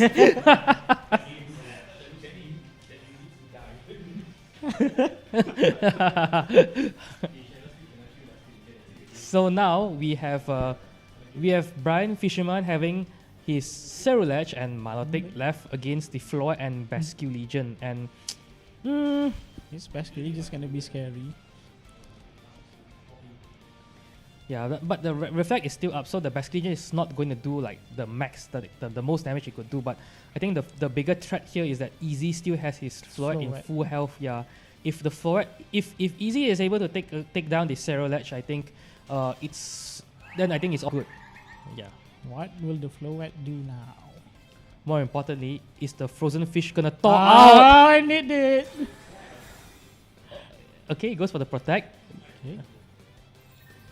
Moonblast on the Milo. 6-7, Ooh. 6-7. Oh. Okay. Oh, bulk Oh, up. uh-oh. Okay, that's a good play, I guess, just to make it harder to be knocked out by Muddy water. last respects. Will it get the accuracy drop? Oh wow! It does get the accuracy drop. Wow, you are calling like the freeze and the accuracy drops like. The accuracy drop is gonna be a little bit like. Yeah, it's gonna be contentious for easy side of the field. Yeah. Ooh, Aquajet, Aquajet, okay. bringing it less than 50%, 63%. Shadow Sneak, will it be enough? Oh god. It is enough, yeah. So after one bulk up. And so now the floor is going to move next. It's the floor going to go for Dazzling. Oh, Oh. God, the Muddy Water paying dividends. Wow! Wow! Muddy Water double, the Muddy Water paying dividends like you said, man, Blaise. Man. Opposing reflect has wore off and Okay. Easy has just pressed the forfeit button. Yeah. The win goes to Brian Fisherman. Fishing for the accuracy drop. Fishing for the freezes. Fishing for everything. Wow. What Oh, that But I was can't believe it though. Like the muddy water missing, causing like both Both targets to not miss. hit. Yeah. Wow. okay. Now, how will we see them adapting to the next match? Yeah, I think. Okay, we can see our stream person changing the OST one more time. Gotta make use of the ZA music. ZA has some banger music. Oh yes. What's your favorite? My favorite. My favorite is of course I'm gonna be like a very basic person when I say my favorite is Justin's music. Oh, I like that too. But my personal, yeah, Yeah, I everyone yearns for electro swing. yeah. But it's a shame that they didn't include the Team Flare's music. Wouldn't be nice to. Oh yes, the Yeah, Flare Team Flare Novo Novo. music is not bad. Yes, I agree. It's. Oh yes, L. Yes. The L battle. It's sad, Yes. melancholic, Yes. and cathartic at the same time. So, Garchomp Zard. Garchomp's out on easy. Grimm's Grimmsnarl now Venu Venu. on Fisherman's side. Okay. So now it'll be funny if Fisherman decided not to mega his Venusaur so that he could get like a chlorophyll boost, but I do think that it is more beneficial for him to just mega and like get the thick fat ability.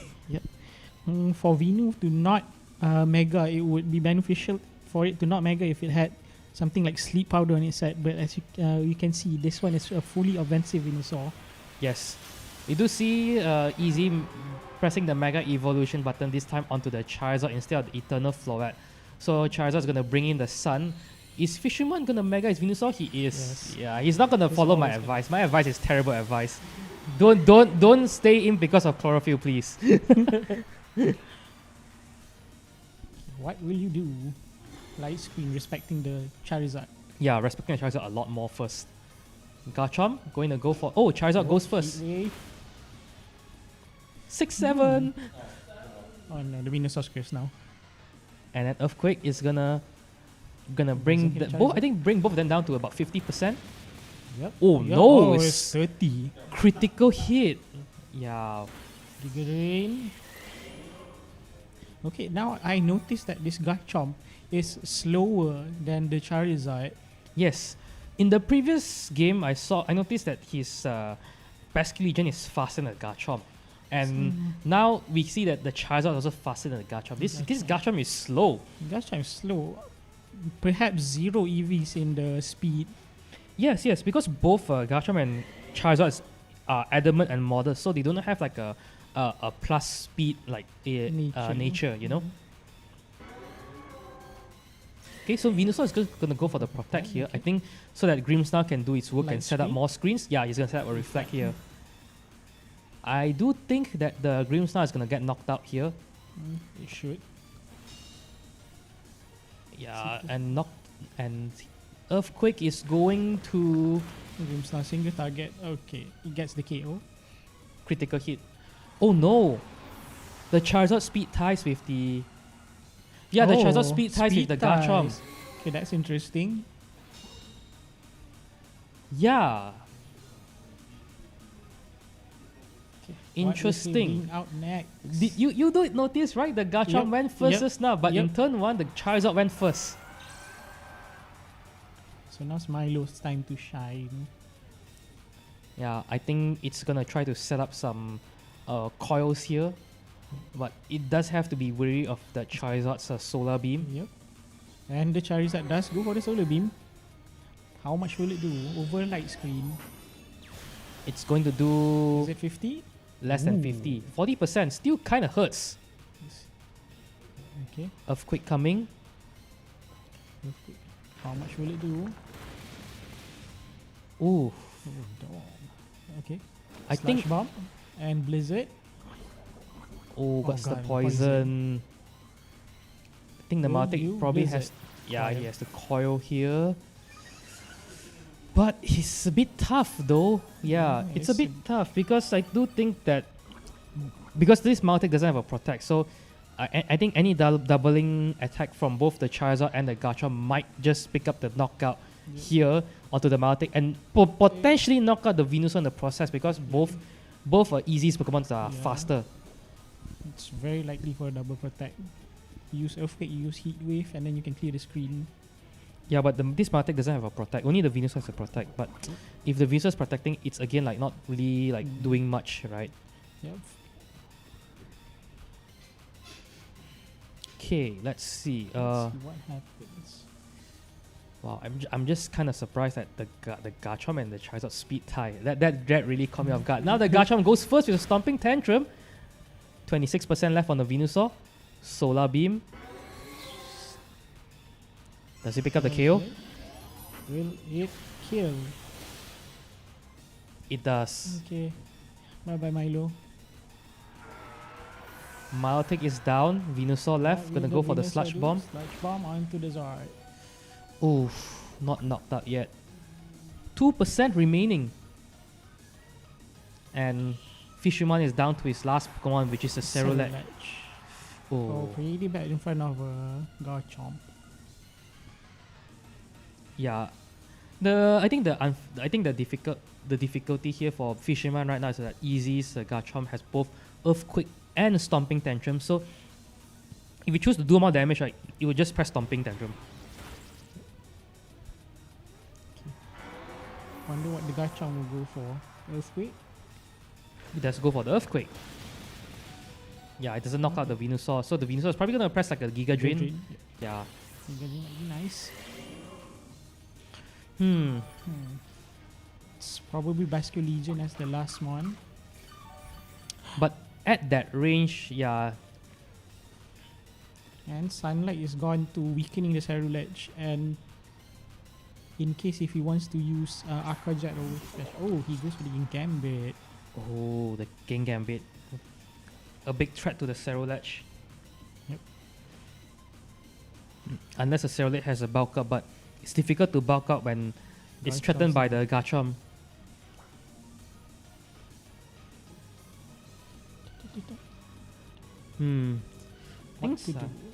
Things are not looking good, right? Yeah, it looks bleak for Fisherman's side. Yeah, protect from the Cerulege. Yep. Oh, that's a good read. Earth Power is probably not going to knock out the King Gambit. Yeah, 50%. What does the King Gambit go for? Kowtow on the Venu. Kowtow on the Venu it is. Oh, miraculously it survived. But the damage is not enough and they're both slow. Yeah, they're both slow and Garchomp is still very healthy. Yeah, I think this time around Easy did bring like a really good lead. Shadow Sneak is not going to do much, I think. Wow. Just only down to like 47%. Sucker Punch, that's enough. And Stomping on the Cerulege should end things. Yes. Yep. Stomping Tantrum. Down goes the Cerulege. Bye bye Cerulege. So unlike the game earlier, this was a 1-1 instead of a 2-0. So we are gonna go into a game 3 this time around. So looking to the first match and the second match, let's see how they adapt. I see why you are rooting for Easy, like because like your being your opponent in the Master Ball League, right? He's like he immediately adapted to what his opponent has brought in game 2, and now he has like evened it up. So now it could be anyone's game. I'm hoping that I'm hoping that maybe Fisherman could like try to pull a win, but I think the Pokemon he brings at the back, I mean the Pokemon he brings are kind of important.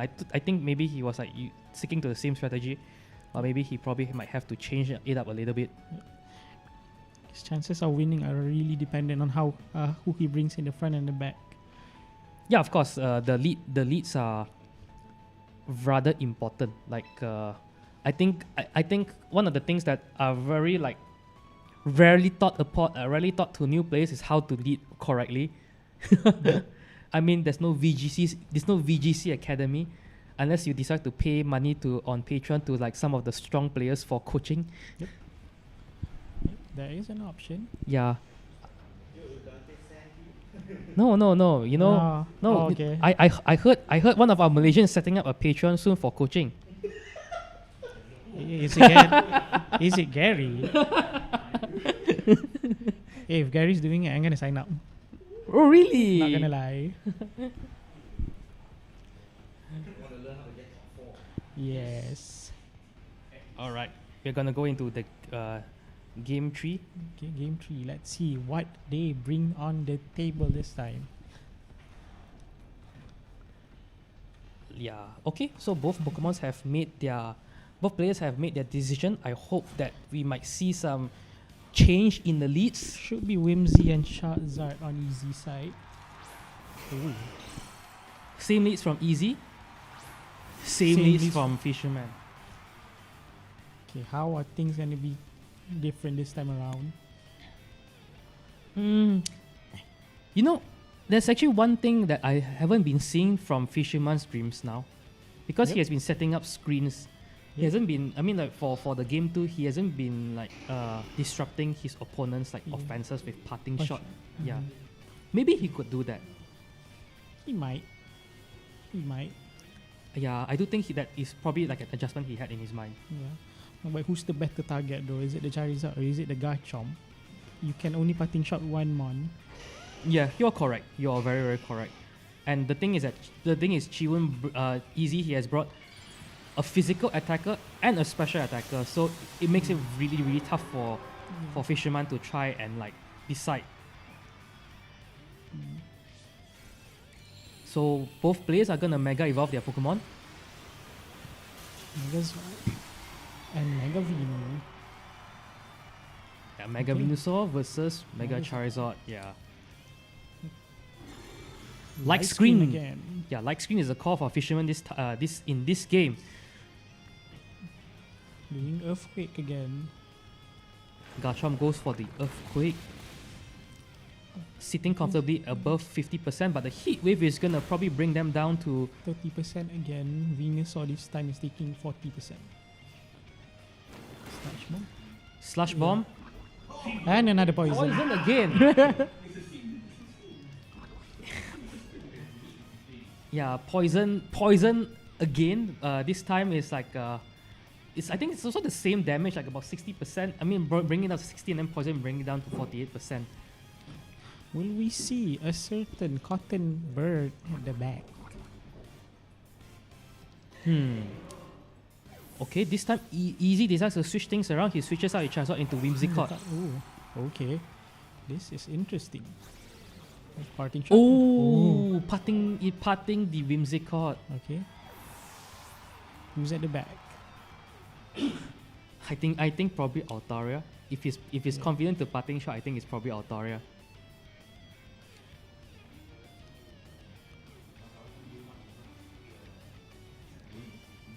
Let's see. Or maybe oh no, it's Milotic. Milo again. Oh, that's a strong step. Okay, Giga Drain onto the Garchomp doing 30%, healing it back to 60.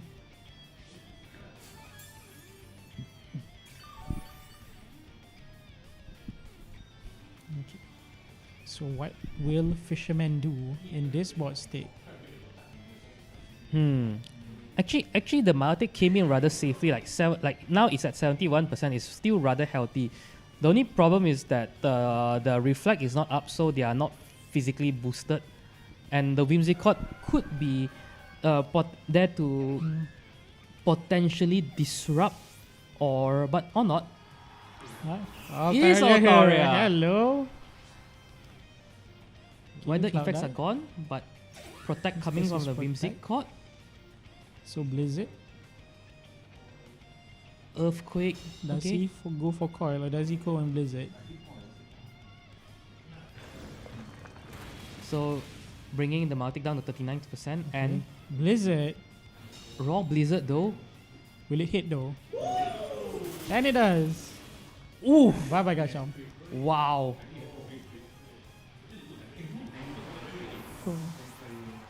Yeah, so wow. Okay, things are looking good for Fisherman. It does, man. That Blizzard Connect, that was That was such a play. Okay, Charizard's around. Charizard's usually a threat, but without its drought and with Altaria around, it should have lesser firepower now. Yes. Should be more manageable. Yes, it actually is quite manageable when Charizard doesn't have the power of the sun at the palm of his claw. Moonblast dealing about 33%. Respecting the Milotic. Oh, no, he goes for the solar beam. Oh no. Oh, I think he did not realize Cloud9 was there. To be fair, Altaria is not usually used. Yeah, to be fair, but oh no. No.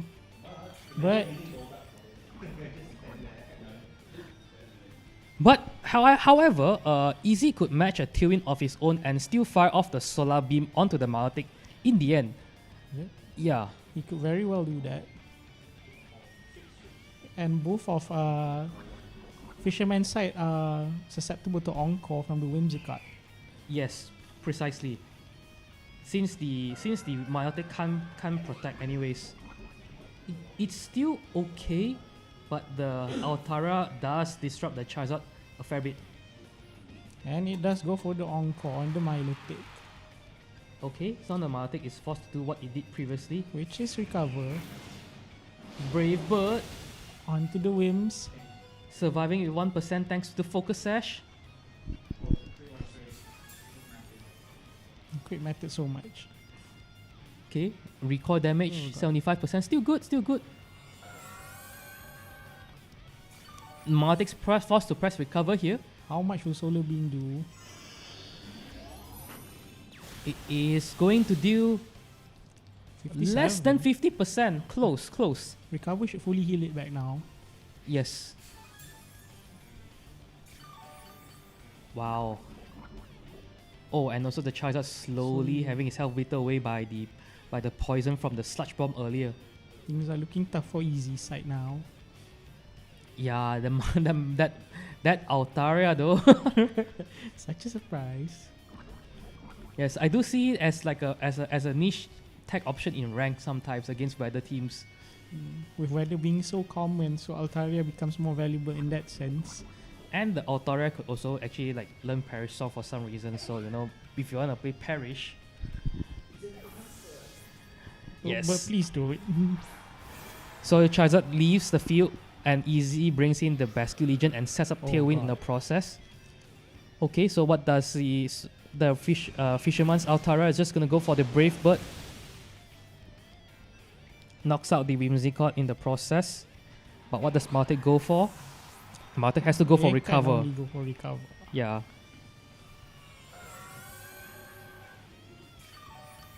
But there is actually one silver lining to this. You know what is it, Blaise? Even though the sun is up, right? That whatever water move that the Basque Legion is going for, if it goes for water move, it's still gonna do regular damage. Yep. Thanks to Cloud9. Yes, thanks to Cloud9. But it's likely that he's gonna go for something like a Last Respect. He should always go for the Last Respects.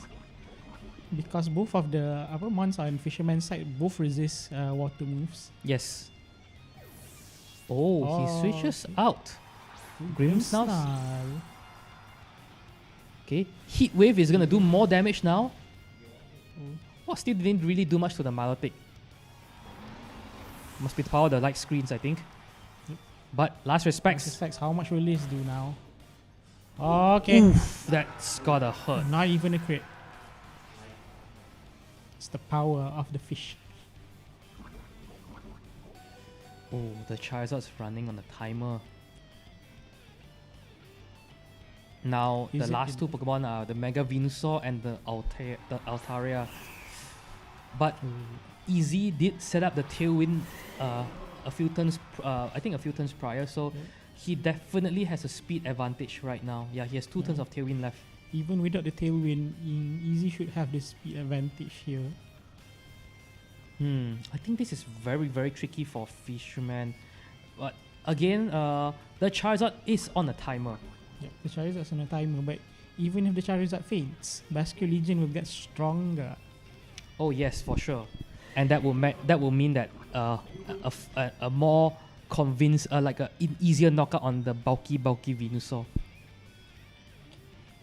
Oh, also we did see light screen has only one turn left, so after this turn ends, the Charizard, if it's still alive after the poison, is gonna do like a lot of damage. Okay, opposing Basque Legion goes for the protect. Okay. Protects on the Venusaur, and what does the Charizard go for? Heat waves. Okay. Gonna be resisted by the Altaria. Wow, it did nothing. Almost nothing, yeah. Yep, Willow. Ooh. Oh god, lives on 1. That's why I said, like, you know, if the Charizard's still alive, because the poison damage was like 12%, but depending on like the health of the Charizard, it could survive that poison damage, and it does live with 1%. That's good training on his side. Yeah. I think like you mentioned, I think also we noticed that the Charizard was like rather bulky, right? Yeah, it's a bulky variant. Ooh, last respects, knocking out the Venusaur. Okay. And what's the Charizard gonna go for? Heat wave. Will it hit? Oh! Will-O-Wisp connects. Okay, things look close now. Oh no! I think I'm seeing the win condition from Fishuman here. Yep, I'm seeing it too.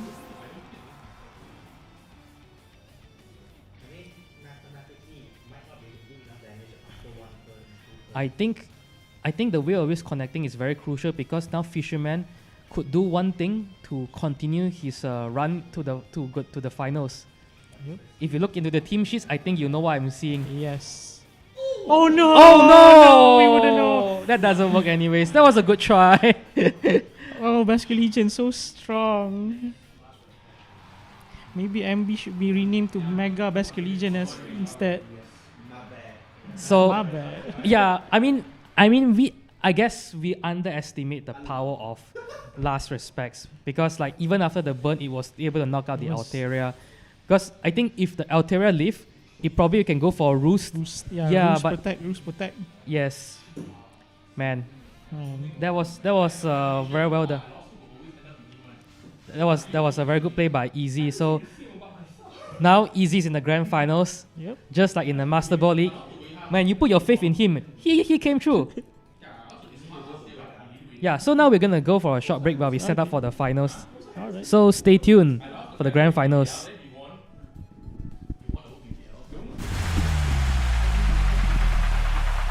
Hydro Pump? Oh, of course it missed. Of course it never missed. I use Hydro Pump. It never hit. Oh no. Critical hit in a critical situation, and the flinch. His VGC.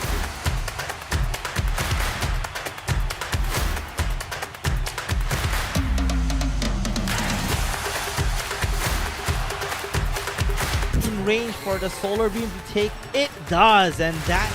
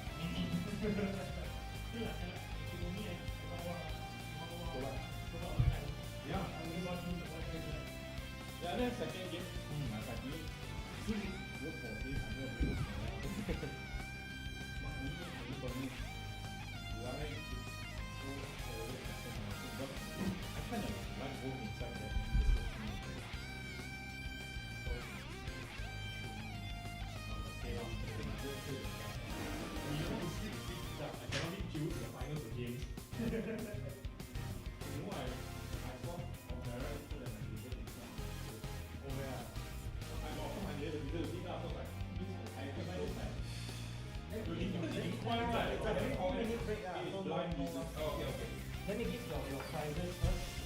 Because you guys are top 4. So Is that the Kalona Tatos one? no. You guys are sure penalty, bikini, or monkey. There's two bikini sets, the two penalty sets. Okay.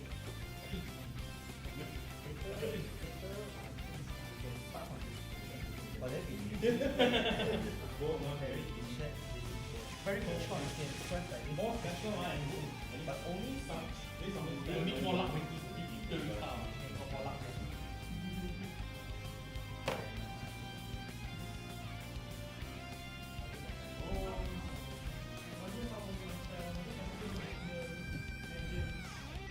I saw your unicorn, but that needed a reset. Yeah, you need a reset. I got the discount in the actually, I just let my office guy and Green Sun company, Green Sun and few guys just really like get it. So the last one was the win.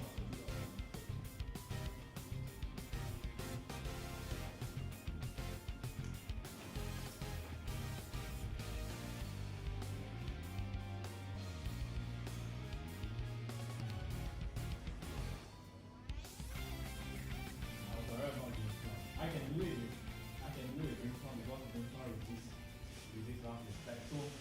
So basically you're is forced to what's that wave crash. But Alteran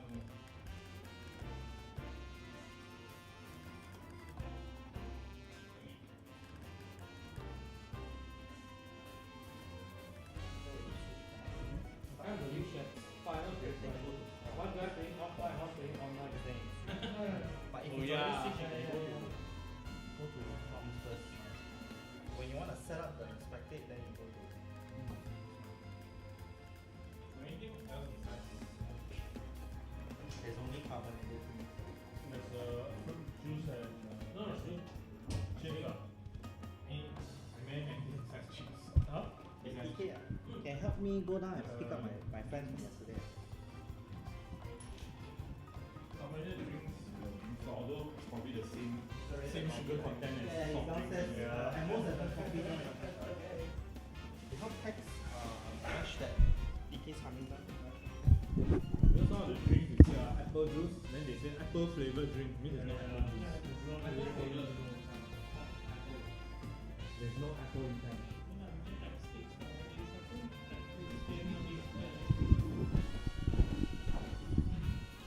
The other one, Test. Oh no, that doesn't change. Test. Okay, correct. Test. Hey.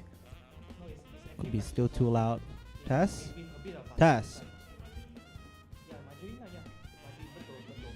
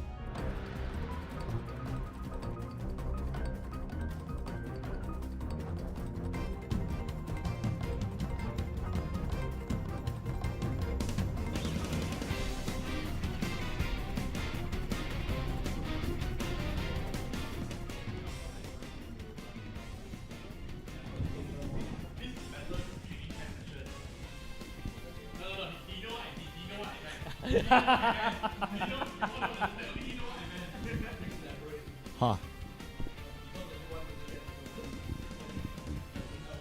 Okay, so we only have 30 seconds left. I'll just explain what Gary mentioned. So 2024, there's a guy who qualified for Worlds, but I think we believe that he qualified because he had a lucky bracket in top 64, and then like at one.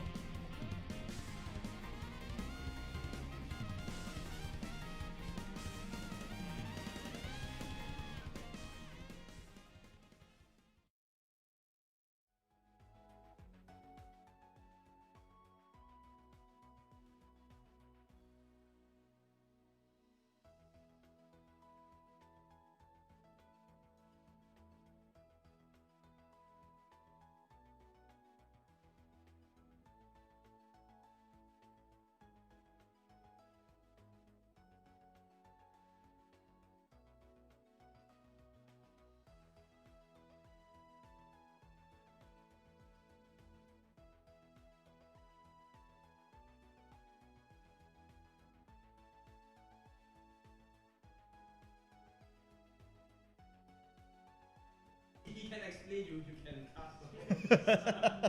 Okay, that's okay, right? Because when he went to go to Worlds, we told him to practice. He keep FFK.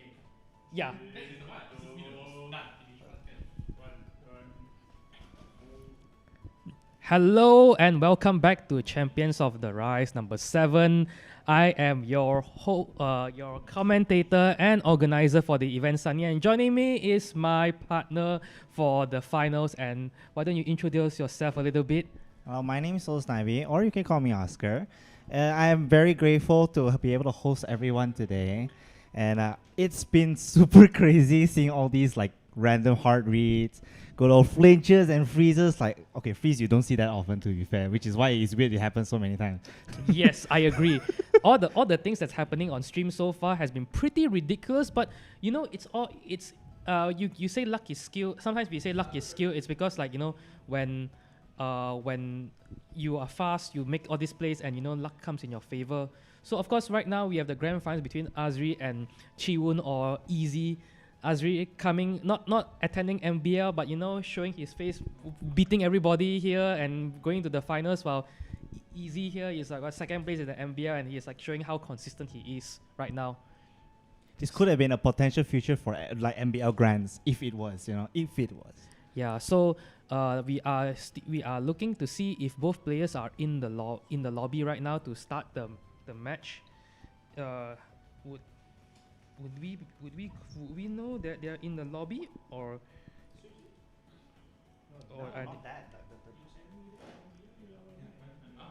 oop, controller. How about you? He's not here yet. He's not here yet. Oh, here he is.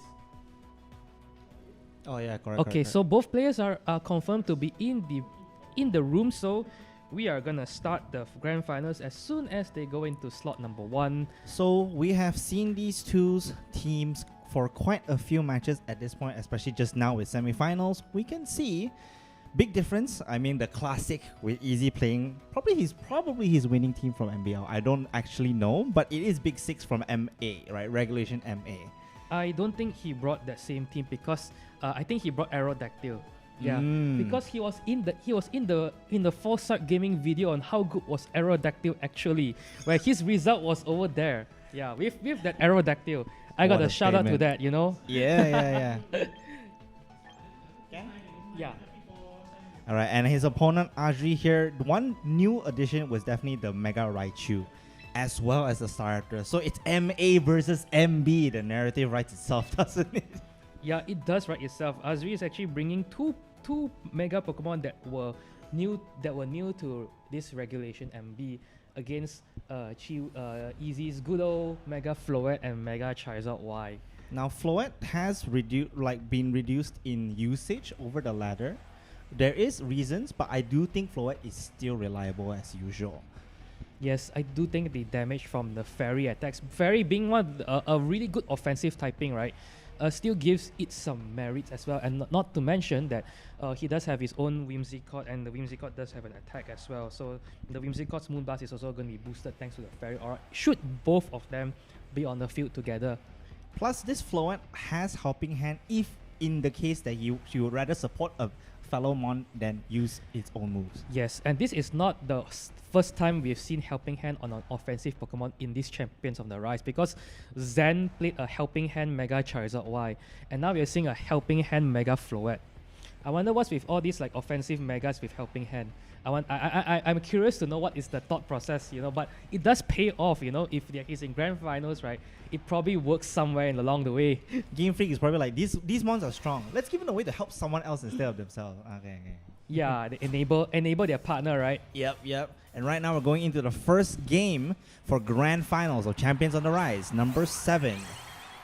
Whimsicott, Floette versus Raichu and Ninetales. Interesting. Snow is set up immediately. I will presume this could be definitely a turn to Mega Evolve, but Fake Out is something you have to worry about on turn 1 here. Yes, Fake Out is something you have to worry, but Azri at the same time also has to worry about the possibility of an Encore coming from Easy's Whimsicott, because while Azri is playing a Whimsicott that doesn't have Encore, it has Charm and Fake Tears, right? While Easy is playing a Whimsicott that actually has like, I think, what Whimsicott commonly carries in the previous regulation. So in Easy's case, Whimsicott, Moonblast, Encore, Tailwind, and Protect. So in a good situation, Tailwind definitely would do good support to let Floette immediately do some good damage. But I don't know even if with the Tailwind, will it outspeed the Raichu? Yes, we do. Yeah, because Raichu is naturally faster, and we do see the Raichu Mega evolve into the Mega Raichu. Why? The Floette not choosing to Mega, instead just going for the Protect instead. Doesn't want to boost its opponent's attacks probably, but Tailwind support immediately bringing a lot of momentum for the next turn. Zap Cannon went into the Floette slot. And then and of course it protects, right? So Ninetales just gonna go for the Raw Blizzard. It will do massive damage on the Whimsicott here. 99%. Bring it down to the Focus Sash. Is there anything else that we need to take note of, like a possible freeze? Ninetales can Encore the Floette here. He can. He can, but it might be tricky because like it will probably like go second. So it will go second, so it's gonna Encore whatever the Whimsicott is doing in current turn 2 instead of turn 1. He could Encore the Floette as well. He did just Protect. But either way, right now, Raichu's option is most likely Zap Cannon on either slot. Floette preferably, right? Yes, I do think that the Floette, if it goes for a Dazzling Gleam, would not be able to pick up the kill on both Pokemons. And now we do see the Mega Evolution coming from Easy side. The Mega Floette is going to come out. Fairy Aura active. Gonna do a lot more damage than you would expect because of it as well. Yes, so, but the Whimsicott is going to go first. It goes for the Moonblast. No Encore, so it's just going to go for Moonblast onto the Mega Raichu Y. Ooh. Bring it down to more than 50%. Yep, and the Dazzling Gleam should pick up the KO on the Raichu now. Yep. Yeah, you're right. It does. So what does Azri's Ninetales go for? It just goes for the Blizzard. Good damage, 30% on the Floette. Whimsicott is down, but this could be a 4-hit knockout for Floette. No freeze. No freeze. we'll say that I was pausing for now. I was pausing for a while because I was like, no one's like shouting and saying freeze, freeze, freeze. I was like, okay, let's moment of silence. Rest in pieces. And now we are gonna see both players. Actually, Azri has traded his Mega Pokemon for a Whimsicott. I'm not sure if that's a favorable trade, but he does have a Whimsicott on his own that he's gonna bring out, while Easy is bringing out his Garchomp. There are two things you can do here. Fake Tears to immediately lower more, like to get more damage onto the Floette, or just straight knockout onto the Garchomp. But of course, I think since the speed is in Easy's favor, I would think that Azri might want to try and match that with a speed control of his own. Tailwind. Okay, Garchomp protects, being afraid of the Moonblast potentially coming, or even the Blizzard, but protect on the Ninetales as well. Tailwind setup, good turn, gonna get a good momentum for the next turn and even things out for their speed Tears. And of course the dazzling game is coming out from the floret. It's going to do decent damage, but of course the Whimsicott is going to survive. Yeah, the Whimsicott is going to survive regardless because he has the focus sash. But more importantly, Azri did set up the Tailwind, so he's going to match the speed. And if I'm not mistaken, since Azri's Pokemon is like he has a timid nature, Ninetales, it's probably it's going to be faster than both the floret and the Garchomp as well. And considering we learned that this Garchomp specifically is bulky Garchomp, yes, it is definitely not particularly invested in its speed. So highly likely, both ones on Azri's side will move first here. Yeah, but we still don't really know how fast the floret is. And we do see Withdraws. Easy switches out his Garchomp into the thing at the back that is the Bascule Legion. If he pressed Freeze Dry on this slot, it will be a perfect read. Yes, but we do see a Moonblast coming out onto the protected floret, and it's just gonna press Blizzard. Okay, Blizzard. Not gonna do too much damage on the Bascule Legion here, only 20%. Is it gonna freeze? Is the freeze? Frozen Salmon doesn't survive. Okay, so Tailwind peters out with no freeze in the process. And now Azri's side is guaranteed to be faster in almost every situation, Except for when of course, except for when Aqua Jet. Aqua Jet, yes. Aqua Jet, I'm not so sure. I mean, with Life Orb, we could knock out the Whimsicott here, but it's also not guaranteed due to resistance. I do think it's gonna knock out because adaptability does hurt like a truck. Correct. Yeah, so I do think that if Easy wants to move first, right, it's gonna use Aqua Jet, or it may try to bet that it could survive like both attacks from the Whimsicott and Ninetales, and maybe just go for like a more damaging move. Fake Tears to lower the special defense onto the Bascule Legion. Okay. Oh, let's go for the freeze dry. Straight going for the one shot, and that is it for Bascule Legion. No Aqua Jet coming from it, so that means the floret is free to do whatever it wants now, and it's just gonna go for the Dazzling Gleam. It will get the double knockout here, and one more Mon remains on Azri's side. This is gonna be tough, I think, because I wonder what he has at the back. If it is King Gambit or Bascule Legion, regardless, it's gonna be difficult. Yep. With only but one wait, more. hold on. If it is a Bascule Legion, there's a chance. Yeah, there is a chance because he has the Choice Scarf on his Bascule Legion. Now, Last Respects will probably be a 2-hit KO on Garchomp. Probably. Depends. But Floette will definitely go down if it lands. It's all about the reads here. If he protects if he hits the wrong slot and that slot protects, the Bascule Legion's gonna feel a lot of pain here. Yeah, but I feel that in this situation, right, there's a possibility that the Garchomp might survive a Last Respect, but let's see. Floette goes for the protect. What does Azri go for? Does he read right? Last Respect onto the Garchomp. Does he pick up the KO? Oh, no! 4% and the Citrus Berry procs. He's still alive for at least another turn. Garchomp Earthquakes and does how much damage does he do? Probably 40? 57%. Yep. Tailwind is out, and now with Choice Scarf, he's definitely the fastest thing on the field still. But now who should he attack? You know, like Floette, Garchomp? I feel that there is still a possibility for a win, but it's pretty slim. The margins are slim. Yeah, the margin is very, very slim. Of course, Azri is going to press Last Respect. The question is where, you know? Yeah. We all know what's coming, but against okay. who? Oh, try for the double protect, but it's not gonna Last Respect is going to connect onto the Floette. That's guaranteed knocked out. I do think this is the answer because Floette, he can tank one hit from Stomping? He can tank one hit from Bascule Legion. And this is definitely one hit and it's gonna be gone. Is this gonna take it? This Bascule Legion is just as fat as the Garchomp here. Last Respects does take it out and slim margins be gone. Azri takes this first game. Yeah, that fish, man. Praying with the Last Respects and, you know, so much. Yes, sir. Yeah. Wow. Okay. 1-0 goes to Azri. That fish single-handedly prayed for both his opponents. Immediately yes, gone. Indeed. So now, Now, What would be the adaptation? I on his wonder will opponent? Easy make a 2-1 comeback like he did in the previous game, or will this be a 2-0 win like what Azri did in his top 4? Well, considering how the last game was genuinely like very, very close, there's a good chance Easy has an answer to this. Yeah. So I think they are battling, so we can go into the team preview very, very shortly. What kind of adaptations do you think Easy would make though?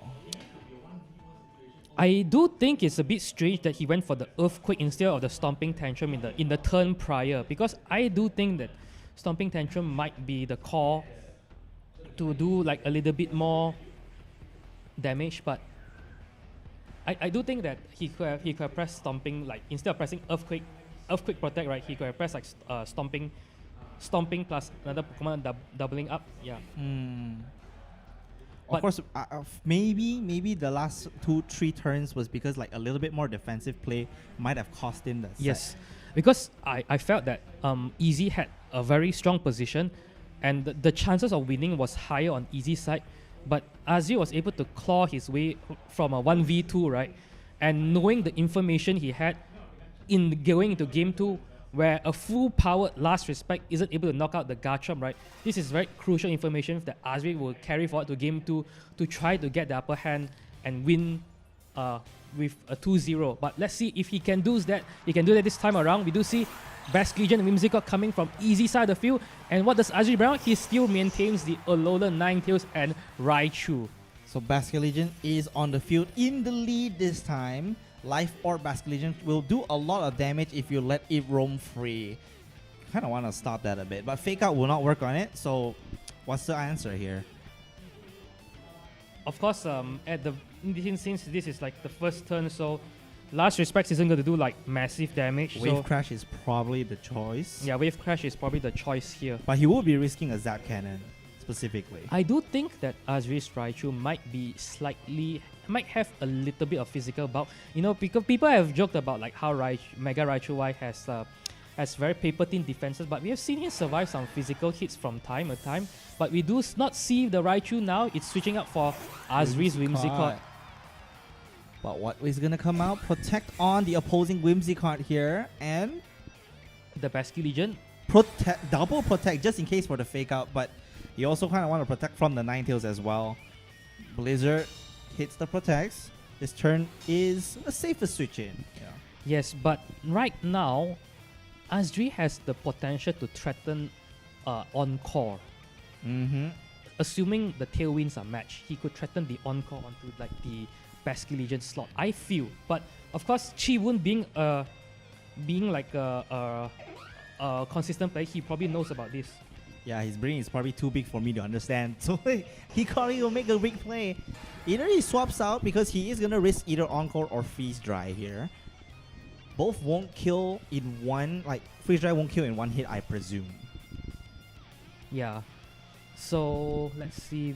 Wow, both players are really taking their turns here. They have their time to make their plays here. Withdraws the Basculin. Who's going to swap out? King Gambit.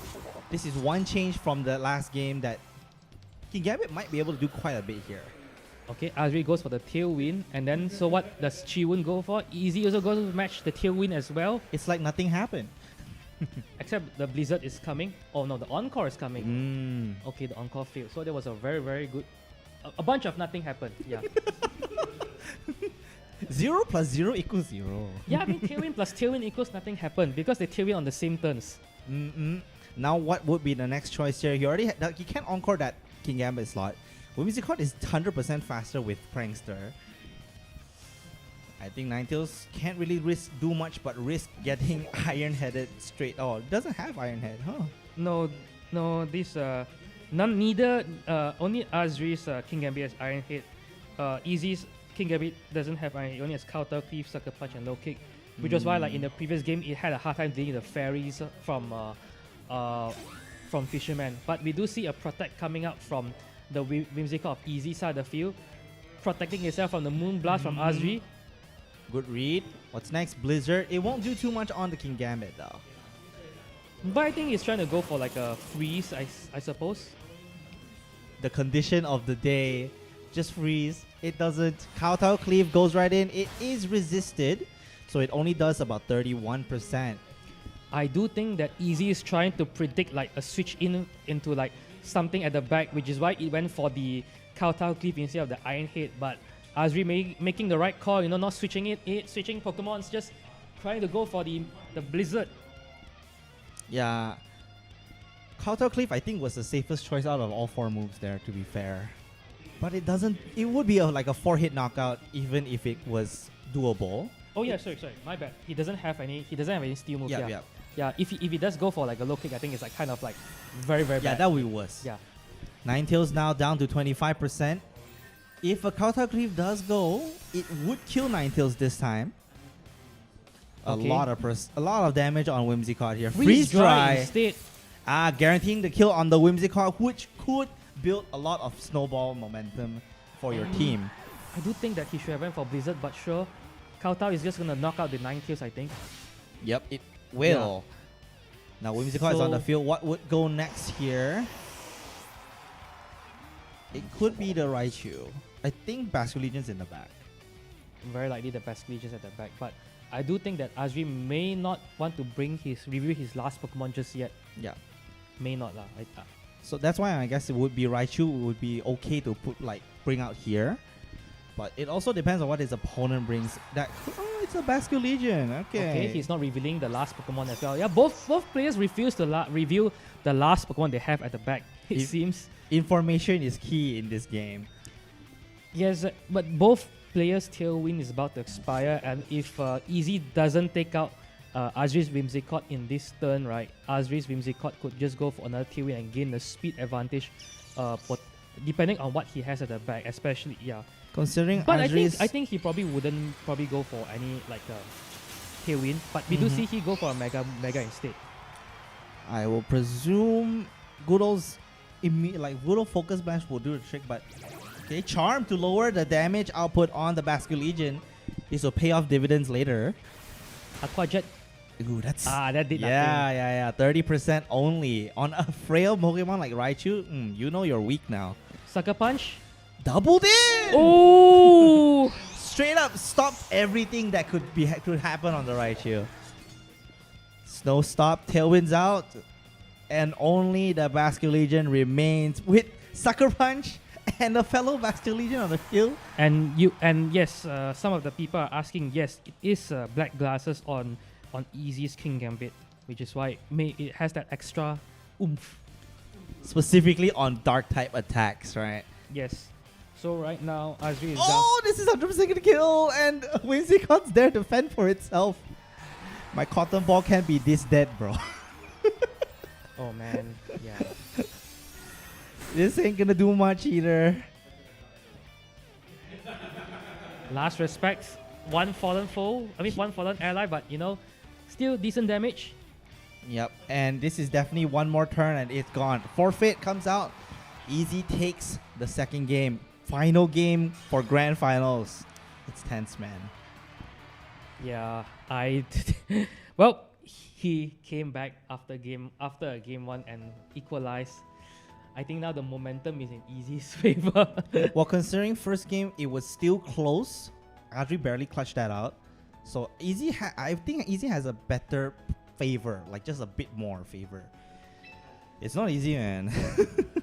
Yeah, fighting Easy ain't easy. Yeah. Now we're going to go into game 3. Final game of today's tournament here. Yeah. Azri versus Easy. Let's see how it goes. Back to team preview. I really don't know how we'll go, man. What can Azri do? I do think that him bringing Raichu was a good call. I don't think Starters. I mean, it doesn't favor well against 2 of the 6 months. It especially doesn't favor well against the Floette. Yeah, with the risk of Floette being their starter, can practically do nothing. Yeah, so Azri is definitely going for the mode with the Mega Raichu, but it's just a question of can he stop that King Gambit from taking out his opponent? I think what happened in the previous game was that his Ninetales was able to be taken out by the King Gambit despite his and King Gambit's partners, despite like the resistance to like dark moves, and then right when Ninetales was taken out, the King Gambit was able to run free. So I think going into game 3, he has to find a way to remove the opponent's King Gambit as soon as he can. And do you think King Gambit is gonna be very crucial for Easy here? Azri's King Gambit hasn't shown its face, but would it be beneficial? Only against fairies because his King Gambit doesn't have low kick. So the opponent, so Easy's King Gambit could actually be the opposing King Gambit would be completely like he could just low kick Azri's King Gambit, and even though Azri's King Gambit has Choppo, like it's still not gonna do a lot. The trade is like trading wise, like it's still gonna be like in Easy's favor. Right, Whimsy caught Charizard lead this time. First time we see it in this set. Raichu Ninetales returns again. Will anything change this time? So Azri decides to stick to the two leads for all 3 games, but Easy has decided to change it once more, going for the Charizard and Whimsicott lead. Drought could be set up here and just straight up negate whatever Snow Warning could have given Ninetales in terms of benefits, like Blizzard, definitely.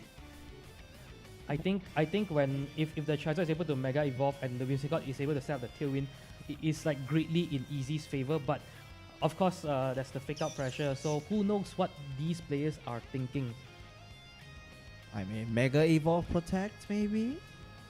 It could be the case, but straight up Heat Wave will do a lot of damage either way. Yeah, I do think Heat Wave will do a lot of damage, and we do see Ninetales switch out. Returns.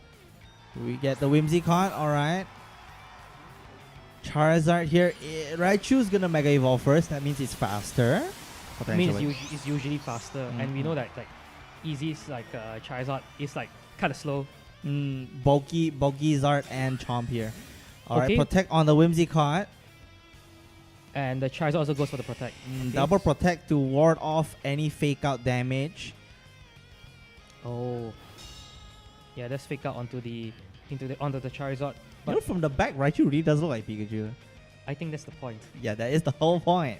Yeah, but right now, Azri's Raichu Y is gonna be quite prone to an encore by the opposing Whimsicott.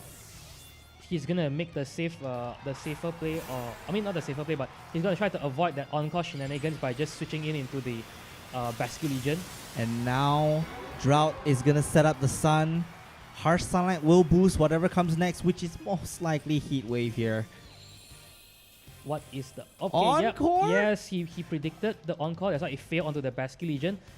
Okay, Tailwind coming out. And what is the Charizard gonna do? The Charizard is gonna go for Heat Wave. Right, Focus Sash is gonna help Whimsicott live one more hit here. Focus Sash triggers. Anything else that we need to take note of?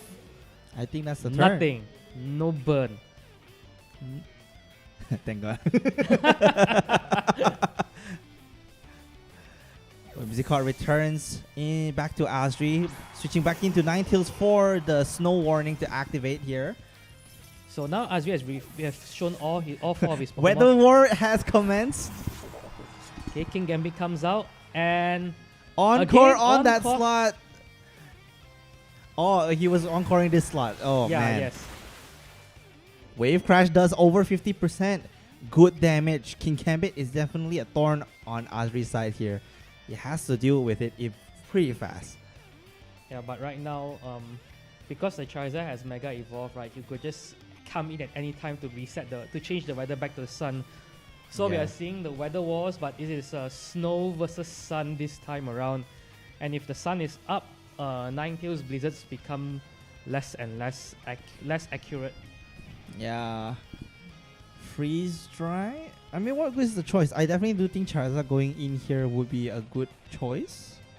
I mean, it's just a matter of when. I feel that this is a matter of when. But right now, the King Gambit is like being very threatening with the Sucker Punch pressure.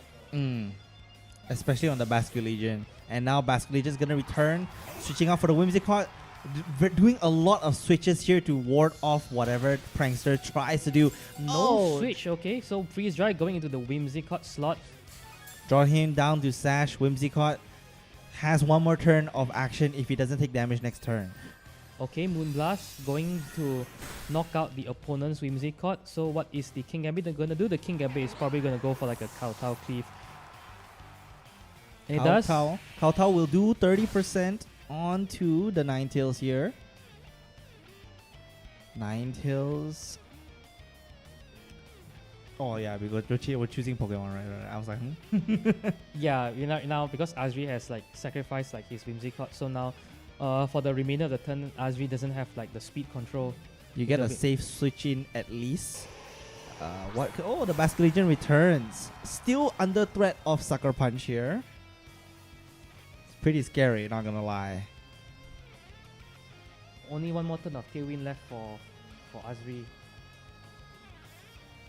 I do think that we might see like a Tailwind coming, but if Easy is able to like, that's assuming Easy is able to sell the Tailwind. If the Whimsicott is knocked out, then neither players will have like a speed control. I think there's a chance like putting out Basculegion here is like a mind play so that he can potentially switch, but I guess not. Gonna protect the King Gambit here. Aqua Jet. Aqua Jet is gonna knock out. That was a mad gamble. It's either he Sucker Punch, either he dies or he hits. No, because Sucker Punch wouldn't work. Because Aqua Jet, because the Basculegion is twice star, so it's faster. So Sucker Punch wouldn't work.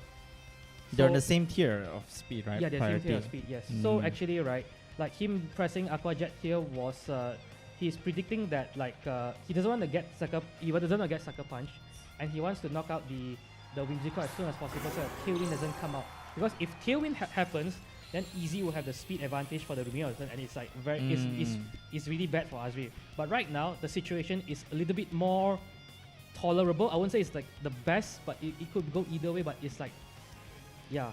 Yeah, with Sun out, Charizard is in very much in favor here. Basculegion can't do too much damage on the Zard here, only 22%. And 90 is just gonna go for the it goes for the Encore. King Gambit's now a dead rock on the field.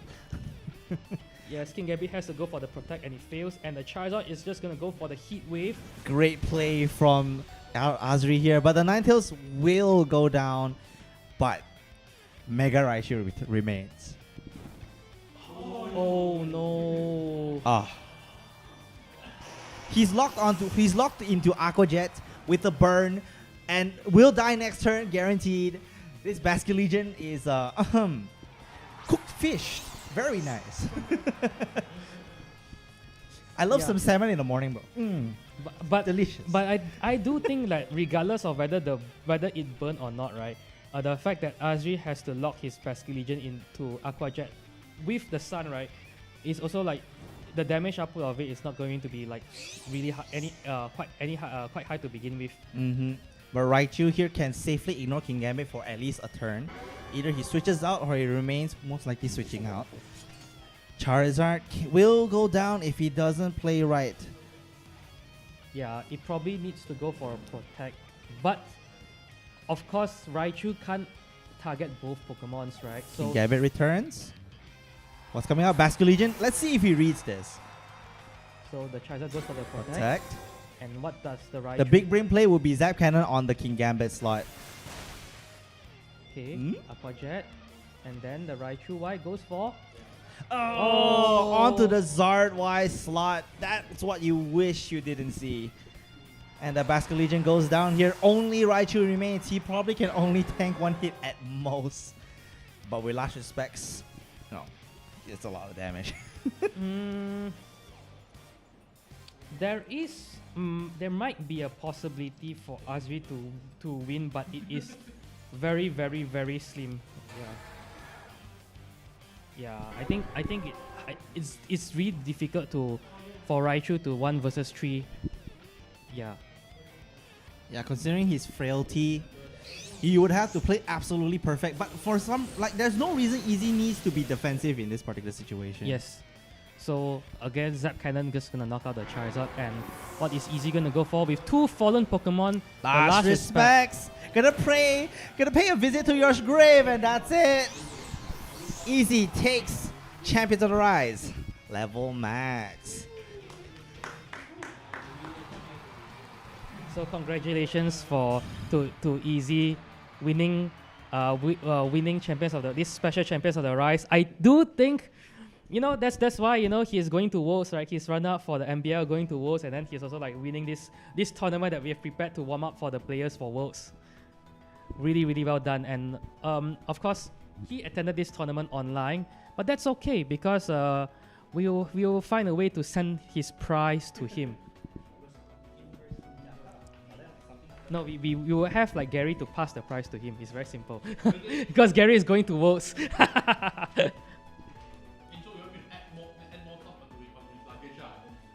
Yes, of course. I mean, like, I could always courier, but courier costs money. Asking you doesn't cost money. I think he has a brother staying here, like, can pass to his mother here. Oh yeah, that works as well.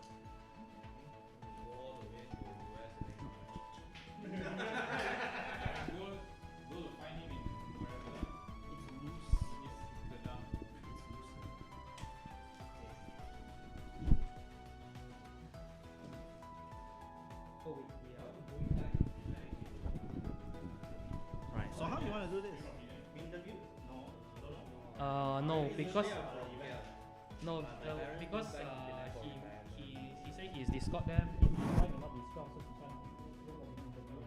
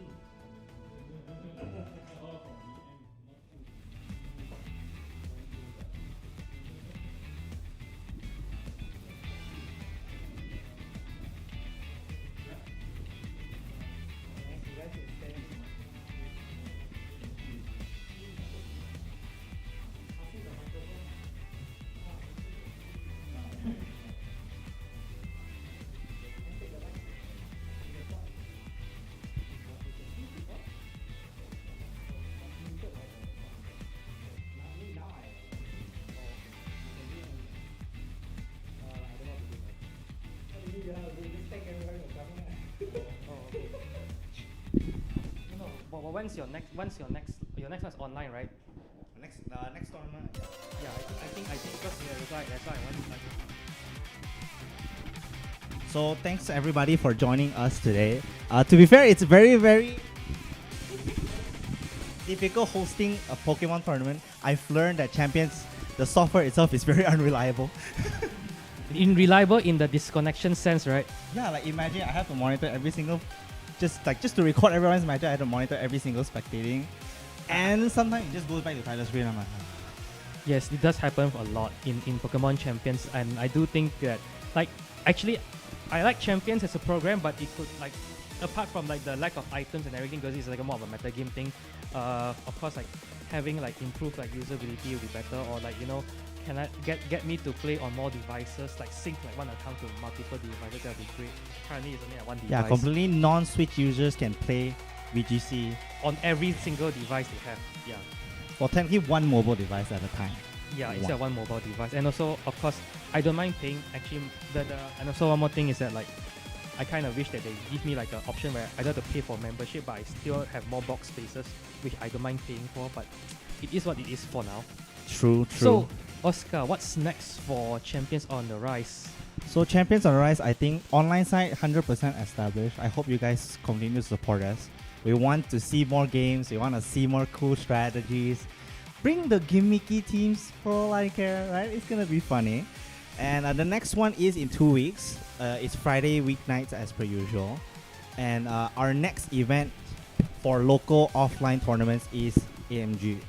So Animangaki for Offstage has been hosting Animangaki for the past few years now, specifically for Smash. But Champions comes out, I think it's a good opportunity to give more events for the local community, for Pokemon especially, right? That is correct. The only thing is that the players who are going to the Pokemon World Championship can't go for any Mangaki because it's on the same weekend. So poor World competitor player. But there's good news for people who don't play at Worlds, because that means that if you're good, if you're a strong player and you don't have to and you can't compete in Worlds, you might be able to win some cash prizes in any Mangaki. Might. Yeah, Because so- you know, there's an element of luck. You might lose, you know, due to luck. Well, I can straight announce the prizes, right? Cash prize 250 ringgit split between top 3. We have medals for everybody, for top 3 specifically. And if we're lucky with sponsors, we can get more gift prizes as well. So if anybody wants to support us or wants to just straight join us, we're live, actually gonna be live from Anime Magaki, so you can just watch from home.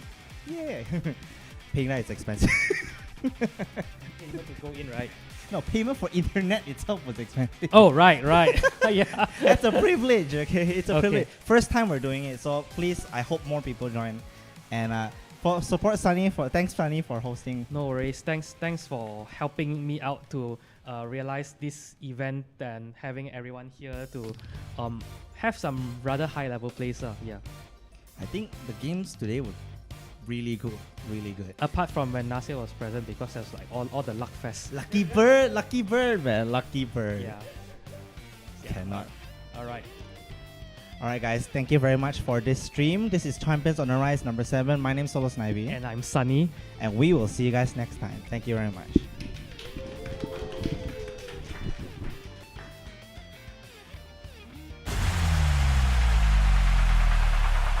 Hydro Pump? Oh, of course you miss. Of course you never miss. I use Hydro Pump. It never hit. Oh no. Critical hit in a critical situation and the flinch. His VGC.